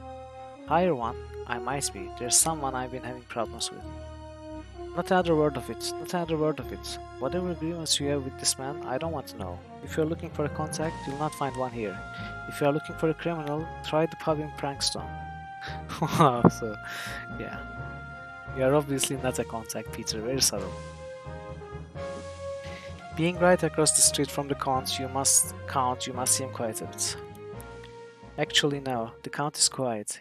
He likes to keep his own company, mostly. He's not one much for drinking with the commoners. His whole family has been much the same way, with the exception of his daughter. Does he have any unusual colors at his house? Yeah, yeah. Right. There aren't many that would visit him. Don't get me wrong, he isn't a bad sort, but he can be unpleasant at times. About the only people in and out of there are Agni's suitors and the men who work for the count. Uglies. Okay, bye. Sign of the sword. Actually, nothing interesting. Okay.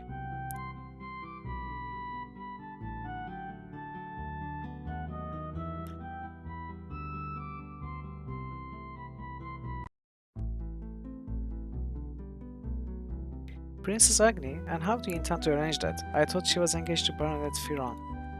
The operative word being was, nephew, I have decided that we should aim higher for her. The Prince of Krondor has two boys, both unmarried and more than eligible for the hand of my fair daughter. I think either would make a fine husband. I agree, but with all due respect, Boric and Erland are two very rambunctious 11-year-olds who still run away from girls. I think the pair of them would be horrified by a proposal at this point, though I imagine Prince Aruta might find the idea appealing. I wouldn't suggest they marry as yet, of course. They will need a little time to grow naturally, say 2 years. 13 is a very marriageable age. Once I return to Krondor, I'll mention it to Prince Aruta. I would be forever in your debt, senor. Is there anything I can do for you in return? Weren't you a spotter for the Natalie's Rangers when you were younger? I seem to recall you telling stories when I used to visit the keep. That was quite a long time ago indeed, before you or Agni or even Neville had been born. I still have the eye too. I can tell you precisely how much a man is carrying by the way he walks or how good a swordsman he is by the way he pulls it free of the scabbard. Sounds like a useful skill. No, it's not a useful skill, it's actually a very terrible skill. Any chance you could teach us something about it? Don't be absurd. I spent 5 years training to be a spotter. Do you expect me to teach it all to you in one afternoon? I suppose you're right. I'm already a deep spotter myself. I'll make you a wager though. You teach us anything I don't already know, and I'll pay you in gold sovereigns. I'll take your wager, but I'm not to waste my time. 200 sovereigns or it's no deal. Wow. Will you take that wager? I'm ready when you are. Then let us go outside where we will have more room. The Count extended his arms. Which hand do I fight with? The Count asked. James squinted, the distance making an accurate evaluation difficult. For several hours, the Count had unabashedly chastised him for his lack of ability at assessing the strength of his enemies. My guess is your right hand. Good, the Count said. Why? Your sword is slung on your left hip, James replied flatly. While it was the obvious answer, the Count was unimpressed with his practicality. Nothing he was about to be regaled about ignoring subtle clues. He quickly added, and the callus on the pads of your right thumb and the base of your fingers. The Count nodded and dropped his hand to his sides. I wasted enough time. You've lost a bet, boy. Let's get back inside. So far, this chapter is all about training. Training we get, training we give. Scribes giving us information. All that sort of stuff.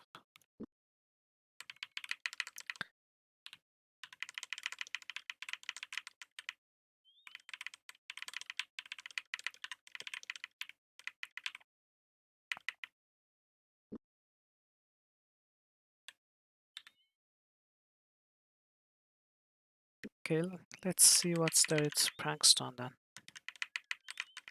The final village.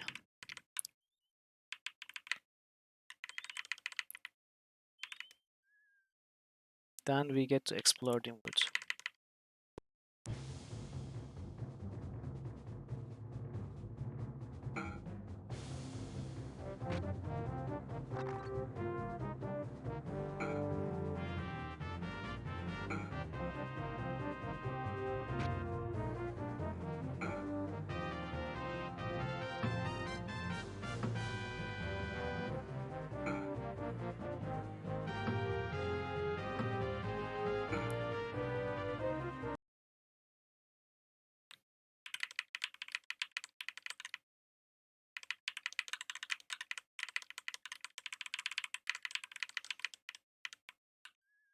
The disappointing part of this chapter is we haven't found many new Murder World locks.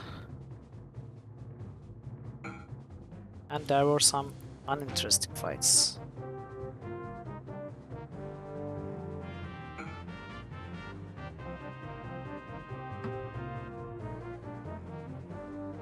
But at least it didn't take as long as chapter 1 did.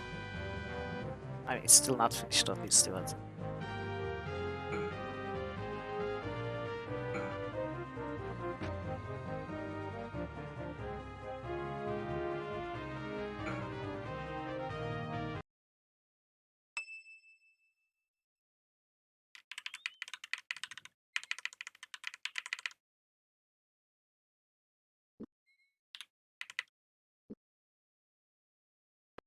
Oh yeah, we've been here. And there was... Yeah, there was a locked door that we skipped. Since we are here, we might as well try to open that door. I mean, I'm almost sure we won't be able to open it, but... Wait. Oh no! We need the chess piece again.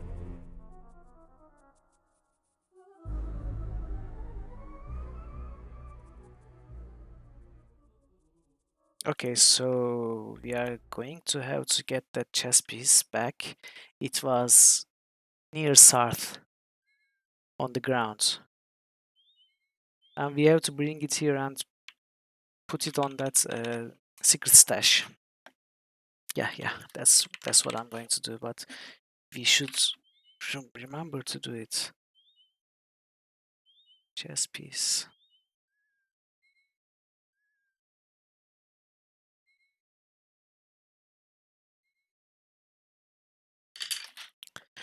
So I guess they don't save that information, because obviously we opened the waterfall cave before in chapter 1.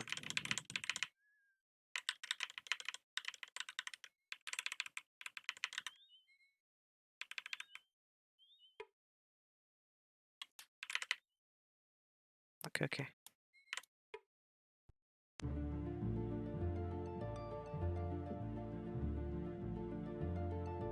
Yeah, this is the same.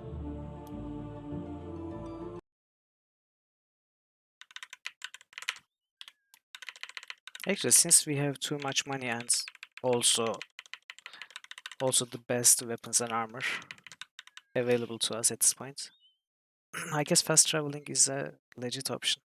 We don't have to worry too much about keeping gold.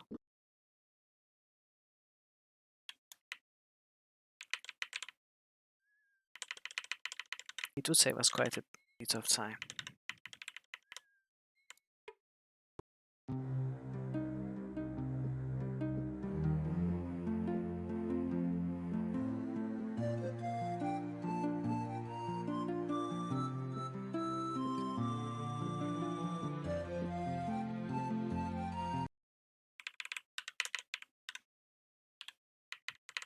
This has got to be Prankstone.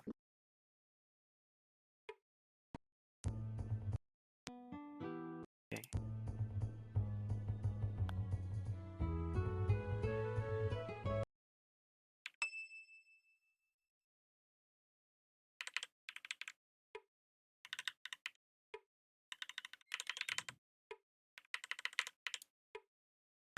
A smiling man answered the door. Come in, he said with a large grin. Have I got something to show you? Curious, James followed the man into the house. He led them to a table upon which there was a bulky object of some kind covered with a cloth. With great flourish, the man pulled away the cloth, revealing a strange metal machine with a funnel at the top and a wooden crank on one side. What is it? Asked Gorath. Oh, it's the gem converter. It's a gem converter. Currently, it will only convert rubies into emeralds. Yeah. Okay. We saw this before. And since there are conveniently some rubies here, I guess there's no reason not to test it.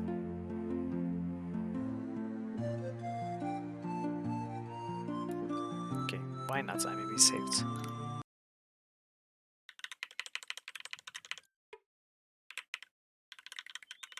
Wait.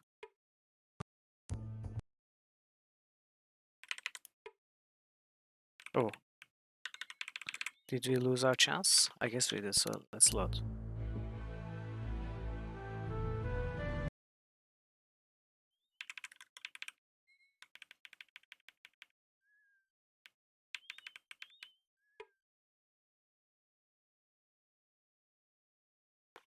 A balding man with an intense gaze answered James' knock. Are you looking to stay in Prankstone for a while? He wondered. Do I have a house for you? Only 30 sovereigns a month. Sorry, we were just passing through. What can you tell us of the people who live in your houses? James asked. Got a guy who claims he's an actor living in one, and my other place is about to become unoccupied. That no good dragon lover has cheated me out of my money for the last time. Good day. Subject obviously angered him because he put an end to the conversation by slamming the door.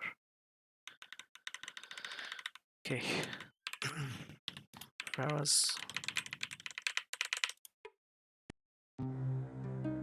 Wait, did we save after talking to the gem converter guy?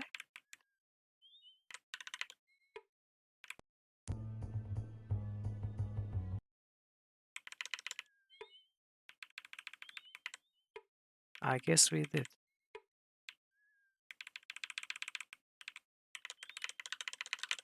Uh, oh no. It's this one. No, we can decline and come back. Okay. I just wasn't able to find the correct house. Okay, let's save. Wait.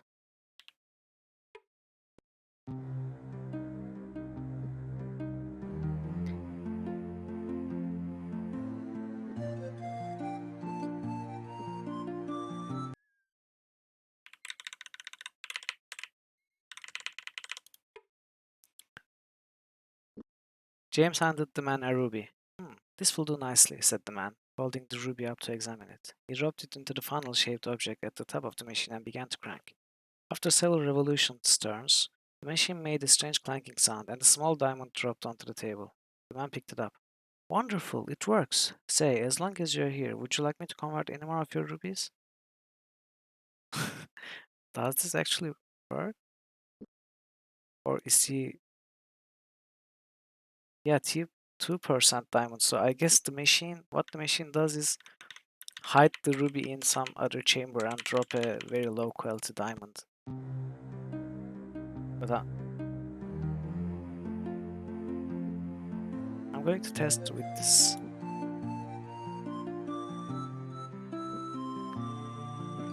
Okay, 654.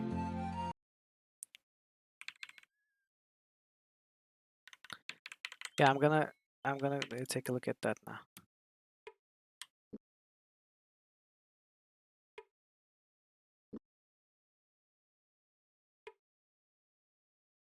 Oh, so it can only be done once. Okay, let's load. I'm really curious. Actually, let's check how much the diamond sells for before loading.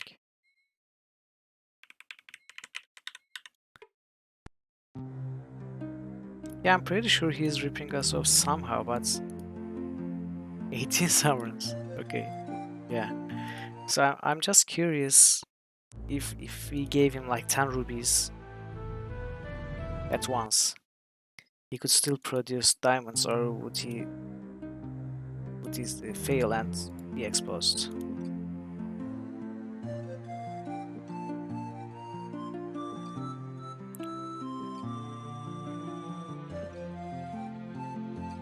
Okay, let's try with 6. I saved? No, I didn't say. Oh, I saved. Okay, right.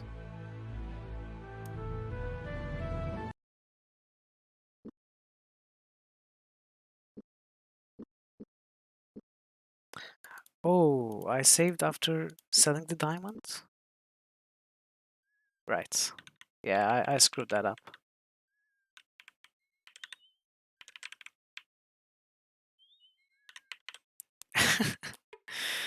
Well, that's muscle memory for you. It's fine. It's just some money. It takes too long to save normally. Way too long. I don't have that much time. I'm a busy person.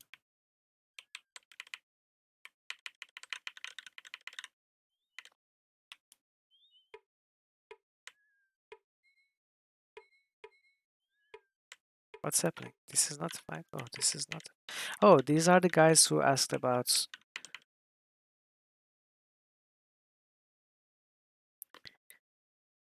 Yeah. No, no, we are not supporting anyone. Okay. We have encountered these before. So let's see what's on the road to Romney, if anything. Then we can head. Oh, also, I remembered now that no, we are not going to Romney. We need to go to Malak's Cross. So we go to Malak's Cross. Then we go towards Satanon and head into Teamwood from south.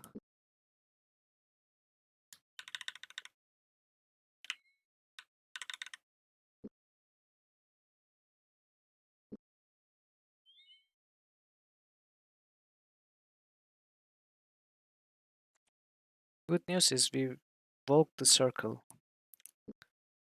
walked all of it, and we found quite a few opportunities to raise our skills and get equipment upgrades. That was amazing, actually. Amazing for chapter 2. Yeah, but we have been to Sloop before. We have been everywhere now, except for Doomwood.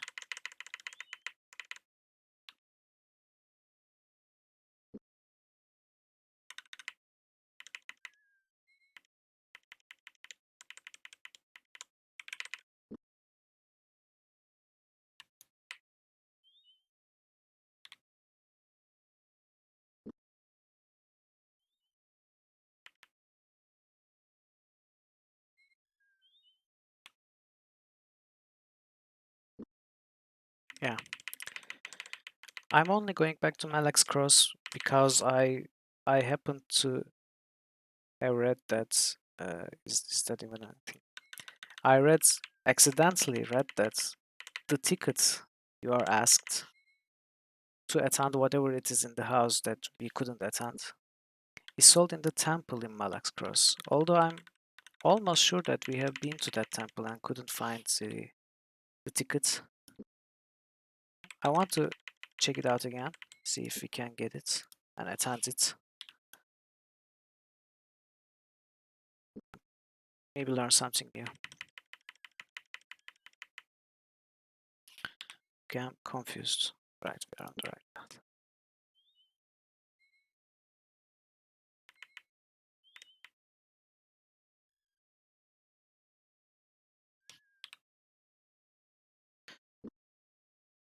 Okay.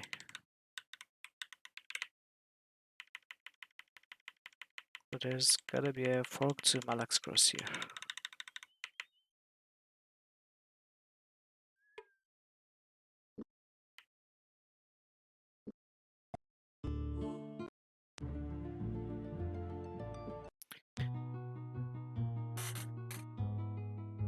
Oh, we definitely skipped this. I don't remember. I guess we skipped the temple altogether. Welcome, gentlemen. What brings you to Abbey Shop? My young charge here wished to visit your famed school of nobles. I don't think he would have let us leave Malak's Cross without paying a visit. Well, well, well. I'm pleased to see that our reputation precedes us. Am I to assume you're interested in becoming a new pupil, or are you visiting from our estimable rival, the Academy of Magicians at Stardock?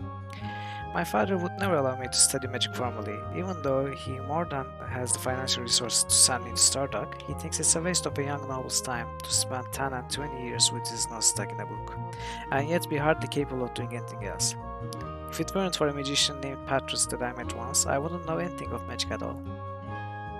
It is true that magicians study for longer periods of time with fewer visible results, but no course of study is a waste of time. And while magic is not a primary staple in our directed studies here, Magician Puck is kind enough to occasionally send instructors from Stardock to lecture on issues that involve magicians, if you would be interested in enrolling. I regret that we don't have time for that kind of detour. He is on crucial business that takes him elsewhere. What about you, Signor? Is there anything in our curricula that interests you? Books and scrolls. I'm a bit too old for that sort of thing now. Really? How unfortunate for you. And I was preparing to offer you a chance to attend a lecture on tactics that is being taught by one of our guest instructors. Now that I think on it, you probably wouldn't be interested. It's being taught by this, well, odd fellow, a one-eyed gentleman who goes by the name Bastyra. Bastyra? You mean Gaidu Bastyra? King Liam's first advisor? Yes, I believe that's his title. He's part of the Abbey Ishap's arrangement with King Liam. In exchange for setting aside part of our facilities here for the purpose of education, the king occasionally will loan us some of the finest minds in the kingdom. It works to our mutual benefit. I can still arrange to allow you in if you are still interested for a small donation of 20 sovereigns. What do you say, Signor? I say yes.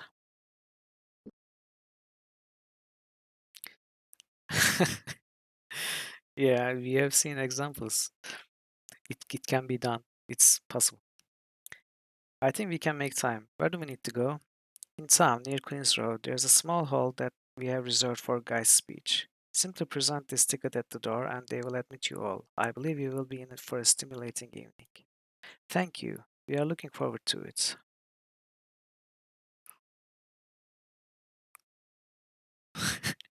I guess so. Welcome, Dark Blue Backpack.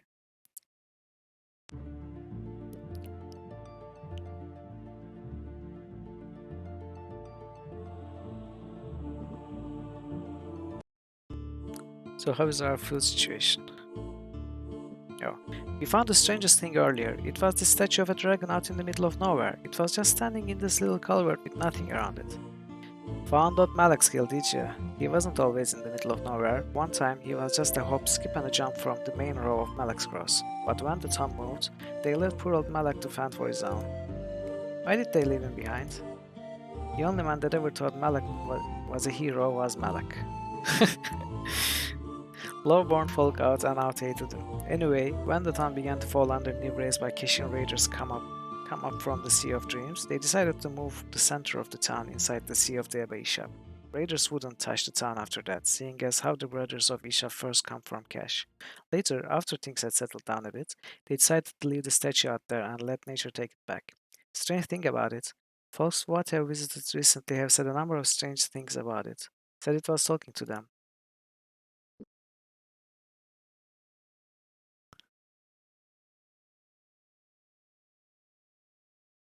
Oh, can we talk to this one? Oh, no, never mind. I thought we could talk to him after finding our twin. So who sells food here? Okay.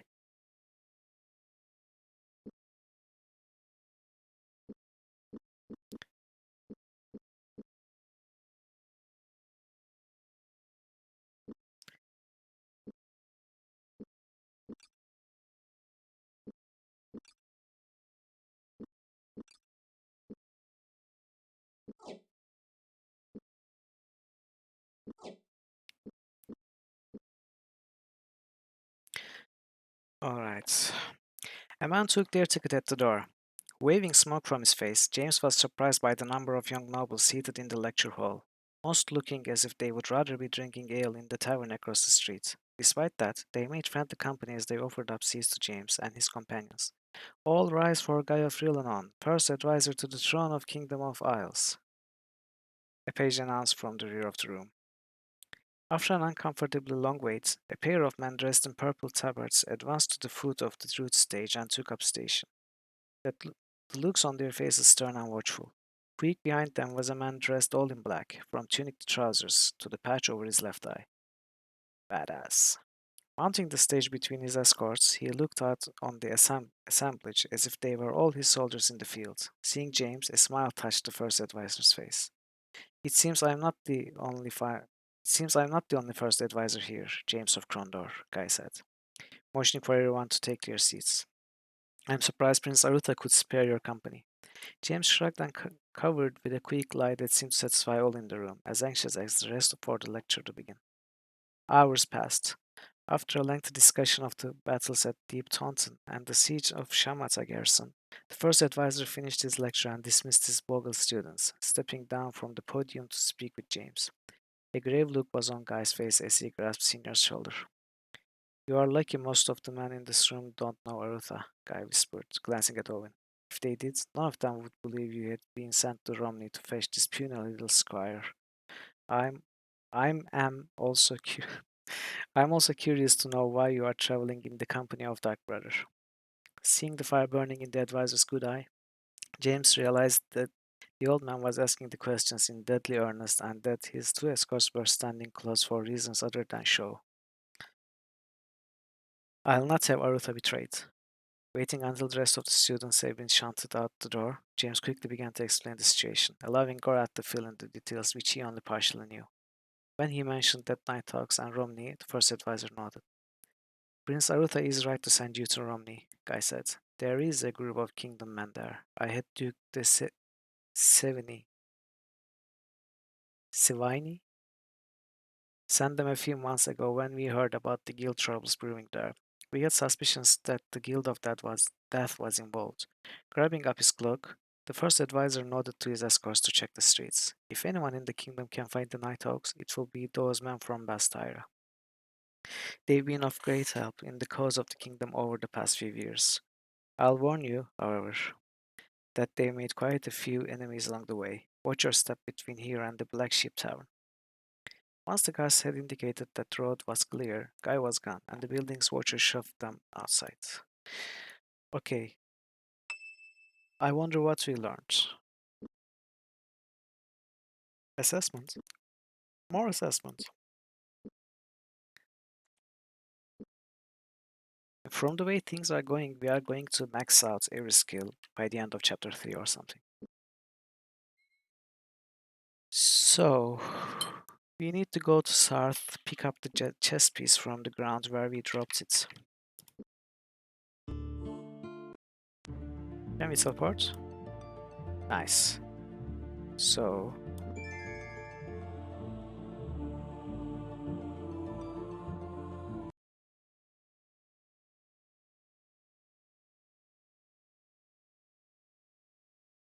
oh, I went to the wrong temple. Oops. I'm sure there's a closer temple to Sarth.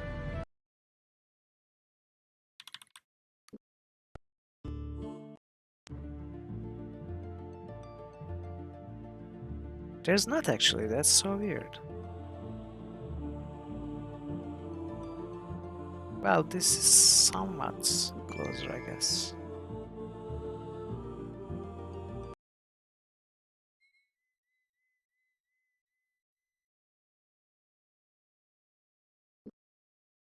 Yeah, but the one at Sarth doesn't have fast travel, uh, the mural, I think. But we can, yeah. Mandala, yeah, I guess it's called. We can take a look now. Oh, oh, what? How are we here? So if I remember correctly, the bag was right outside or very close to the fork, turning towards. Yes, good. Okay, we got it. So let's check Sarth for the temple.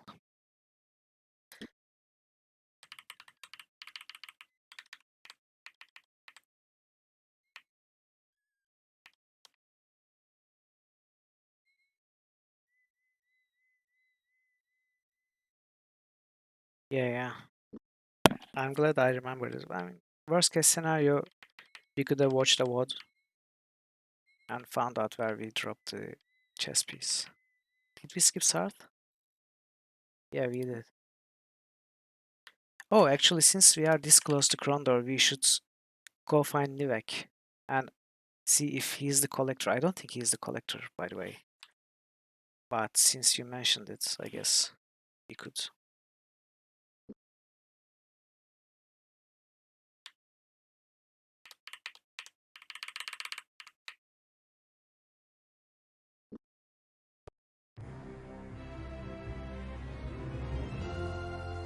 No, you can't. You can't talk to him.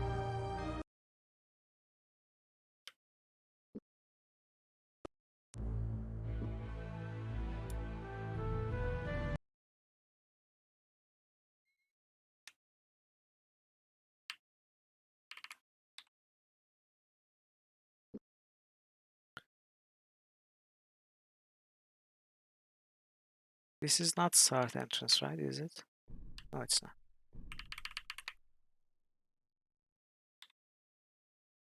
Okay, this one is south entrance.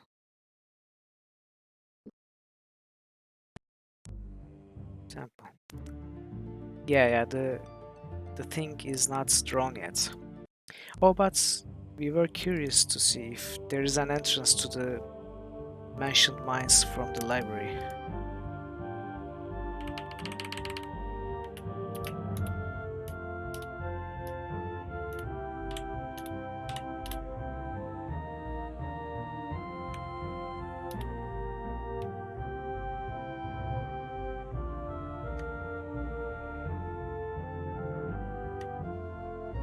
Yeah, I'm going to take a look at that too. Yeah, that was some caverns that we have been to before.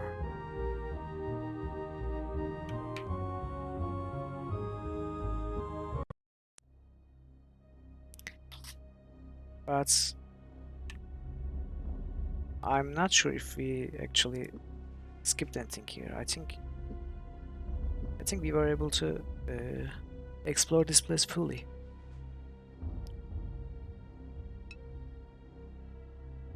But maybe this is the mines.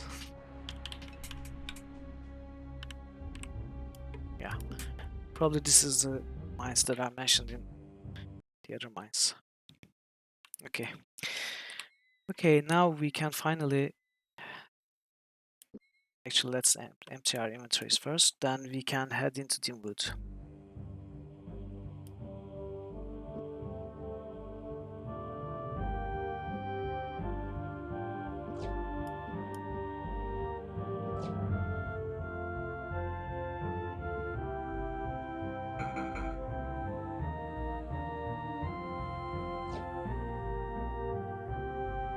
The thing is, we don't have much that we can sell.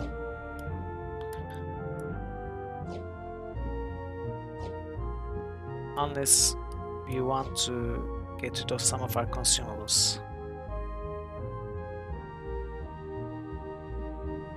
But I still wanna hold on to them for now.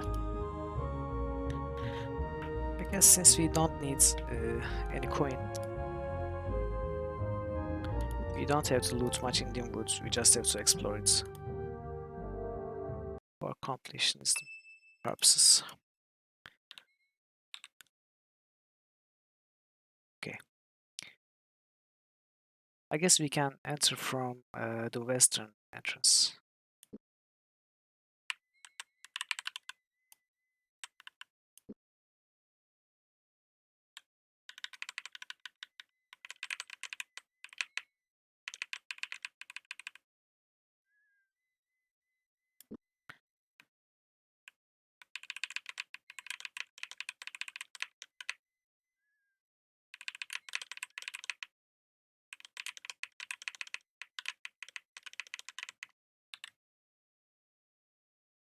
I'm going the wrong way.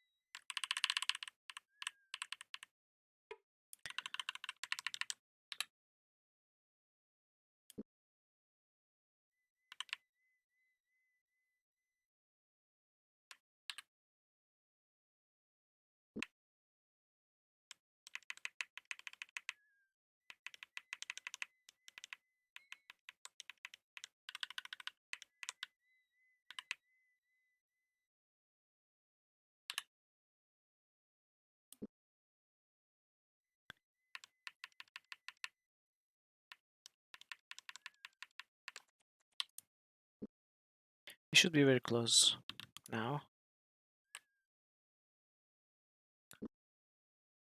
Just keep heading north and turn east, and we should head into Dimwood. Yeah, okay. Okay, great. So I'm going to take a few minutes break to walk stretch, drink some of my coffee that has cooled down terribly. And I'll be back very soon. See you in 5 minutes or so.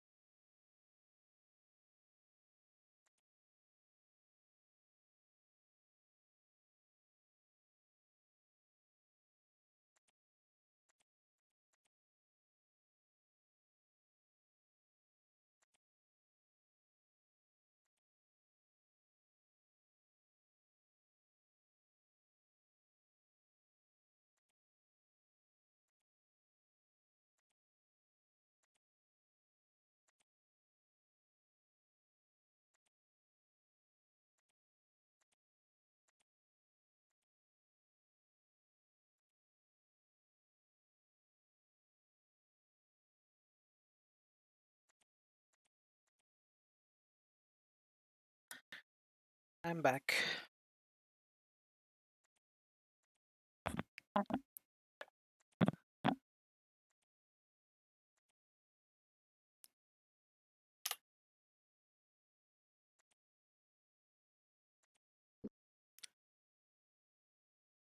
Okay.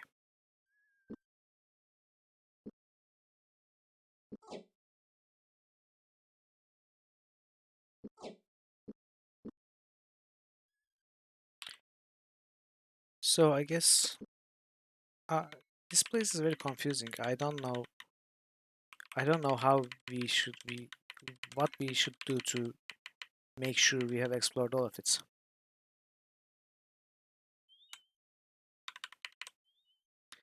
Maybe we could follow the local map.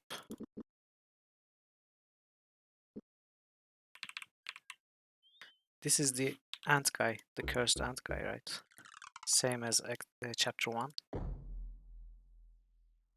Oh, no ant. I mean scorpions. Rat scorpions.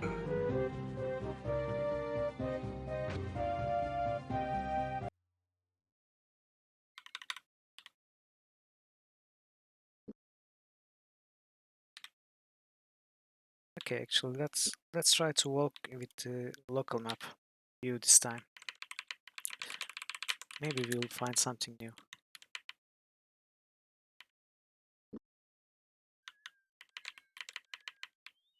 Okay, no new Rusalki at least. We know that much.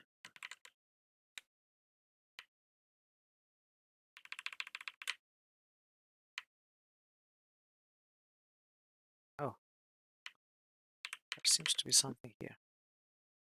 Oof. I was too hasty. Well, I guess these scorpions are not too difficult anyway. About 6 of them.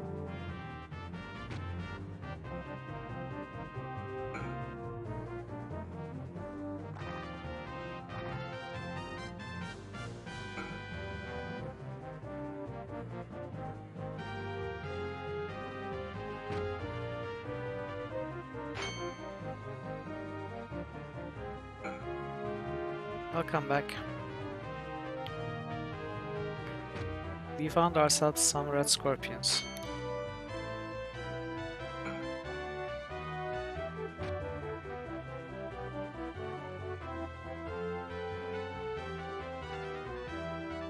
I cannot click on this scorpion. What is this? Or... oh, I just wasn't seeing the yellow square because the model is so huge.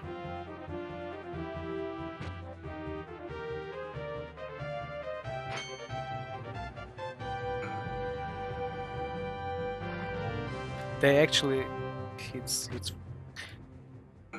They actually hit seriously. I wish it was 0 damage, even with our high defense. Oh, ale cask. So I was curious what this is good for actually.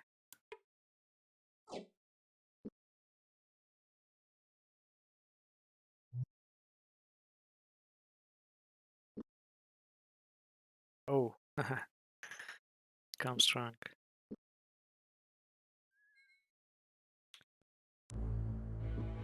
Yeah, I'm considering Fallout 2 as the second game after Betrayal Krondor. I mean, it's going to be up for voting, but I'm considering putting Fallout 2 in the vote as one of the selections. A female voice suddenly filled James' mind. Ill has ill has be done me. Ill has be done me, and I shall not speak until the wrong has been erased. As quickly as it came, the voice was gone, shaking his head to empty the intruder from his mind like salt from a shaker. He then turned and banged on the door, trying to get a response from the owner. Realizing that none was coming, he decided they should leave. So this is the witch who cursed the scorpion guy. Since he cursed that guy, and since something unfair has been done to her, I assume he has done whatever was done. So maybe let's pay my visit again. No?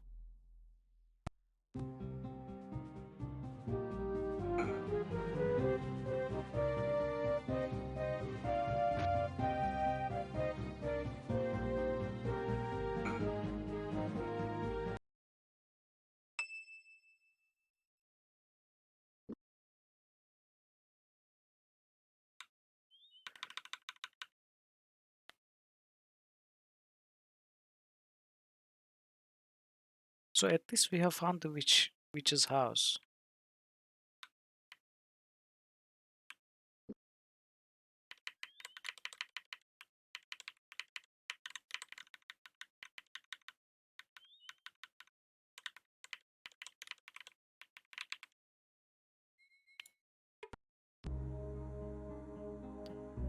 This old one runs forever, but never moves at all. He has not lungs nor throat, still a mighty roaring call. We solved this one, I guess, since this is the same mortal word luck chests as chapter 1. There is no reason to think that the others have changed. Which means the dim mood in chapter 1 and 2 might be the one and the same. Maybe there is no reason to explore here, but let's walk the roads at least. You can count on them, though some would rather curse them. You can speak dear to them, though well all know it is just in vain. I don't remember this one, actually. Gods, I guess. No, not gods. Okay, so the last letter is not S.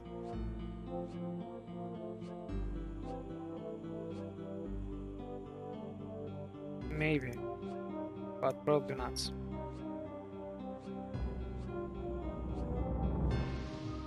Duck, deuce, dice. Yeah.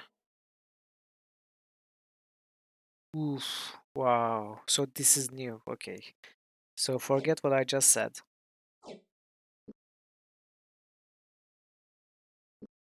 20, 45, 10, minus 5. 20, 45, 10, minus 5. Okay. So we know Cation Tapper is worse than all of our weapons.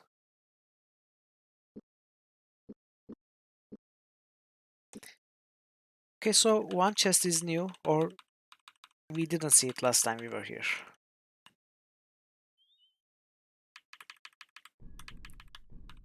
And this place is so confusing, I wouldn't be surprised if it was here, but we missed it. But then again, it's probably not likely for them to offer a Cation Tapper in chapter 1, right?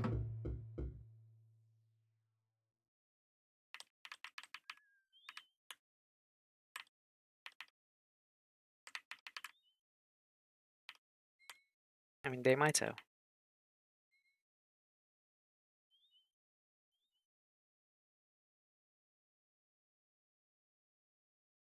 Yeah, it's not, but we haven't found anything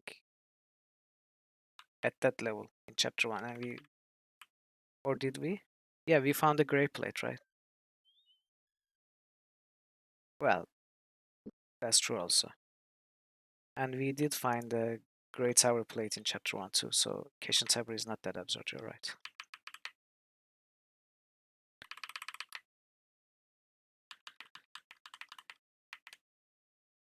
Oops.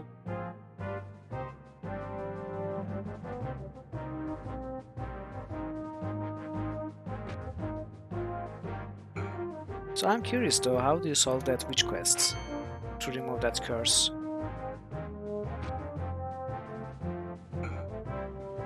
There's probably something we are not finding in Dimwood.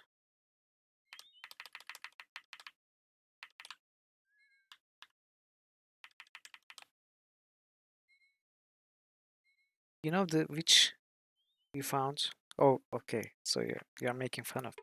Perfect. You see, we solved this icicle.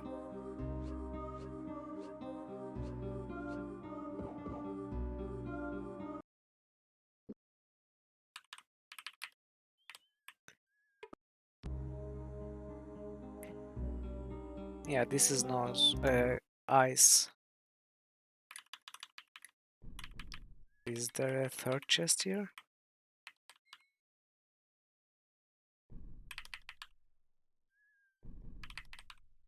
There's not.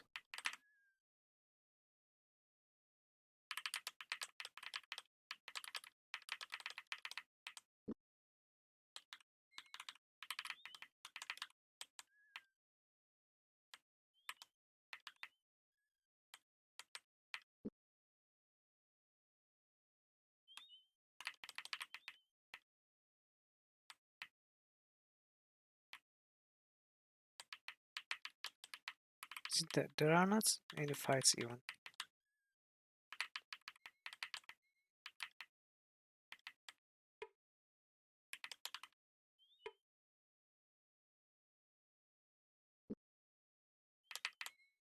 Oh, there is a fight.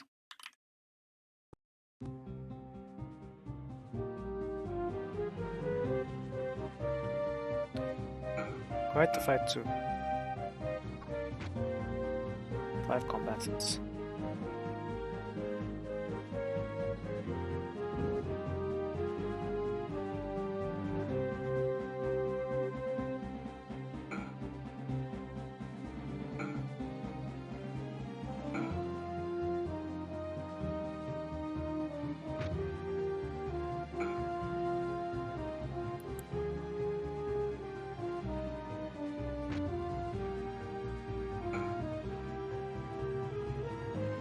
Oh,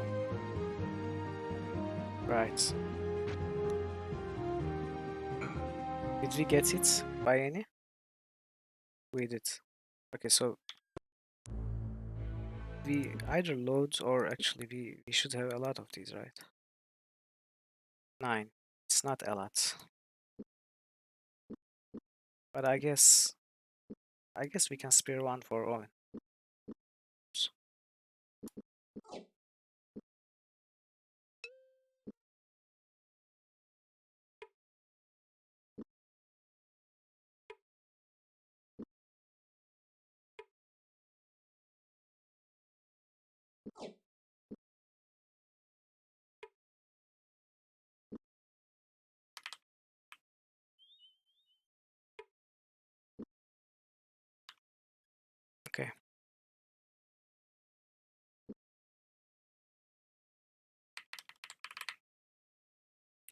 So I guess we should look in corners and nooks and crannies like this to find the chests.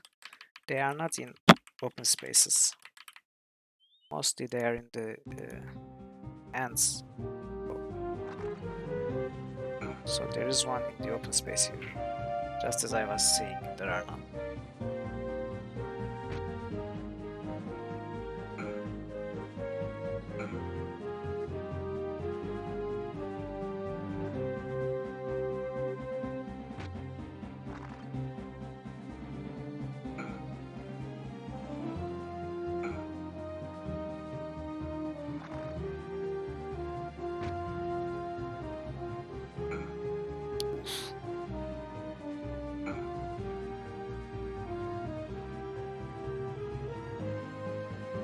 Seems James is hurt quite a bit.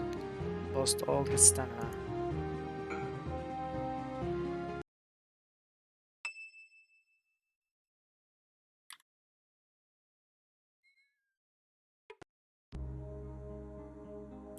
Plow and hoe, reap and sow. What soon does every farmer grow?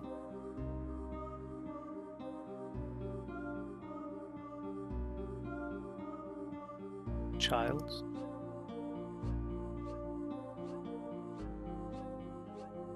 Oh, Daisy. I thought it was something like pushing up the daisies. Dying. Burbs. I mean, yeah, it should have been burbs, but sadly they thought of another answer.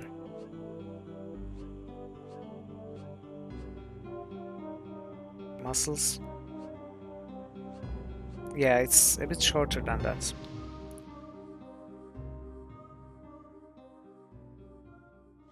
Oh, it could be something about being tired, actually.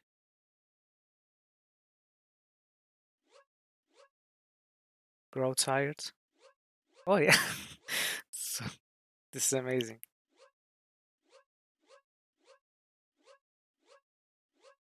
Oh, it's not tired. So how do we say tiredness? Grow weary. That's gotta be the word.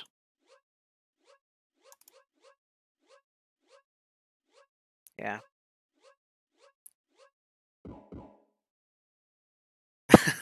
Old would have worked better. I agree.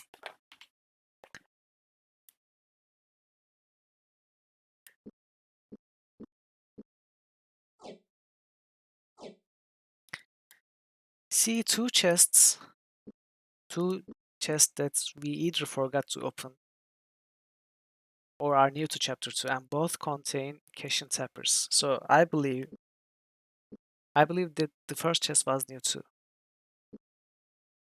I mean, it's like a pattern.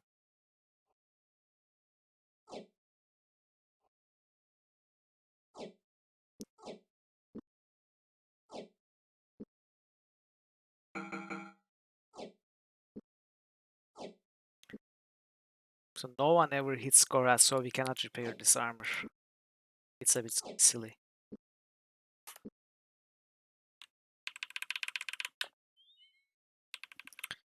It has been at 73% durability since we bought it.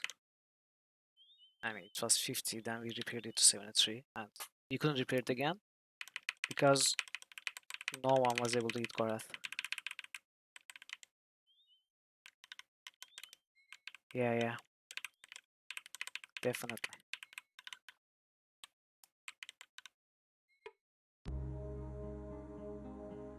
Everyone offers this thing, but few will take it when it's offered by someone else. Advice. This is pretty clear.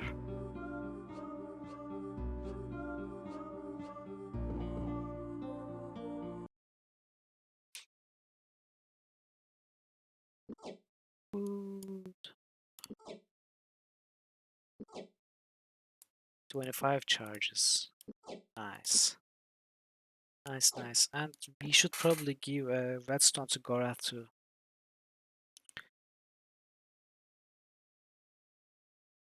But what do we drop?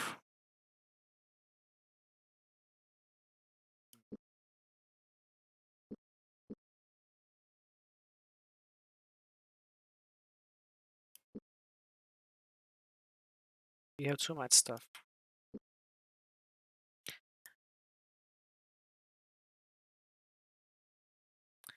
There's no reason the rope or the shovel to be in Gorat's backpack.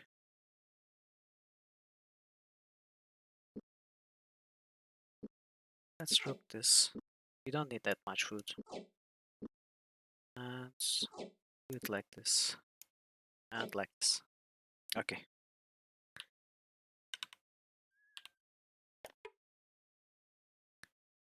Oof. More food.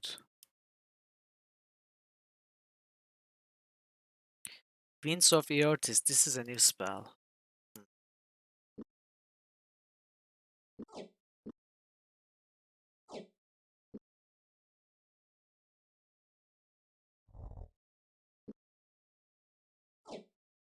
And we need these.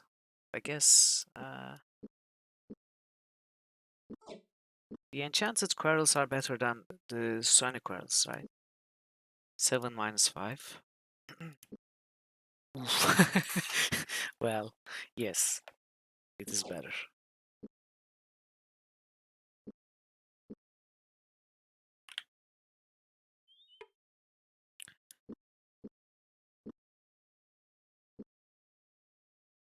Yeah, it looks like that. So there's one more chest. I saw him where he never was, and where he could not be. And yet, within this place, I saw a wavering face staring back at me.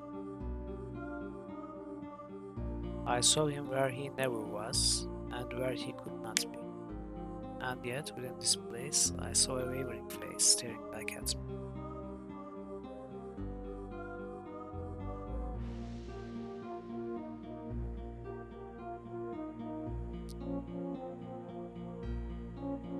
Yeah, it's indeed very mirrory. But I also was thinking something like a dream. Yeah, it sounds a lot like a reflection. Not quite the mirror, but a reflection on water because it says a wavering face like the ripples on the water, but I cannot really think about a four-letter word. It's not hole, is it? No. Holo? Oko?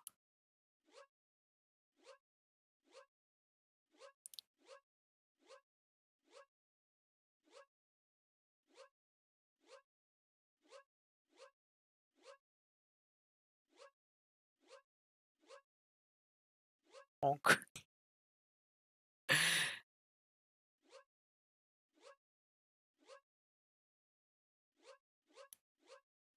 Ah, there is not an O in the first letter, sadly. But it could be moo. Maybe it's a, I don't know. It could be a ghost cow.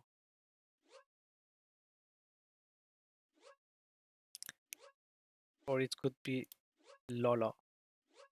Lalo.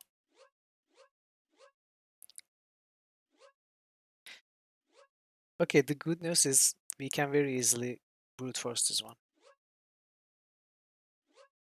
if we cannot find the answer legibly. Make, make, lake. Okay, okay, yes, lake. So it fits our theory.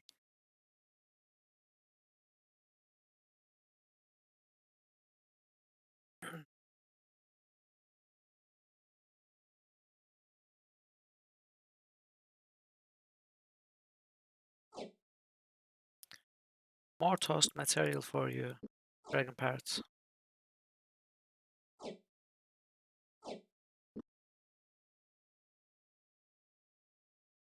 And some anti-venom. Okay, this is great. So far, 4 new Myrtle Word locks and amazing loot in them.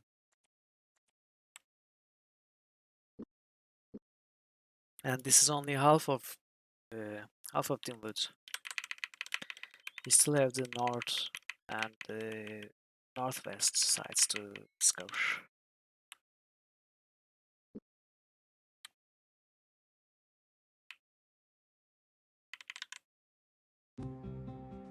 Oh, wow, a fight and a trap.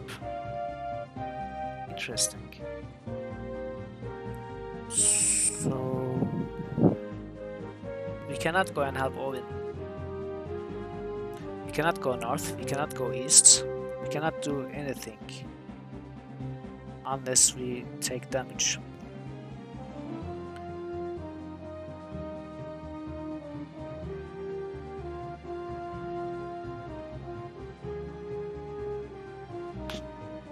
If we can walk here and take some damage and we won't die. But I guess Owen can handle it, right? We can just rest with James. Or maybe, better yet, can we run here and finish the combat? Probably not. We have to beat these first, I guess. Okay, let's beat them. Maybe we can shoot some arrows.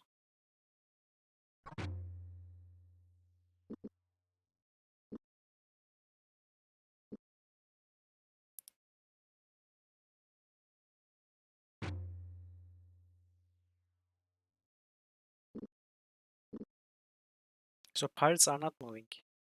Interesting.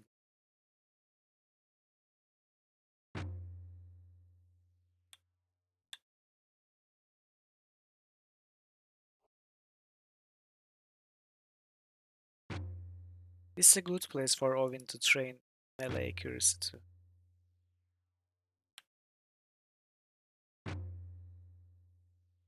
Okay, let's rest up. Okay. I guess the solution is pretty clear.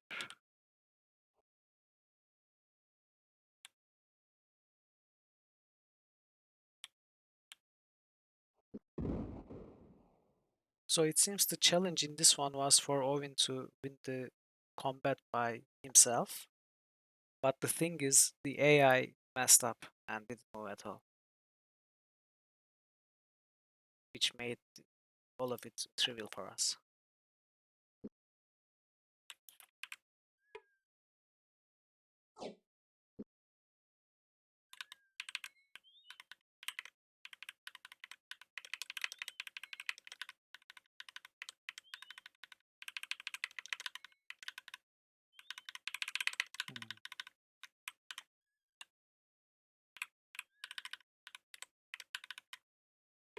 Nice.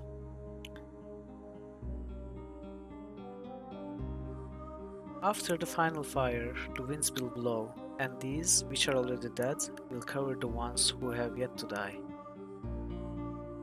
Ashes?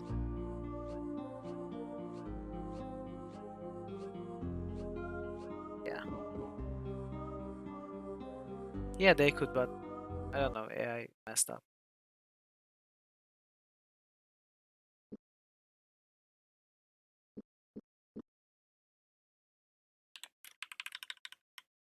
Oh, another. Nice. Man sees it from its home, tear apart its flesh, drink the sweet blood, then cast its skin aside. This sounds like a fruit. Tomato? No.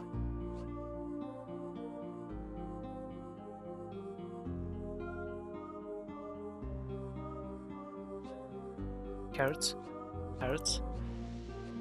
No, it's not carrot. Oh, orange?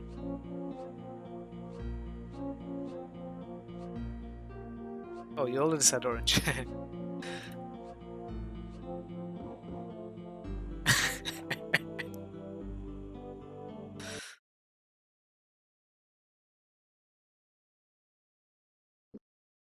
Okay, I'm not taking any more crap. We've got enough crap to carry with us.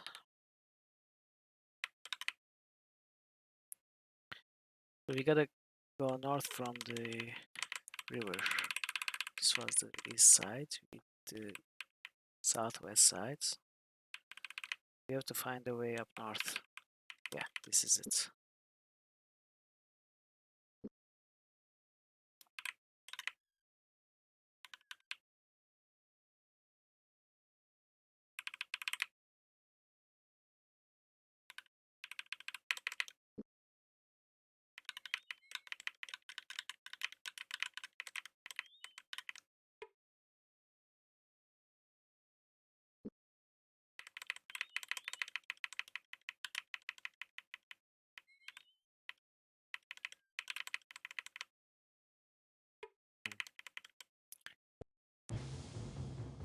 Howling scorpions and 3 more chests, I think. Or 2 at least.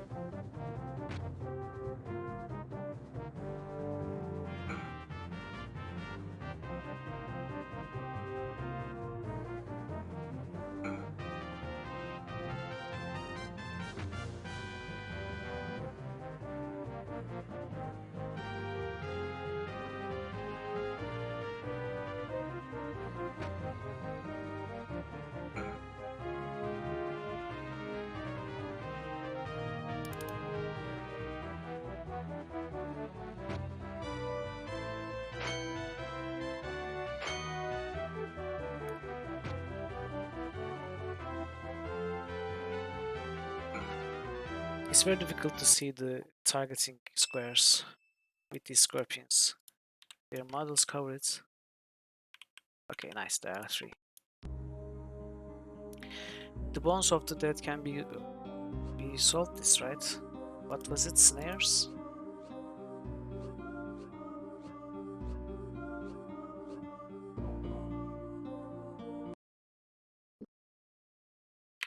I hope these are new though.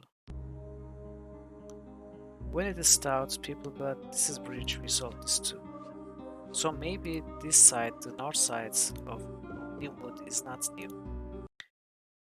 Maybe there were changes only to the south side.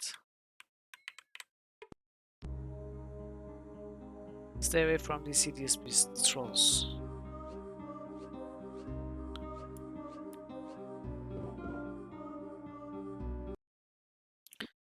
Yeah, these are same as chapter 1, sadly.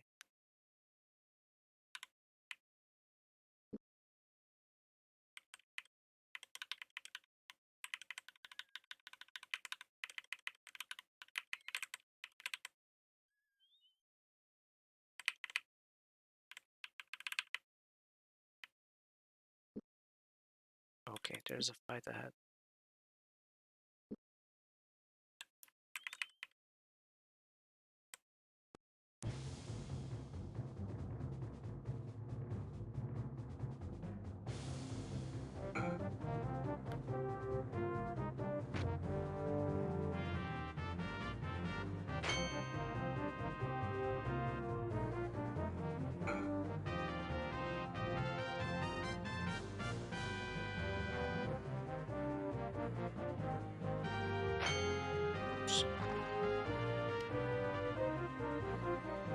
Was Gorath hit? Nice, if he was. He can finally repair his armor.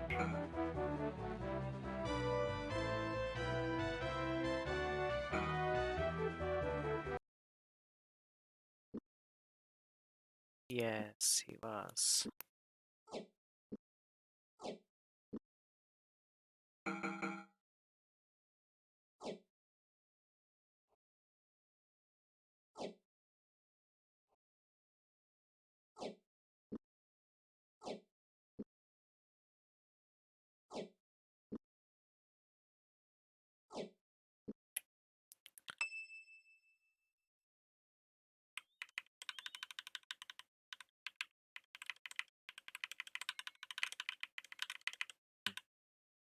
Okay, 3 more chests. All across the countryside, to front doors he travels, but you never invite him in.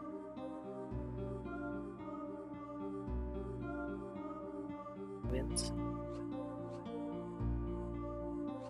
No. No, it's not burp, sadly.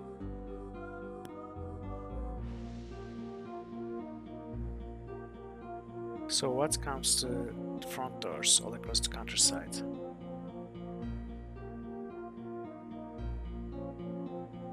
Oh, road makes sense, but no.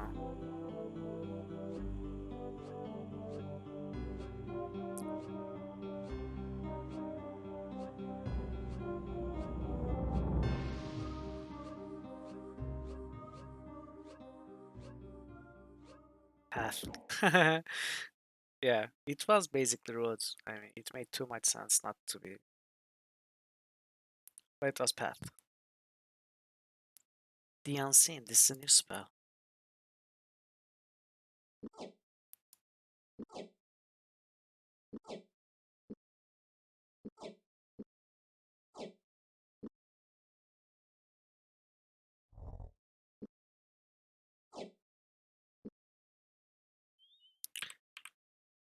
So good news is I was wrong again, and there are new stuff in the northern part of the too. Pounds all day, beats all night, never rests.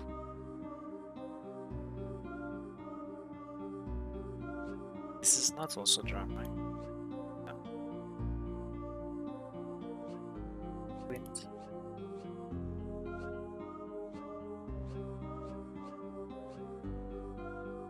road, path.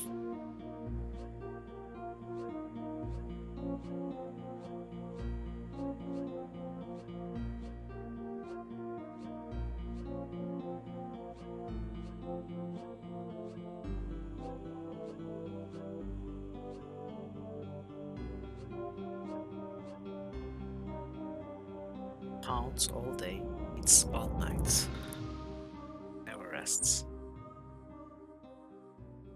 Hmm. Could be something like hearts. You're right.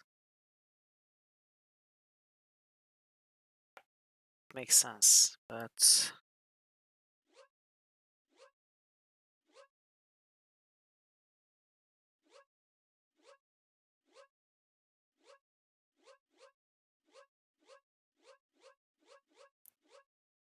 wave? Oh, it could also be wave, but it's not.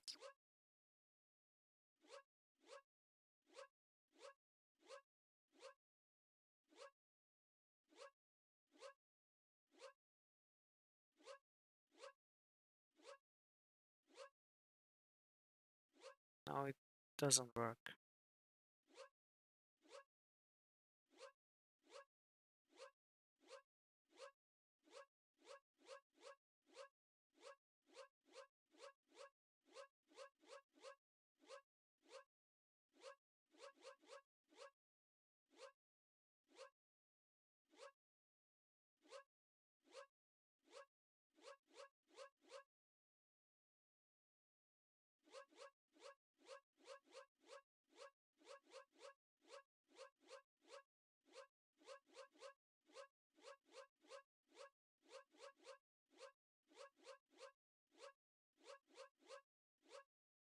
Yeah, give me a second.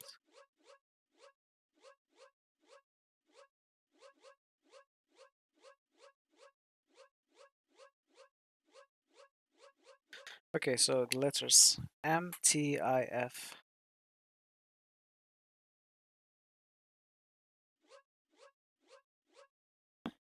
S, A, B, T,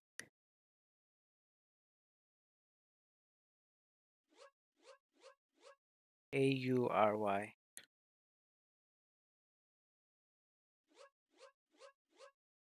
W, R, O, D.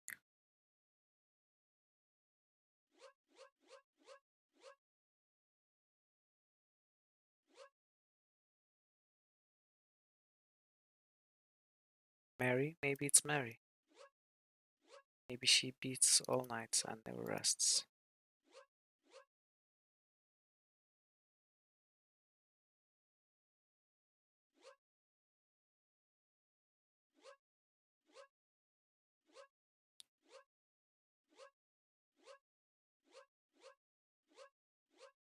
So I pretty much brute forced M as the first letter. It's not that.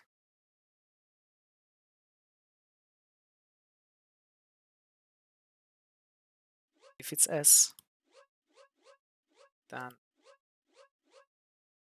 surf.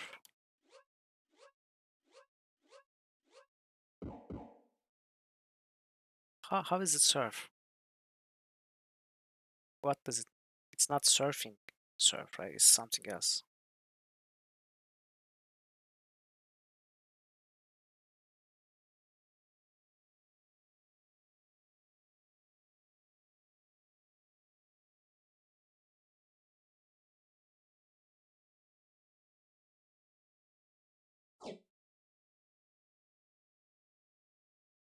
Oh yeah.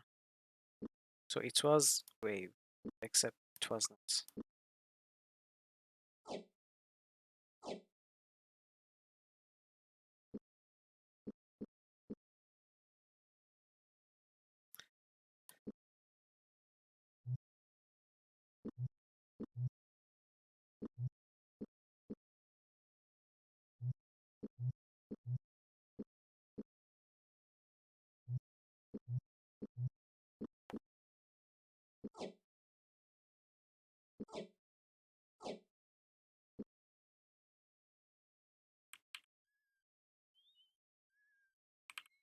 Did we open this one?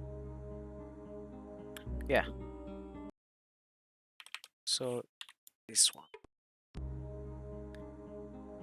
All about the house, with his lady he dances, yet he always works and never romances. Oh, broom, I remember this. I remember the image that came to my mind when I first saw this riddle.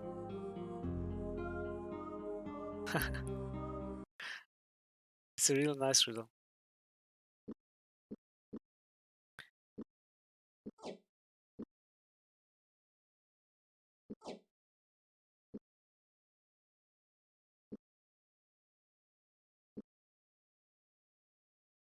Ooh, -10. I guess it's difficult to hit the enemy when your hand is burning.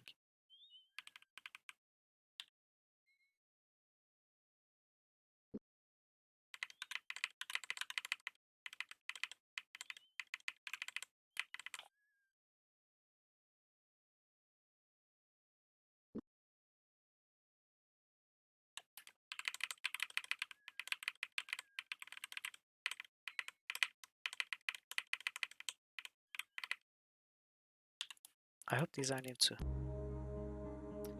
Has feathers but can't fly, rests on legs but can't walk. Mattress, right? This is the old one.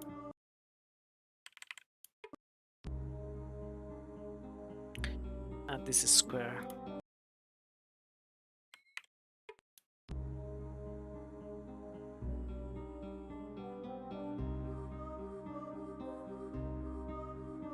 Snowflake? Is this new? Have we already solved this one before?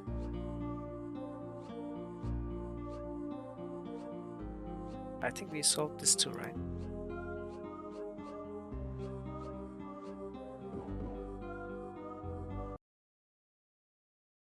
Or maybe we haven't. I guess we haven't because I remember there was this breath puzzle and I was guessing snowflake or something related to the ice frost something. I guess that's where I got confused. Yeah, this was a new one, yes. So let's read the riddle though. I mean, I read it to myself silently. It flies without wings, drops without fear, but held in warm hands, it will soon disappear. Yeah, nice riddle.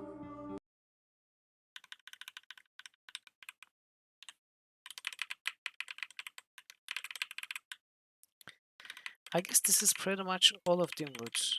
We haven't gone all the way to north. There might be something new there. Actually, there might be something new here also to the west. We haven't been there. Right?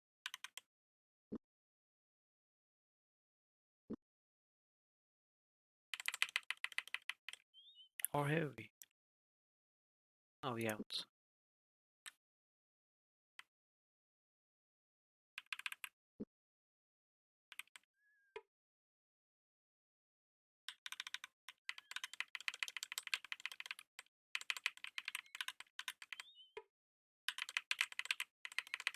This is where we fought the Rusalki to the right of us.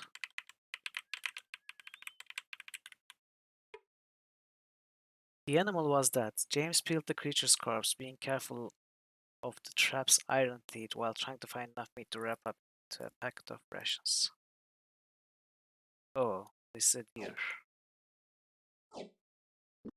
For a moment, I was excited that I imagined that I found the dead cat of the witch, and that was the wrong that had been done to her or something, and we would solve the curse quest. But it turns out it's a deer.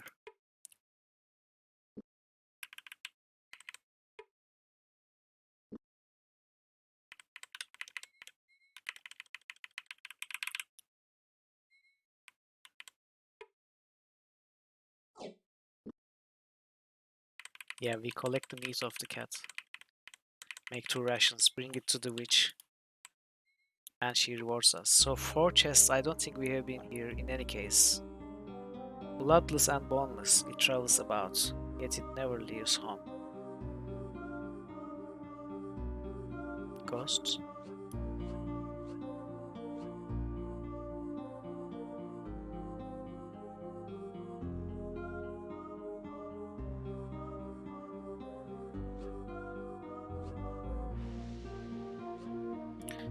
Bloodless and boneless, it travels about.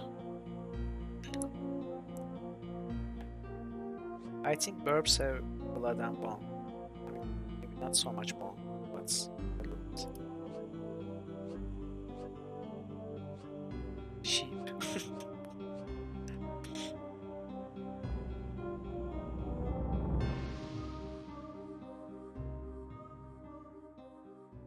Yeah, I mean, it makes sense, but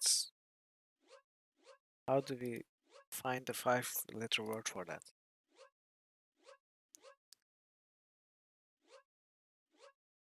It's a singular thing also.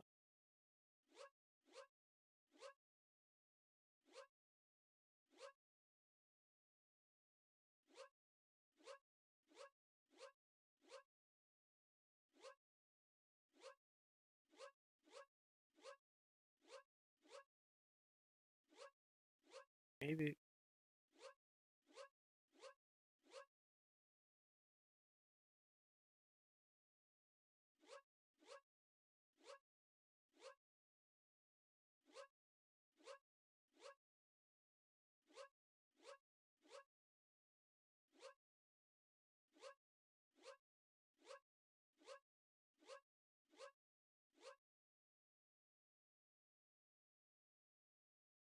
I don't know. It doesn't make that much sense to me.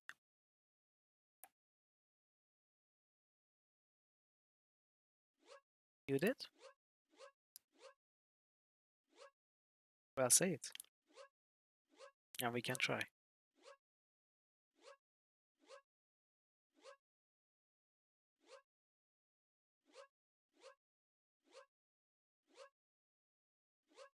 Oh, yes, snail. Yeah, that's very smart. Good find.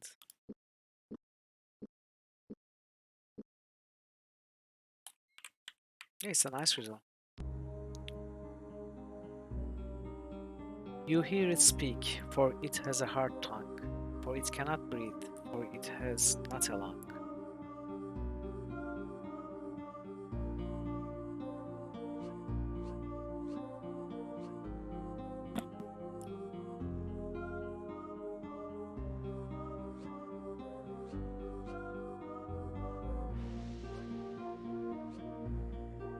Verb.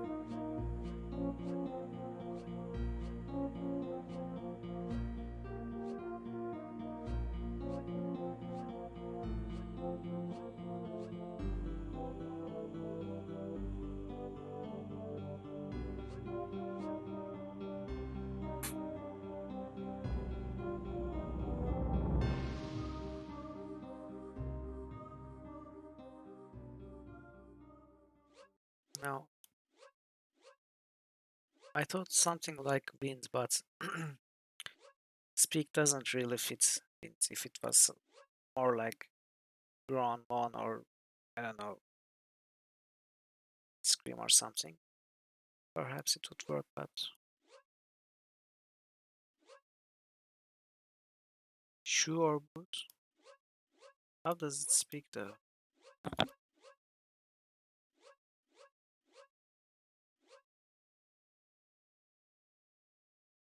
Yeah, tongue of a shoe, that makes sense, but oh, Could be oboe, yeah.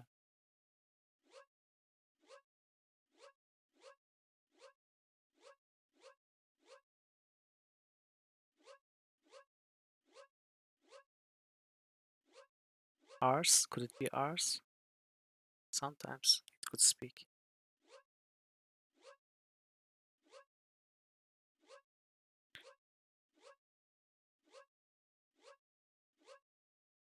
Ele.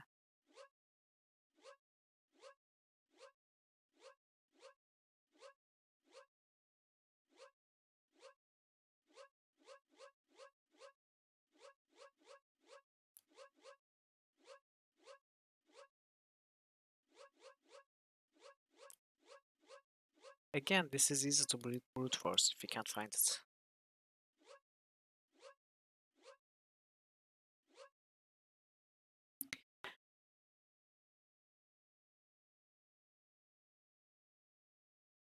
SRCK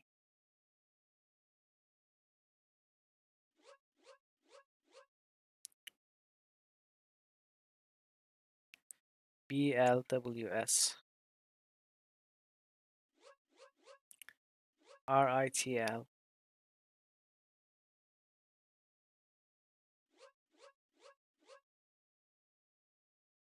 AELE.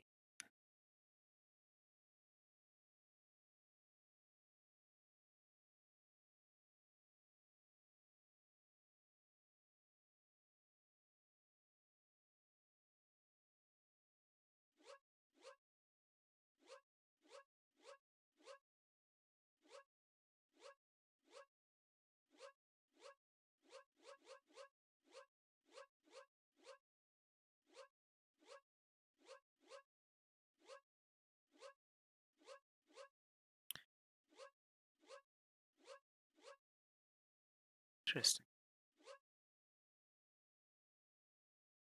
Sounds like a simple riddle, yet we cannot find the answer.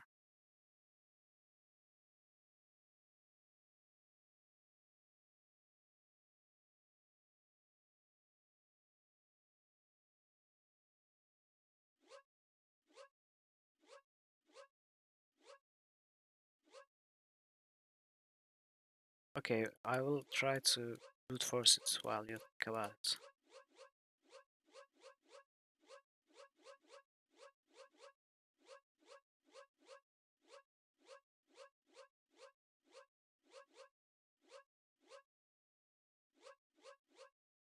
Hmm, that actually makes a lot of sense. It's probably that actually. Yeah, good one, good one. You're in a roll, Dark Blue Backpack.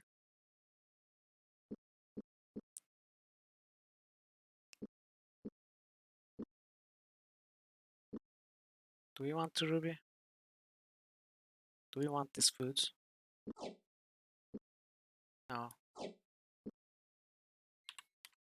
So 2 more, I think. You seek it out when your hunger's ripe. It sits on 4 legs and smokes a pipe. It's a stove. It must be a stove. Yeah.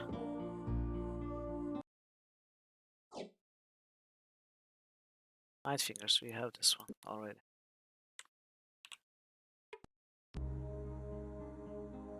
Has a tongue but never talks. Has no legs but sometimes walks. Another tongue puzzle. Uh,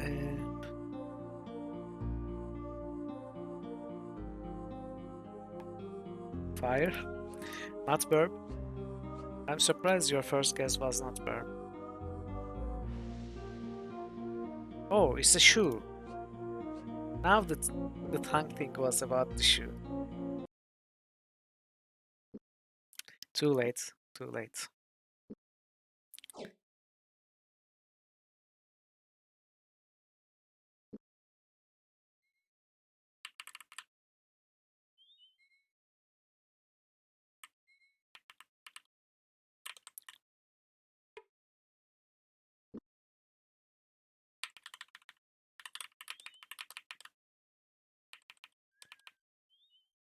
So I guess Now we have been pretty much everywhere.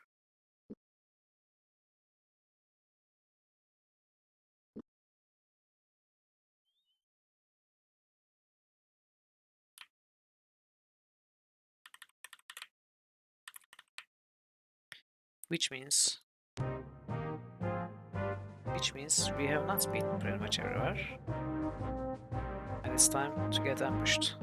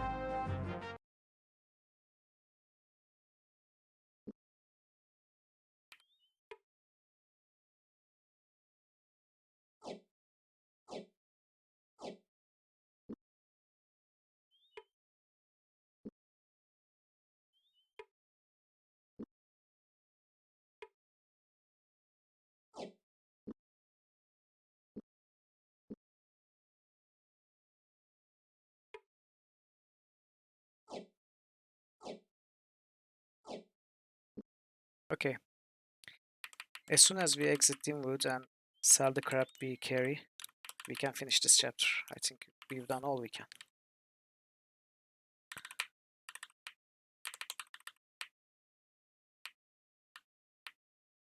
We could probably go to Sartha and sell most of it, rather than looking for individual shops.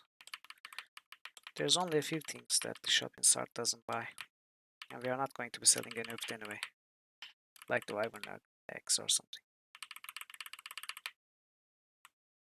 This was great though. Dimwood really had a lot of new chests, I think 10 or so, maybe 12. I don't know how many we sold, but it was more than I imagined there would be.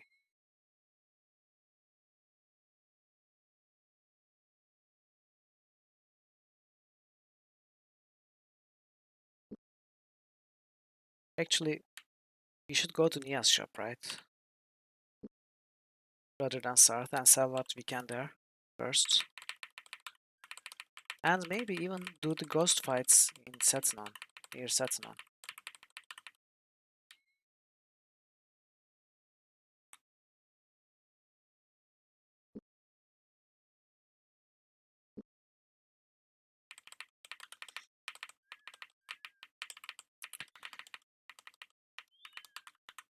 I mean, there might not be anything new in chapter 3, because I don't think much time passes between chapter 2 and 3, according to the story. So maybe nothing is renewed in chapter 3, but then again, I'm not sure. So we are going into Dimwood again in chapter 3. We'll see.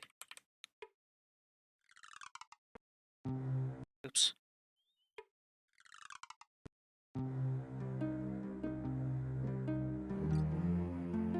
Oh, I forgot the night piece.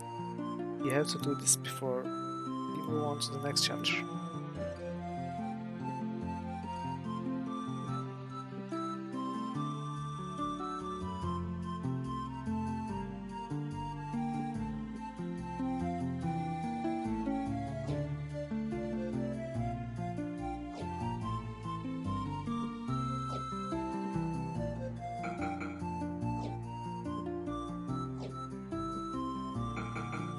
Nice.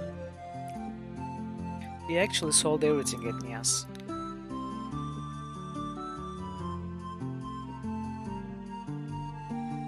Everything that we are supposed to sell away. Okay, now the waterfall. Now I have to remember where the waterfall was. I think it was north of Romney, right?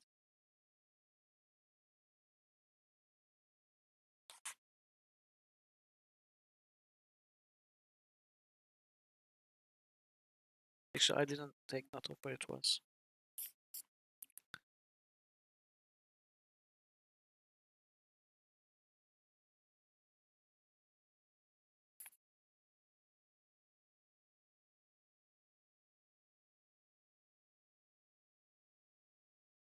Near Prankstone. Yeah, that's what I think.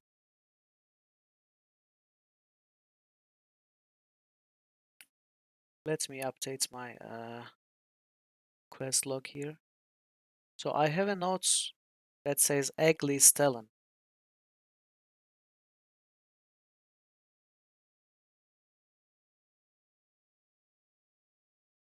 Is it the?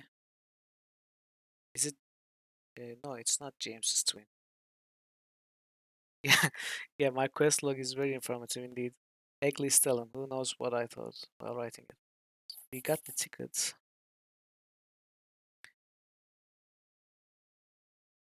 Oh, there's a trap chest. We forgot to open it. The dwarf mine. We could have opened it when we went there. We finished the bag of brain quests. You couldn't find the collector guy. I don't know what this ugly Stellan is. It's probably nothing, actually. It's probably a trainer or something that we have already been to. Apparently, there's a chest between Alt Point and High Castle locked that we left behind. I'm going to cross it out as well. Yeah, okay. There's not much to do. Okay. Since we are close, let's take a look at the ghosts near Sathana. Maybe. Actually, they are just fights, right? They are not a quest. We don't need to do that.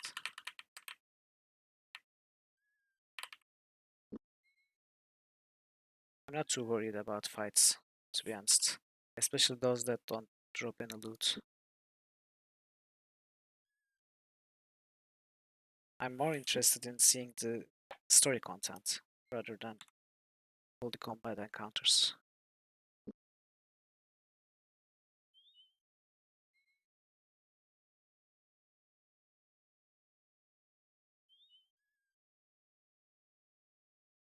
But no, we are not going to sell them.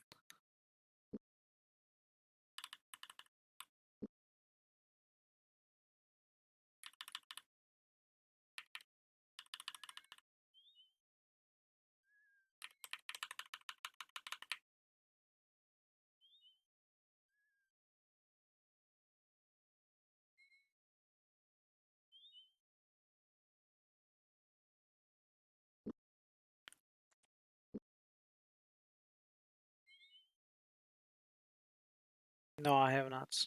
I really have not.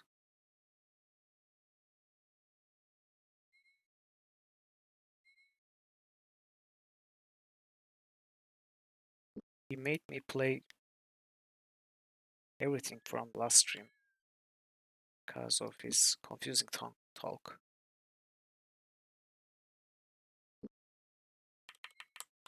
Okay, let's find this cave.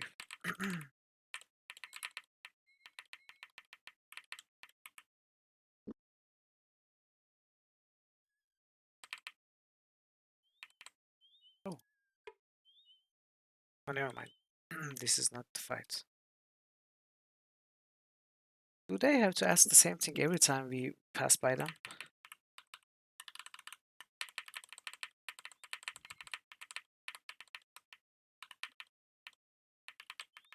Where are we? We are in Prankstone. Was the waterfall cave north of Prankstone?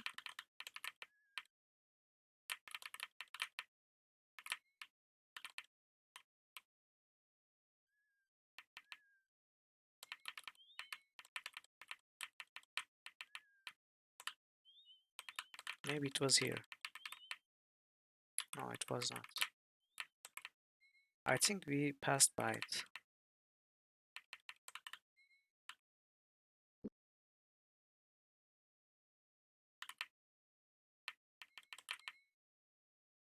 Oh no, it's here.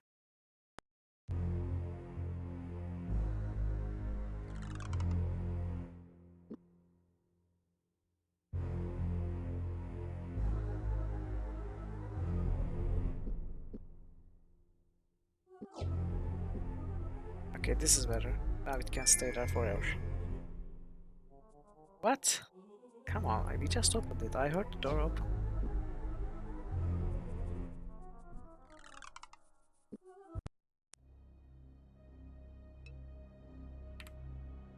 Okay, so to enter every time, do we have to have the nice chess piece with us. Let's test it again. Okay, we do. So I thought we used it to open the door and then it would be open forever, but apparently it's not the case. So in that case, why not just use one of these?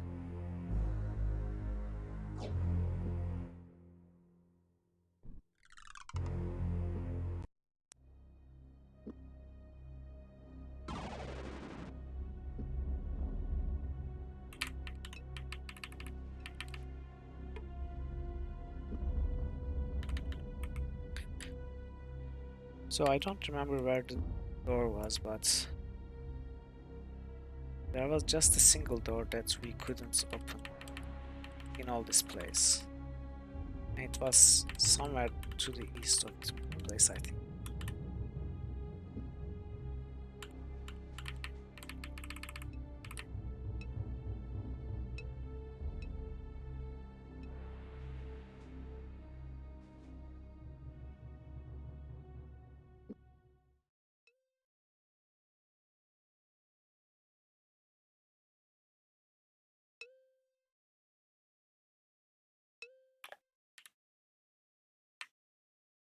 Maybe this one.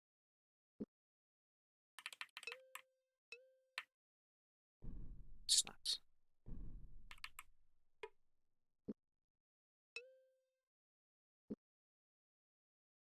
Oh, caster can sense food. Ah, interesting.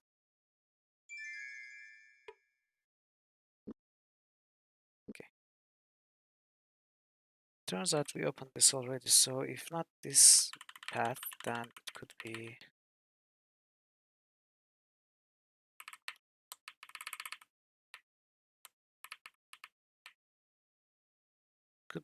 this one, I guess.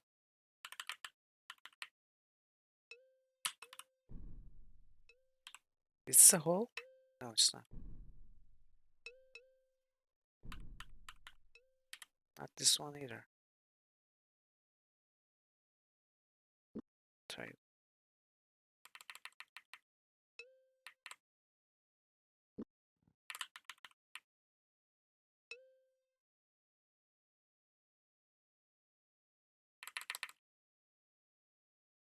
Either this one. I don't think it's this one. It's not. So it must be the one in the room close by. I hope. Yes. Okay. Now let's see.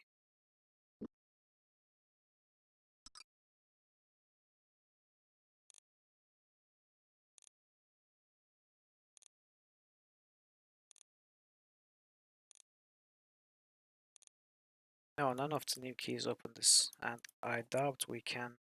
Yeah, we cannot pick this one. So again, we cannot progress here. You got to wait for the appropriate place in the later chapters, it seems.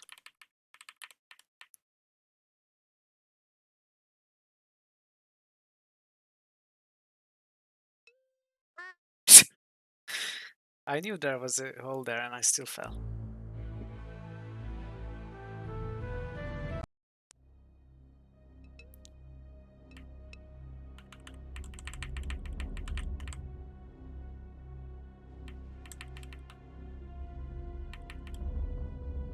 I love their falling down shout.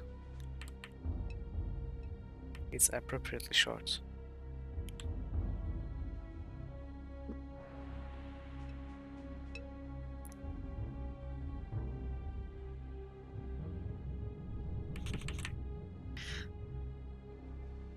Okay, so this was a waste of time. I wish I had saved outside. But at least now we can finish the chapter. We have overcome my curiosity. Or rather satisfied my curiosity. We have not overcome it.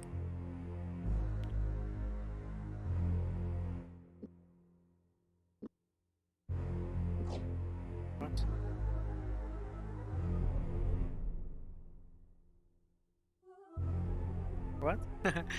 For a moment, he thought to discard his ring of Krondor. This is the same message that you get when you try to discard the weapons. Yeah, I know. It's the reason we cannot discard it is because it's still active, but the message is it doesn't make sense. It would be utter madness to strip himself of his defense at a time when he most needed them. No, we don't really need the ring of Krondor. Yeah, okay. So we go south, Romney, and finally finish the chapter.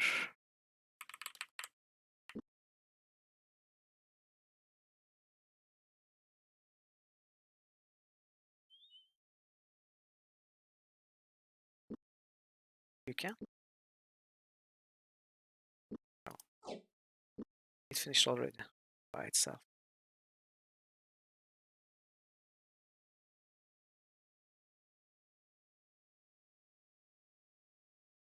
Yes, yes, we are the same people you asked the same question to 2 minutes ago. Remember us?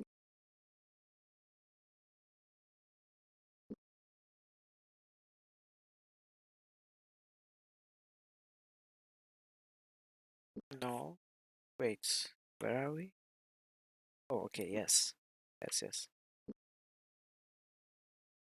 And is this Romney? Okay, let's save here. Look, Dragon Pirate, I'm making a proper save.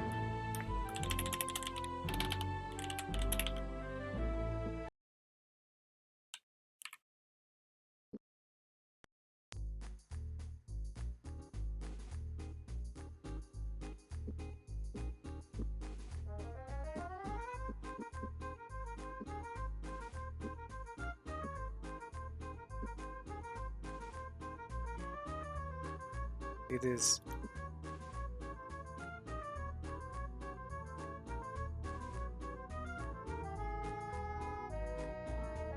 Okay.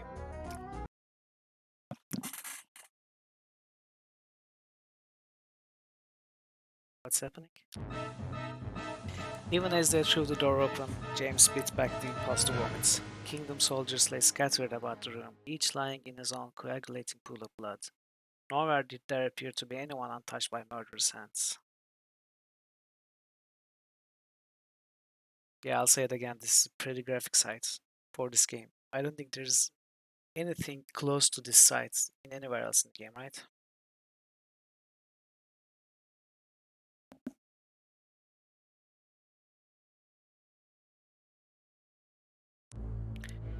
The Spyglass and the Spider.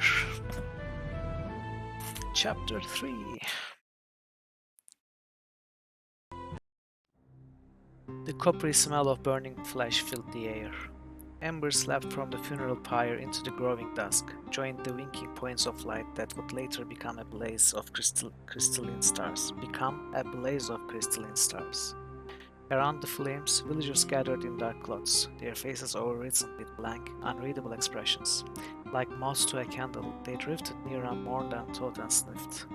They had come to watch the flames feed. Gorath's fathomless green eyes nictitated in the firelight as he turned and gazed at Owen, who flinched uncomfortably at his side. There can be no uneasier sleep than a warrior murdered in his cups, Gorath said. Well, I can't think of one, a warrior murdered while he's on the toilet. His voice only slightly louder than the spitting hiss of scorched bone. They nipped at the heels of the Nighthawks, be certain of that. So you think we are getting close? Owen asked. Gorath began to speak, but his words congealed on his lips as his eyes locked with the burning gaze of Senior James.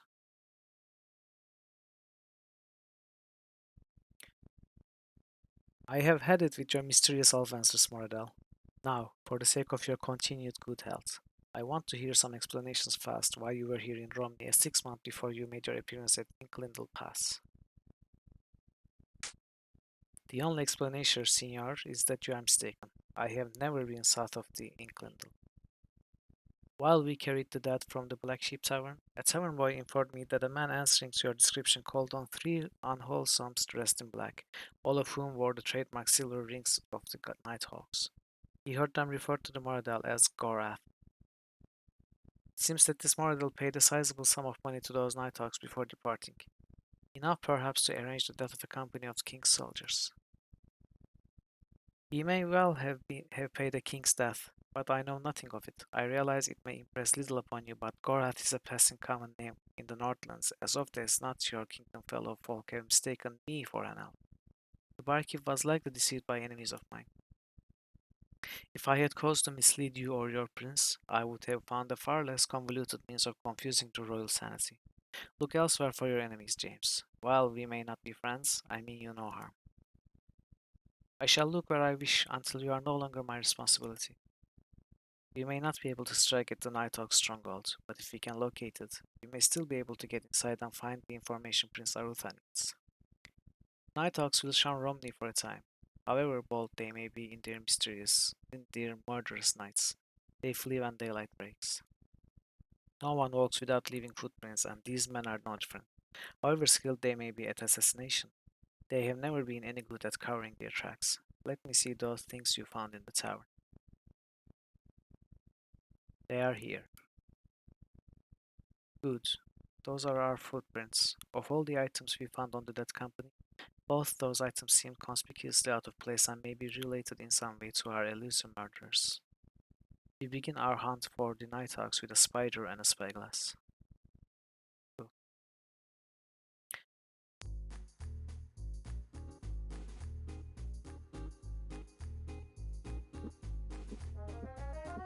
Okay, this is the spider.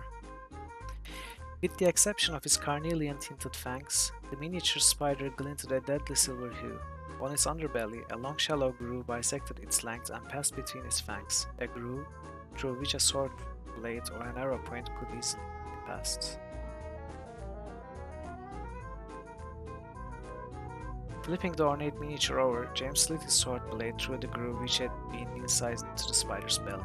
While there was no fluid visible in the small channel, his blade now dripped a green matter. Wow, is this an endless amount of use?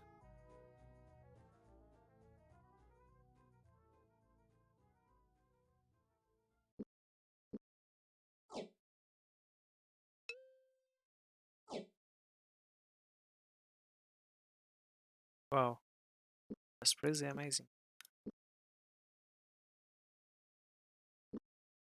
Where's the spyglass though? Hello, spyglass? Am I blind? Oh, it's here. A relatively simple device, the spyglass was a cylinder of brass fitted with a large glass lens on one end and another, smaller lens on the opposite end. While spyglasses were used to spot distant objects, James suspected this one had been rendered useless by the cracks in the larger lens. Okay. I don't think you can, as I don't think you should make toast with poison. Anyway. But you do you. Oh, everything is fixed. So we can make money. You want to listen to the the music track, until the carnival beats end? I don't think it does actually.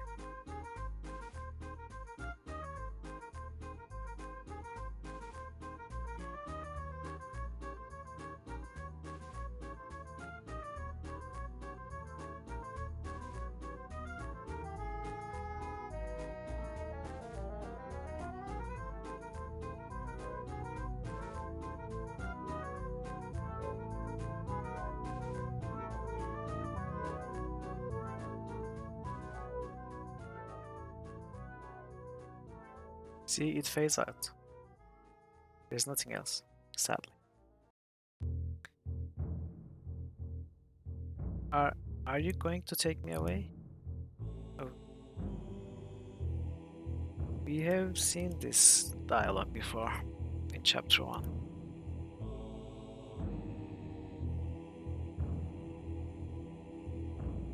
Oh wait, I'm skipping something important. Okay, I'm going to reload because apparently I skipped some important texts, thinking it's an old one. Wait, where am I?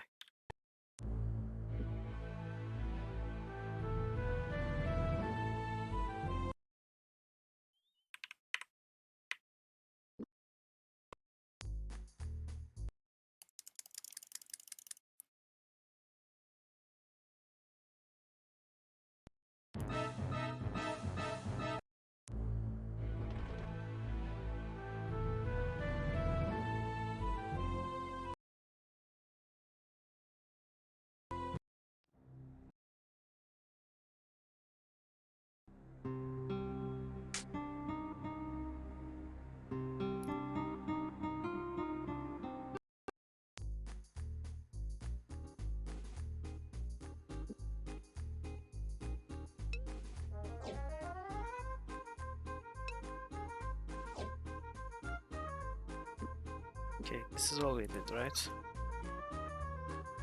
We made money. Are you going to take me away? Why should we want to do that? Because when I broke things, Master always told me that someone would come and take me away someplace bad and someplace dark, where they would never feed me and I'd never see the light of day. I knew when all these people got killed in here that someone would come for me and take me to the bad place. You don't have anything to be afraid of, Jason. You didn't kill those men. It's not your fault. Master says anybody that stays under our roof is our responsibility. And I was here when they were killed. That means it was my fault. Then you saw the murders? No, but they come in and told me to leave or they'd hurt me real bad. They didn't tell me what they were going to do. What did the man who told you to leave look like? They were big and they had birds on their chests, like eagles, and they smelled funny, like sometimes the sailors from Cache smell like flowers. Bugs on their chests. That at least confirms the Nighthawk's involvement. Do you know anything about a spider made of silver or a brass spyglass that one of the men that were killed might have carried? It's very important. Think hard. I don't know anything about the spider. I remember that one of the king's men had a brass tube with a little pieces of glass in the ends of it, and I could see things that were far away with it. He said that he and one of the other men had brought it back from Sildan. Did he say where in Sildan he got it? No, just in Sildan. Can I think of anything else? Did anyone else come into the black sheep before the murderers? A carrying man brought in some wine from the upside down cave for the soldiers. Told me it was sent special, but besides that, I can't think of anything. Thanks, Jason. We may be back later to ask you more questions, so don't go anywhere. Okay, so I guess that's the first breadcrumb, sending us to Sildon. Oof, look at the 23 gold for 7 rations. No thank you. I'm not buying any food here today. They were shown into a room. Seated cross-legged in a large wooden chair, Duke Romney was staring at a large lumpy wood, which was heaped on top of the meeting table. His youngish features obviously clouded by some issue of great concern.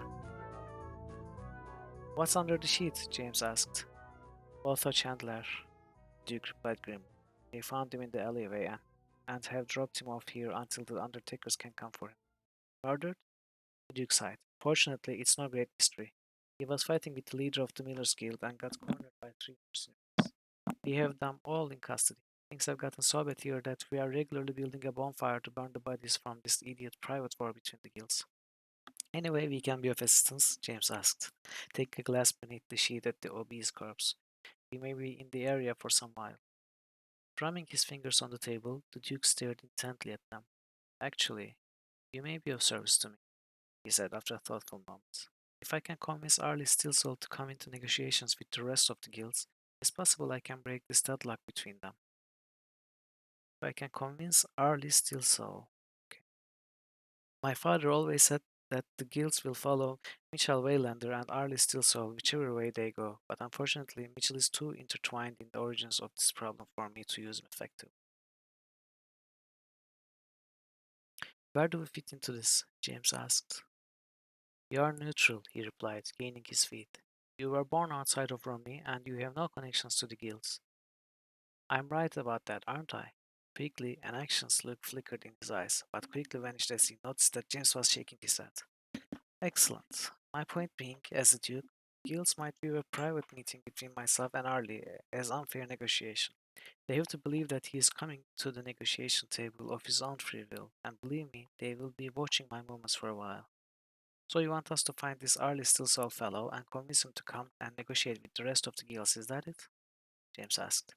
Just so, the Duke replied. You will find that he has a small house to the west and south of here. Okay, let's southwest of Romney, Arlie. I would advise you though, he's a paranoid man. He keeps himself well guarded and there may be some danger involved. I will reward you for your efforts, of course. That's all right, James said with a smile, heading towards the door. We are used to danger.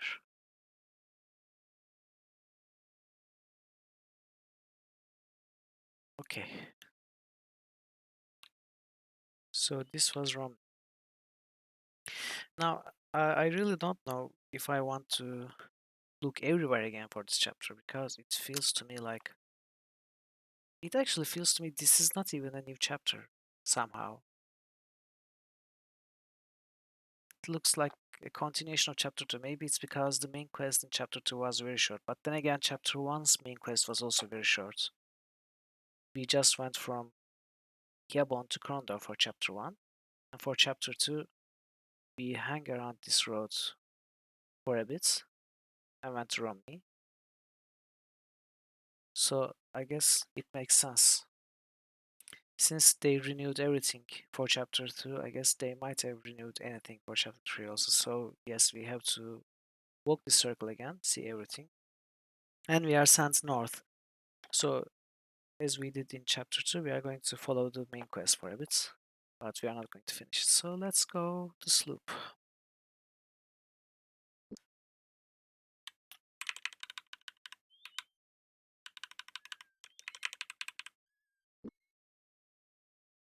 Okay, so we will surely find more combat encounters. That's almost guaranteed.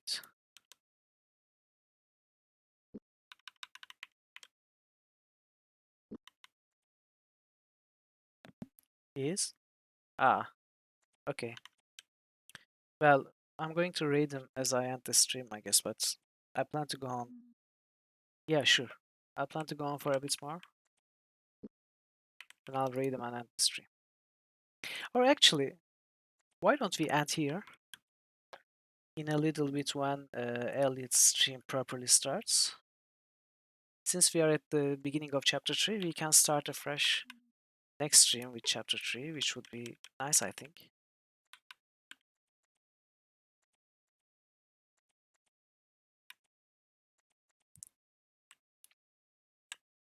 So let's plan what we are going to do next stream then. We are sent to south and west of this place to find Arlie and convince him to come to negotiations. So it's somewhere around Romney, and the next thing we need to do is go to Silden. Since we'll be going south, after that we can go to Lights and Malexros Darkmoor, Krondor, and then Tanners, Setanon and Lighton. See those villages, then go to Eggley and Questor's View and South, like we did in chapter 2. I guess we can then follow what we did in chapter 2 and go to Zun, Hawks Hollow, Lamut, Gabon, Tirsong and L'Oreal, then back north and Eldpoint High Castle Wolfram, then camp on the Theat and North Warden and south. Probably that's going to be enough to finish the chapter. Of course, we will pay a visit to Dimwit too.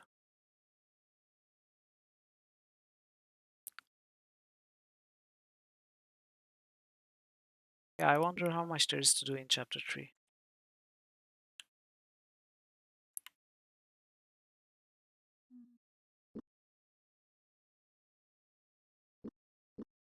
And we should also get these blessed since we now have a lot of money.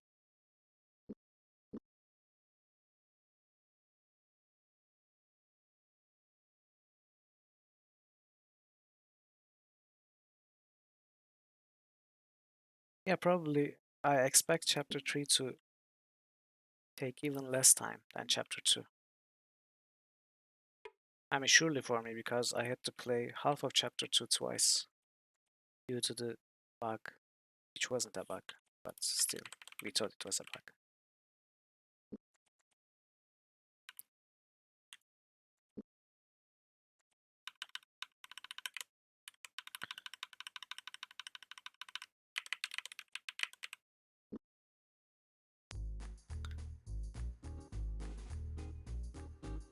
I cannot sleep outside.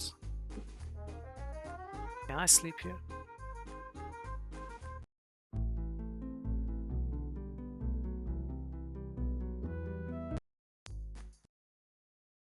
Okay, so we cannot sleep at all. We have to start during the night. That's bad, I guess. Anyway, let's quit the game. Thank you all for coming.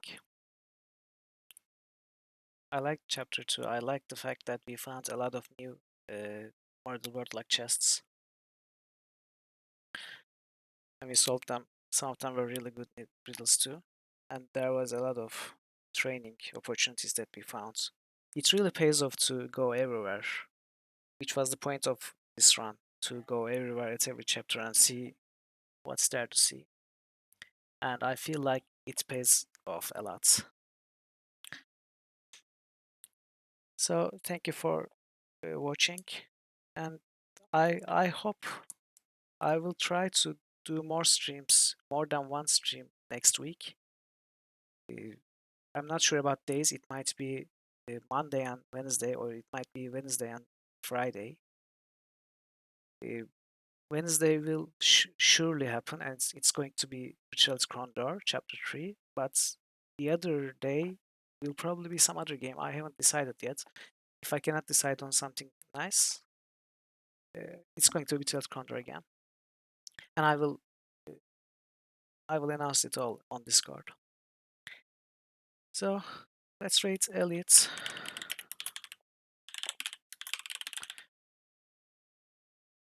Tell him hi. Pay him a visit. If you are not following him, follow him. He's a nice streamer, fun guy, a good friend. So goodbye everyone, and see you next week.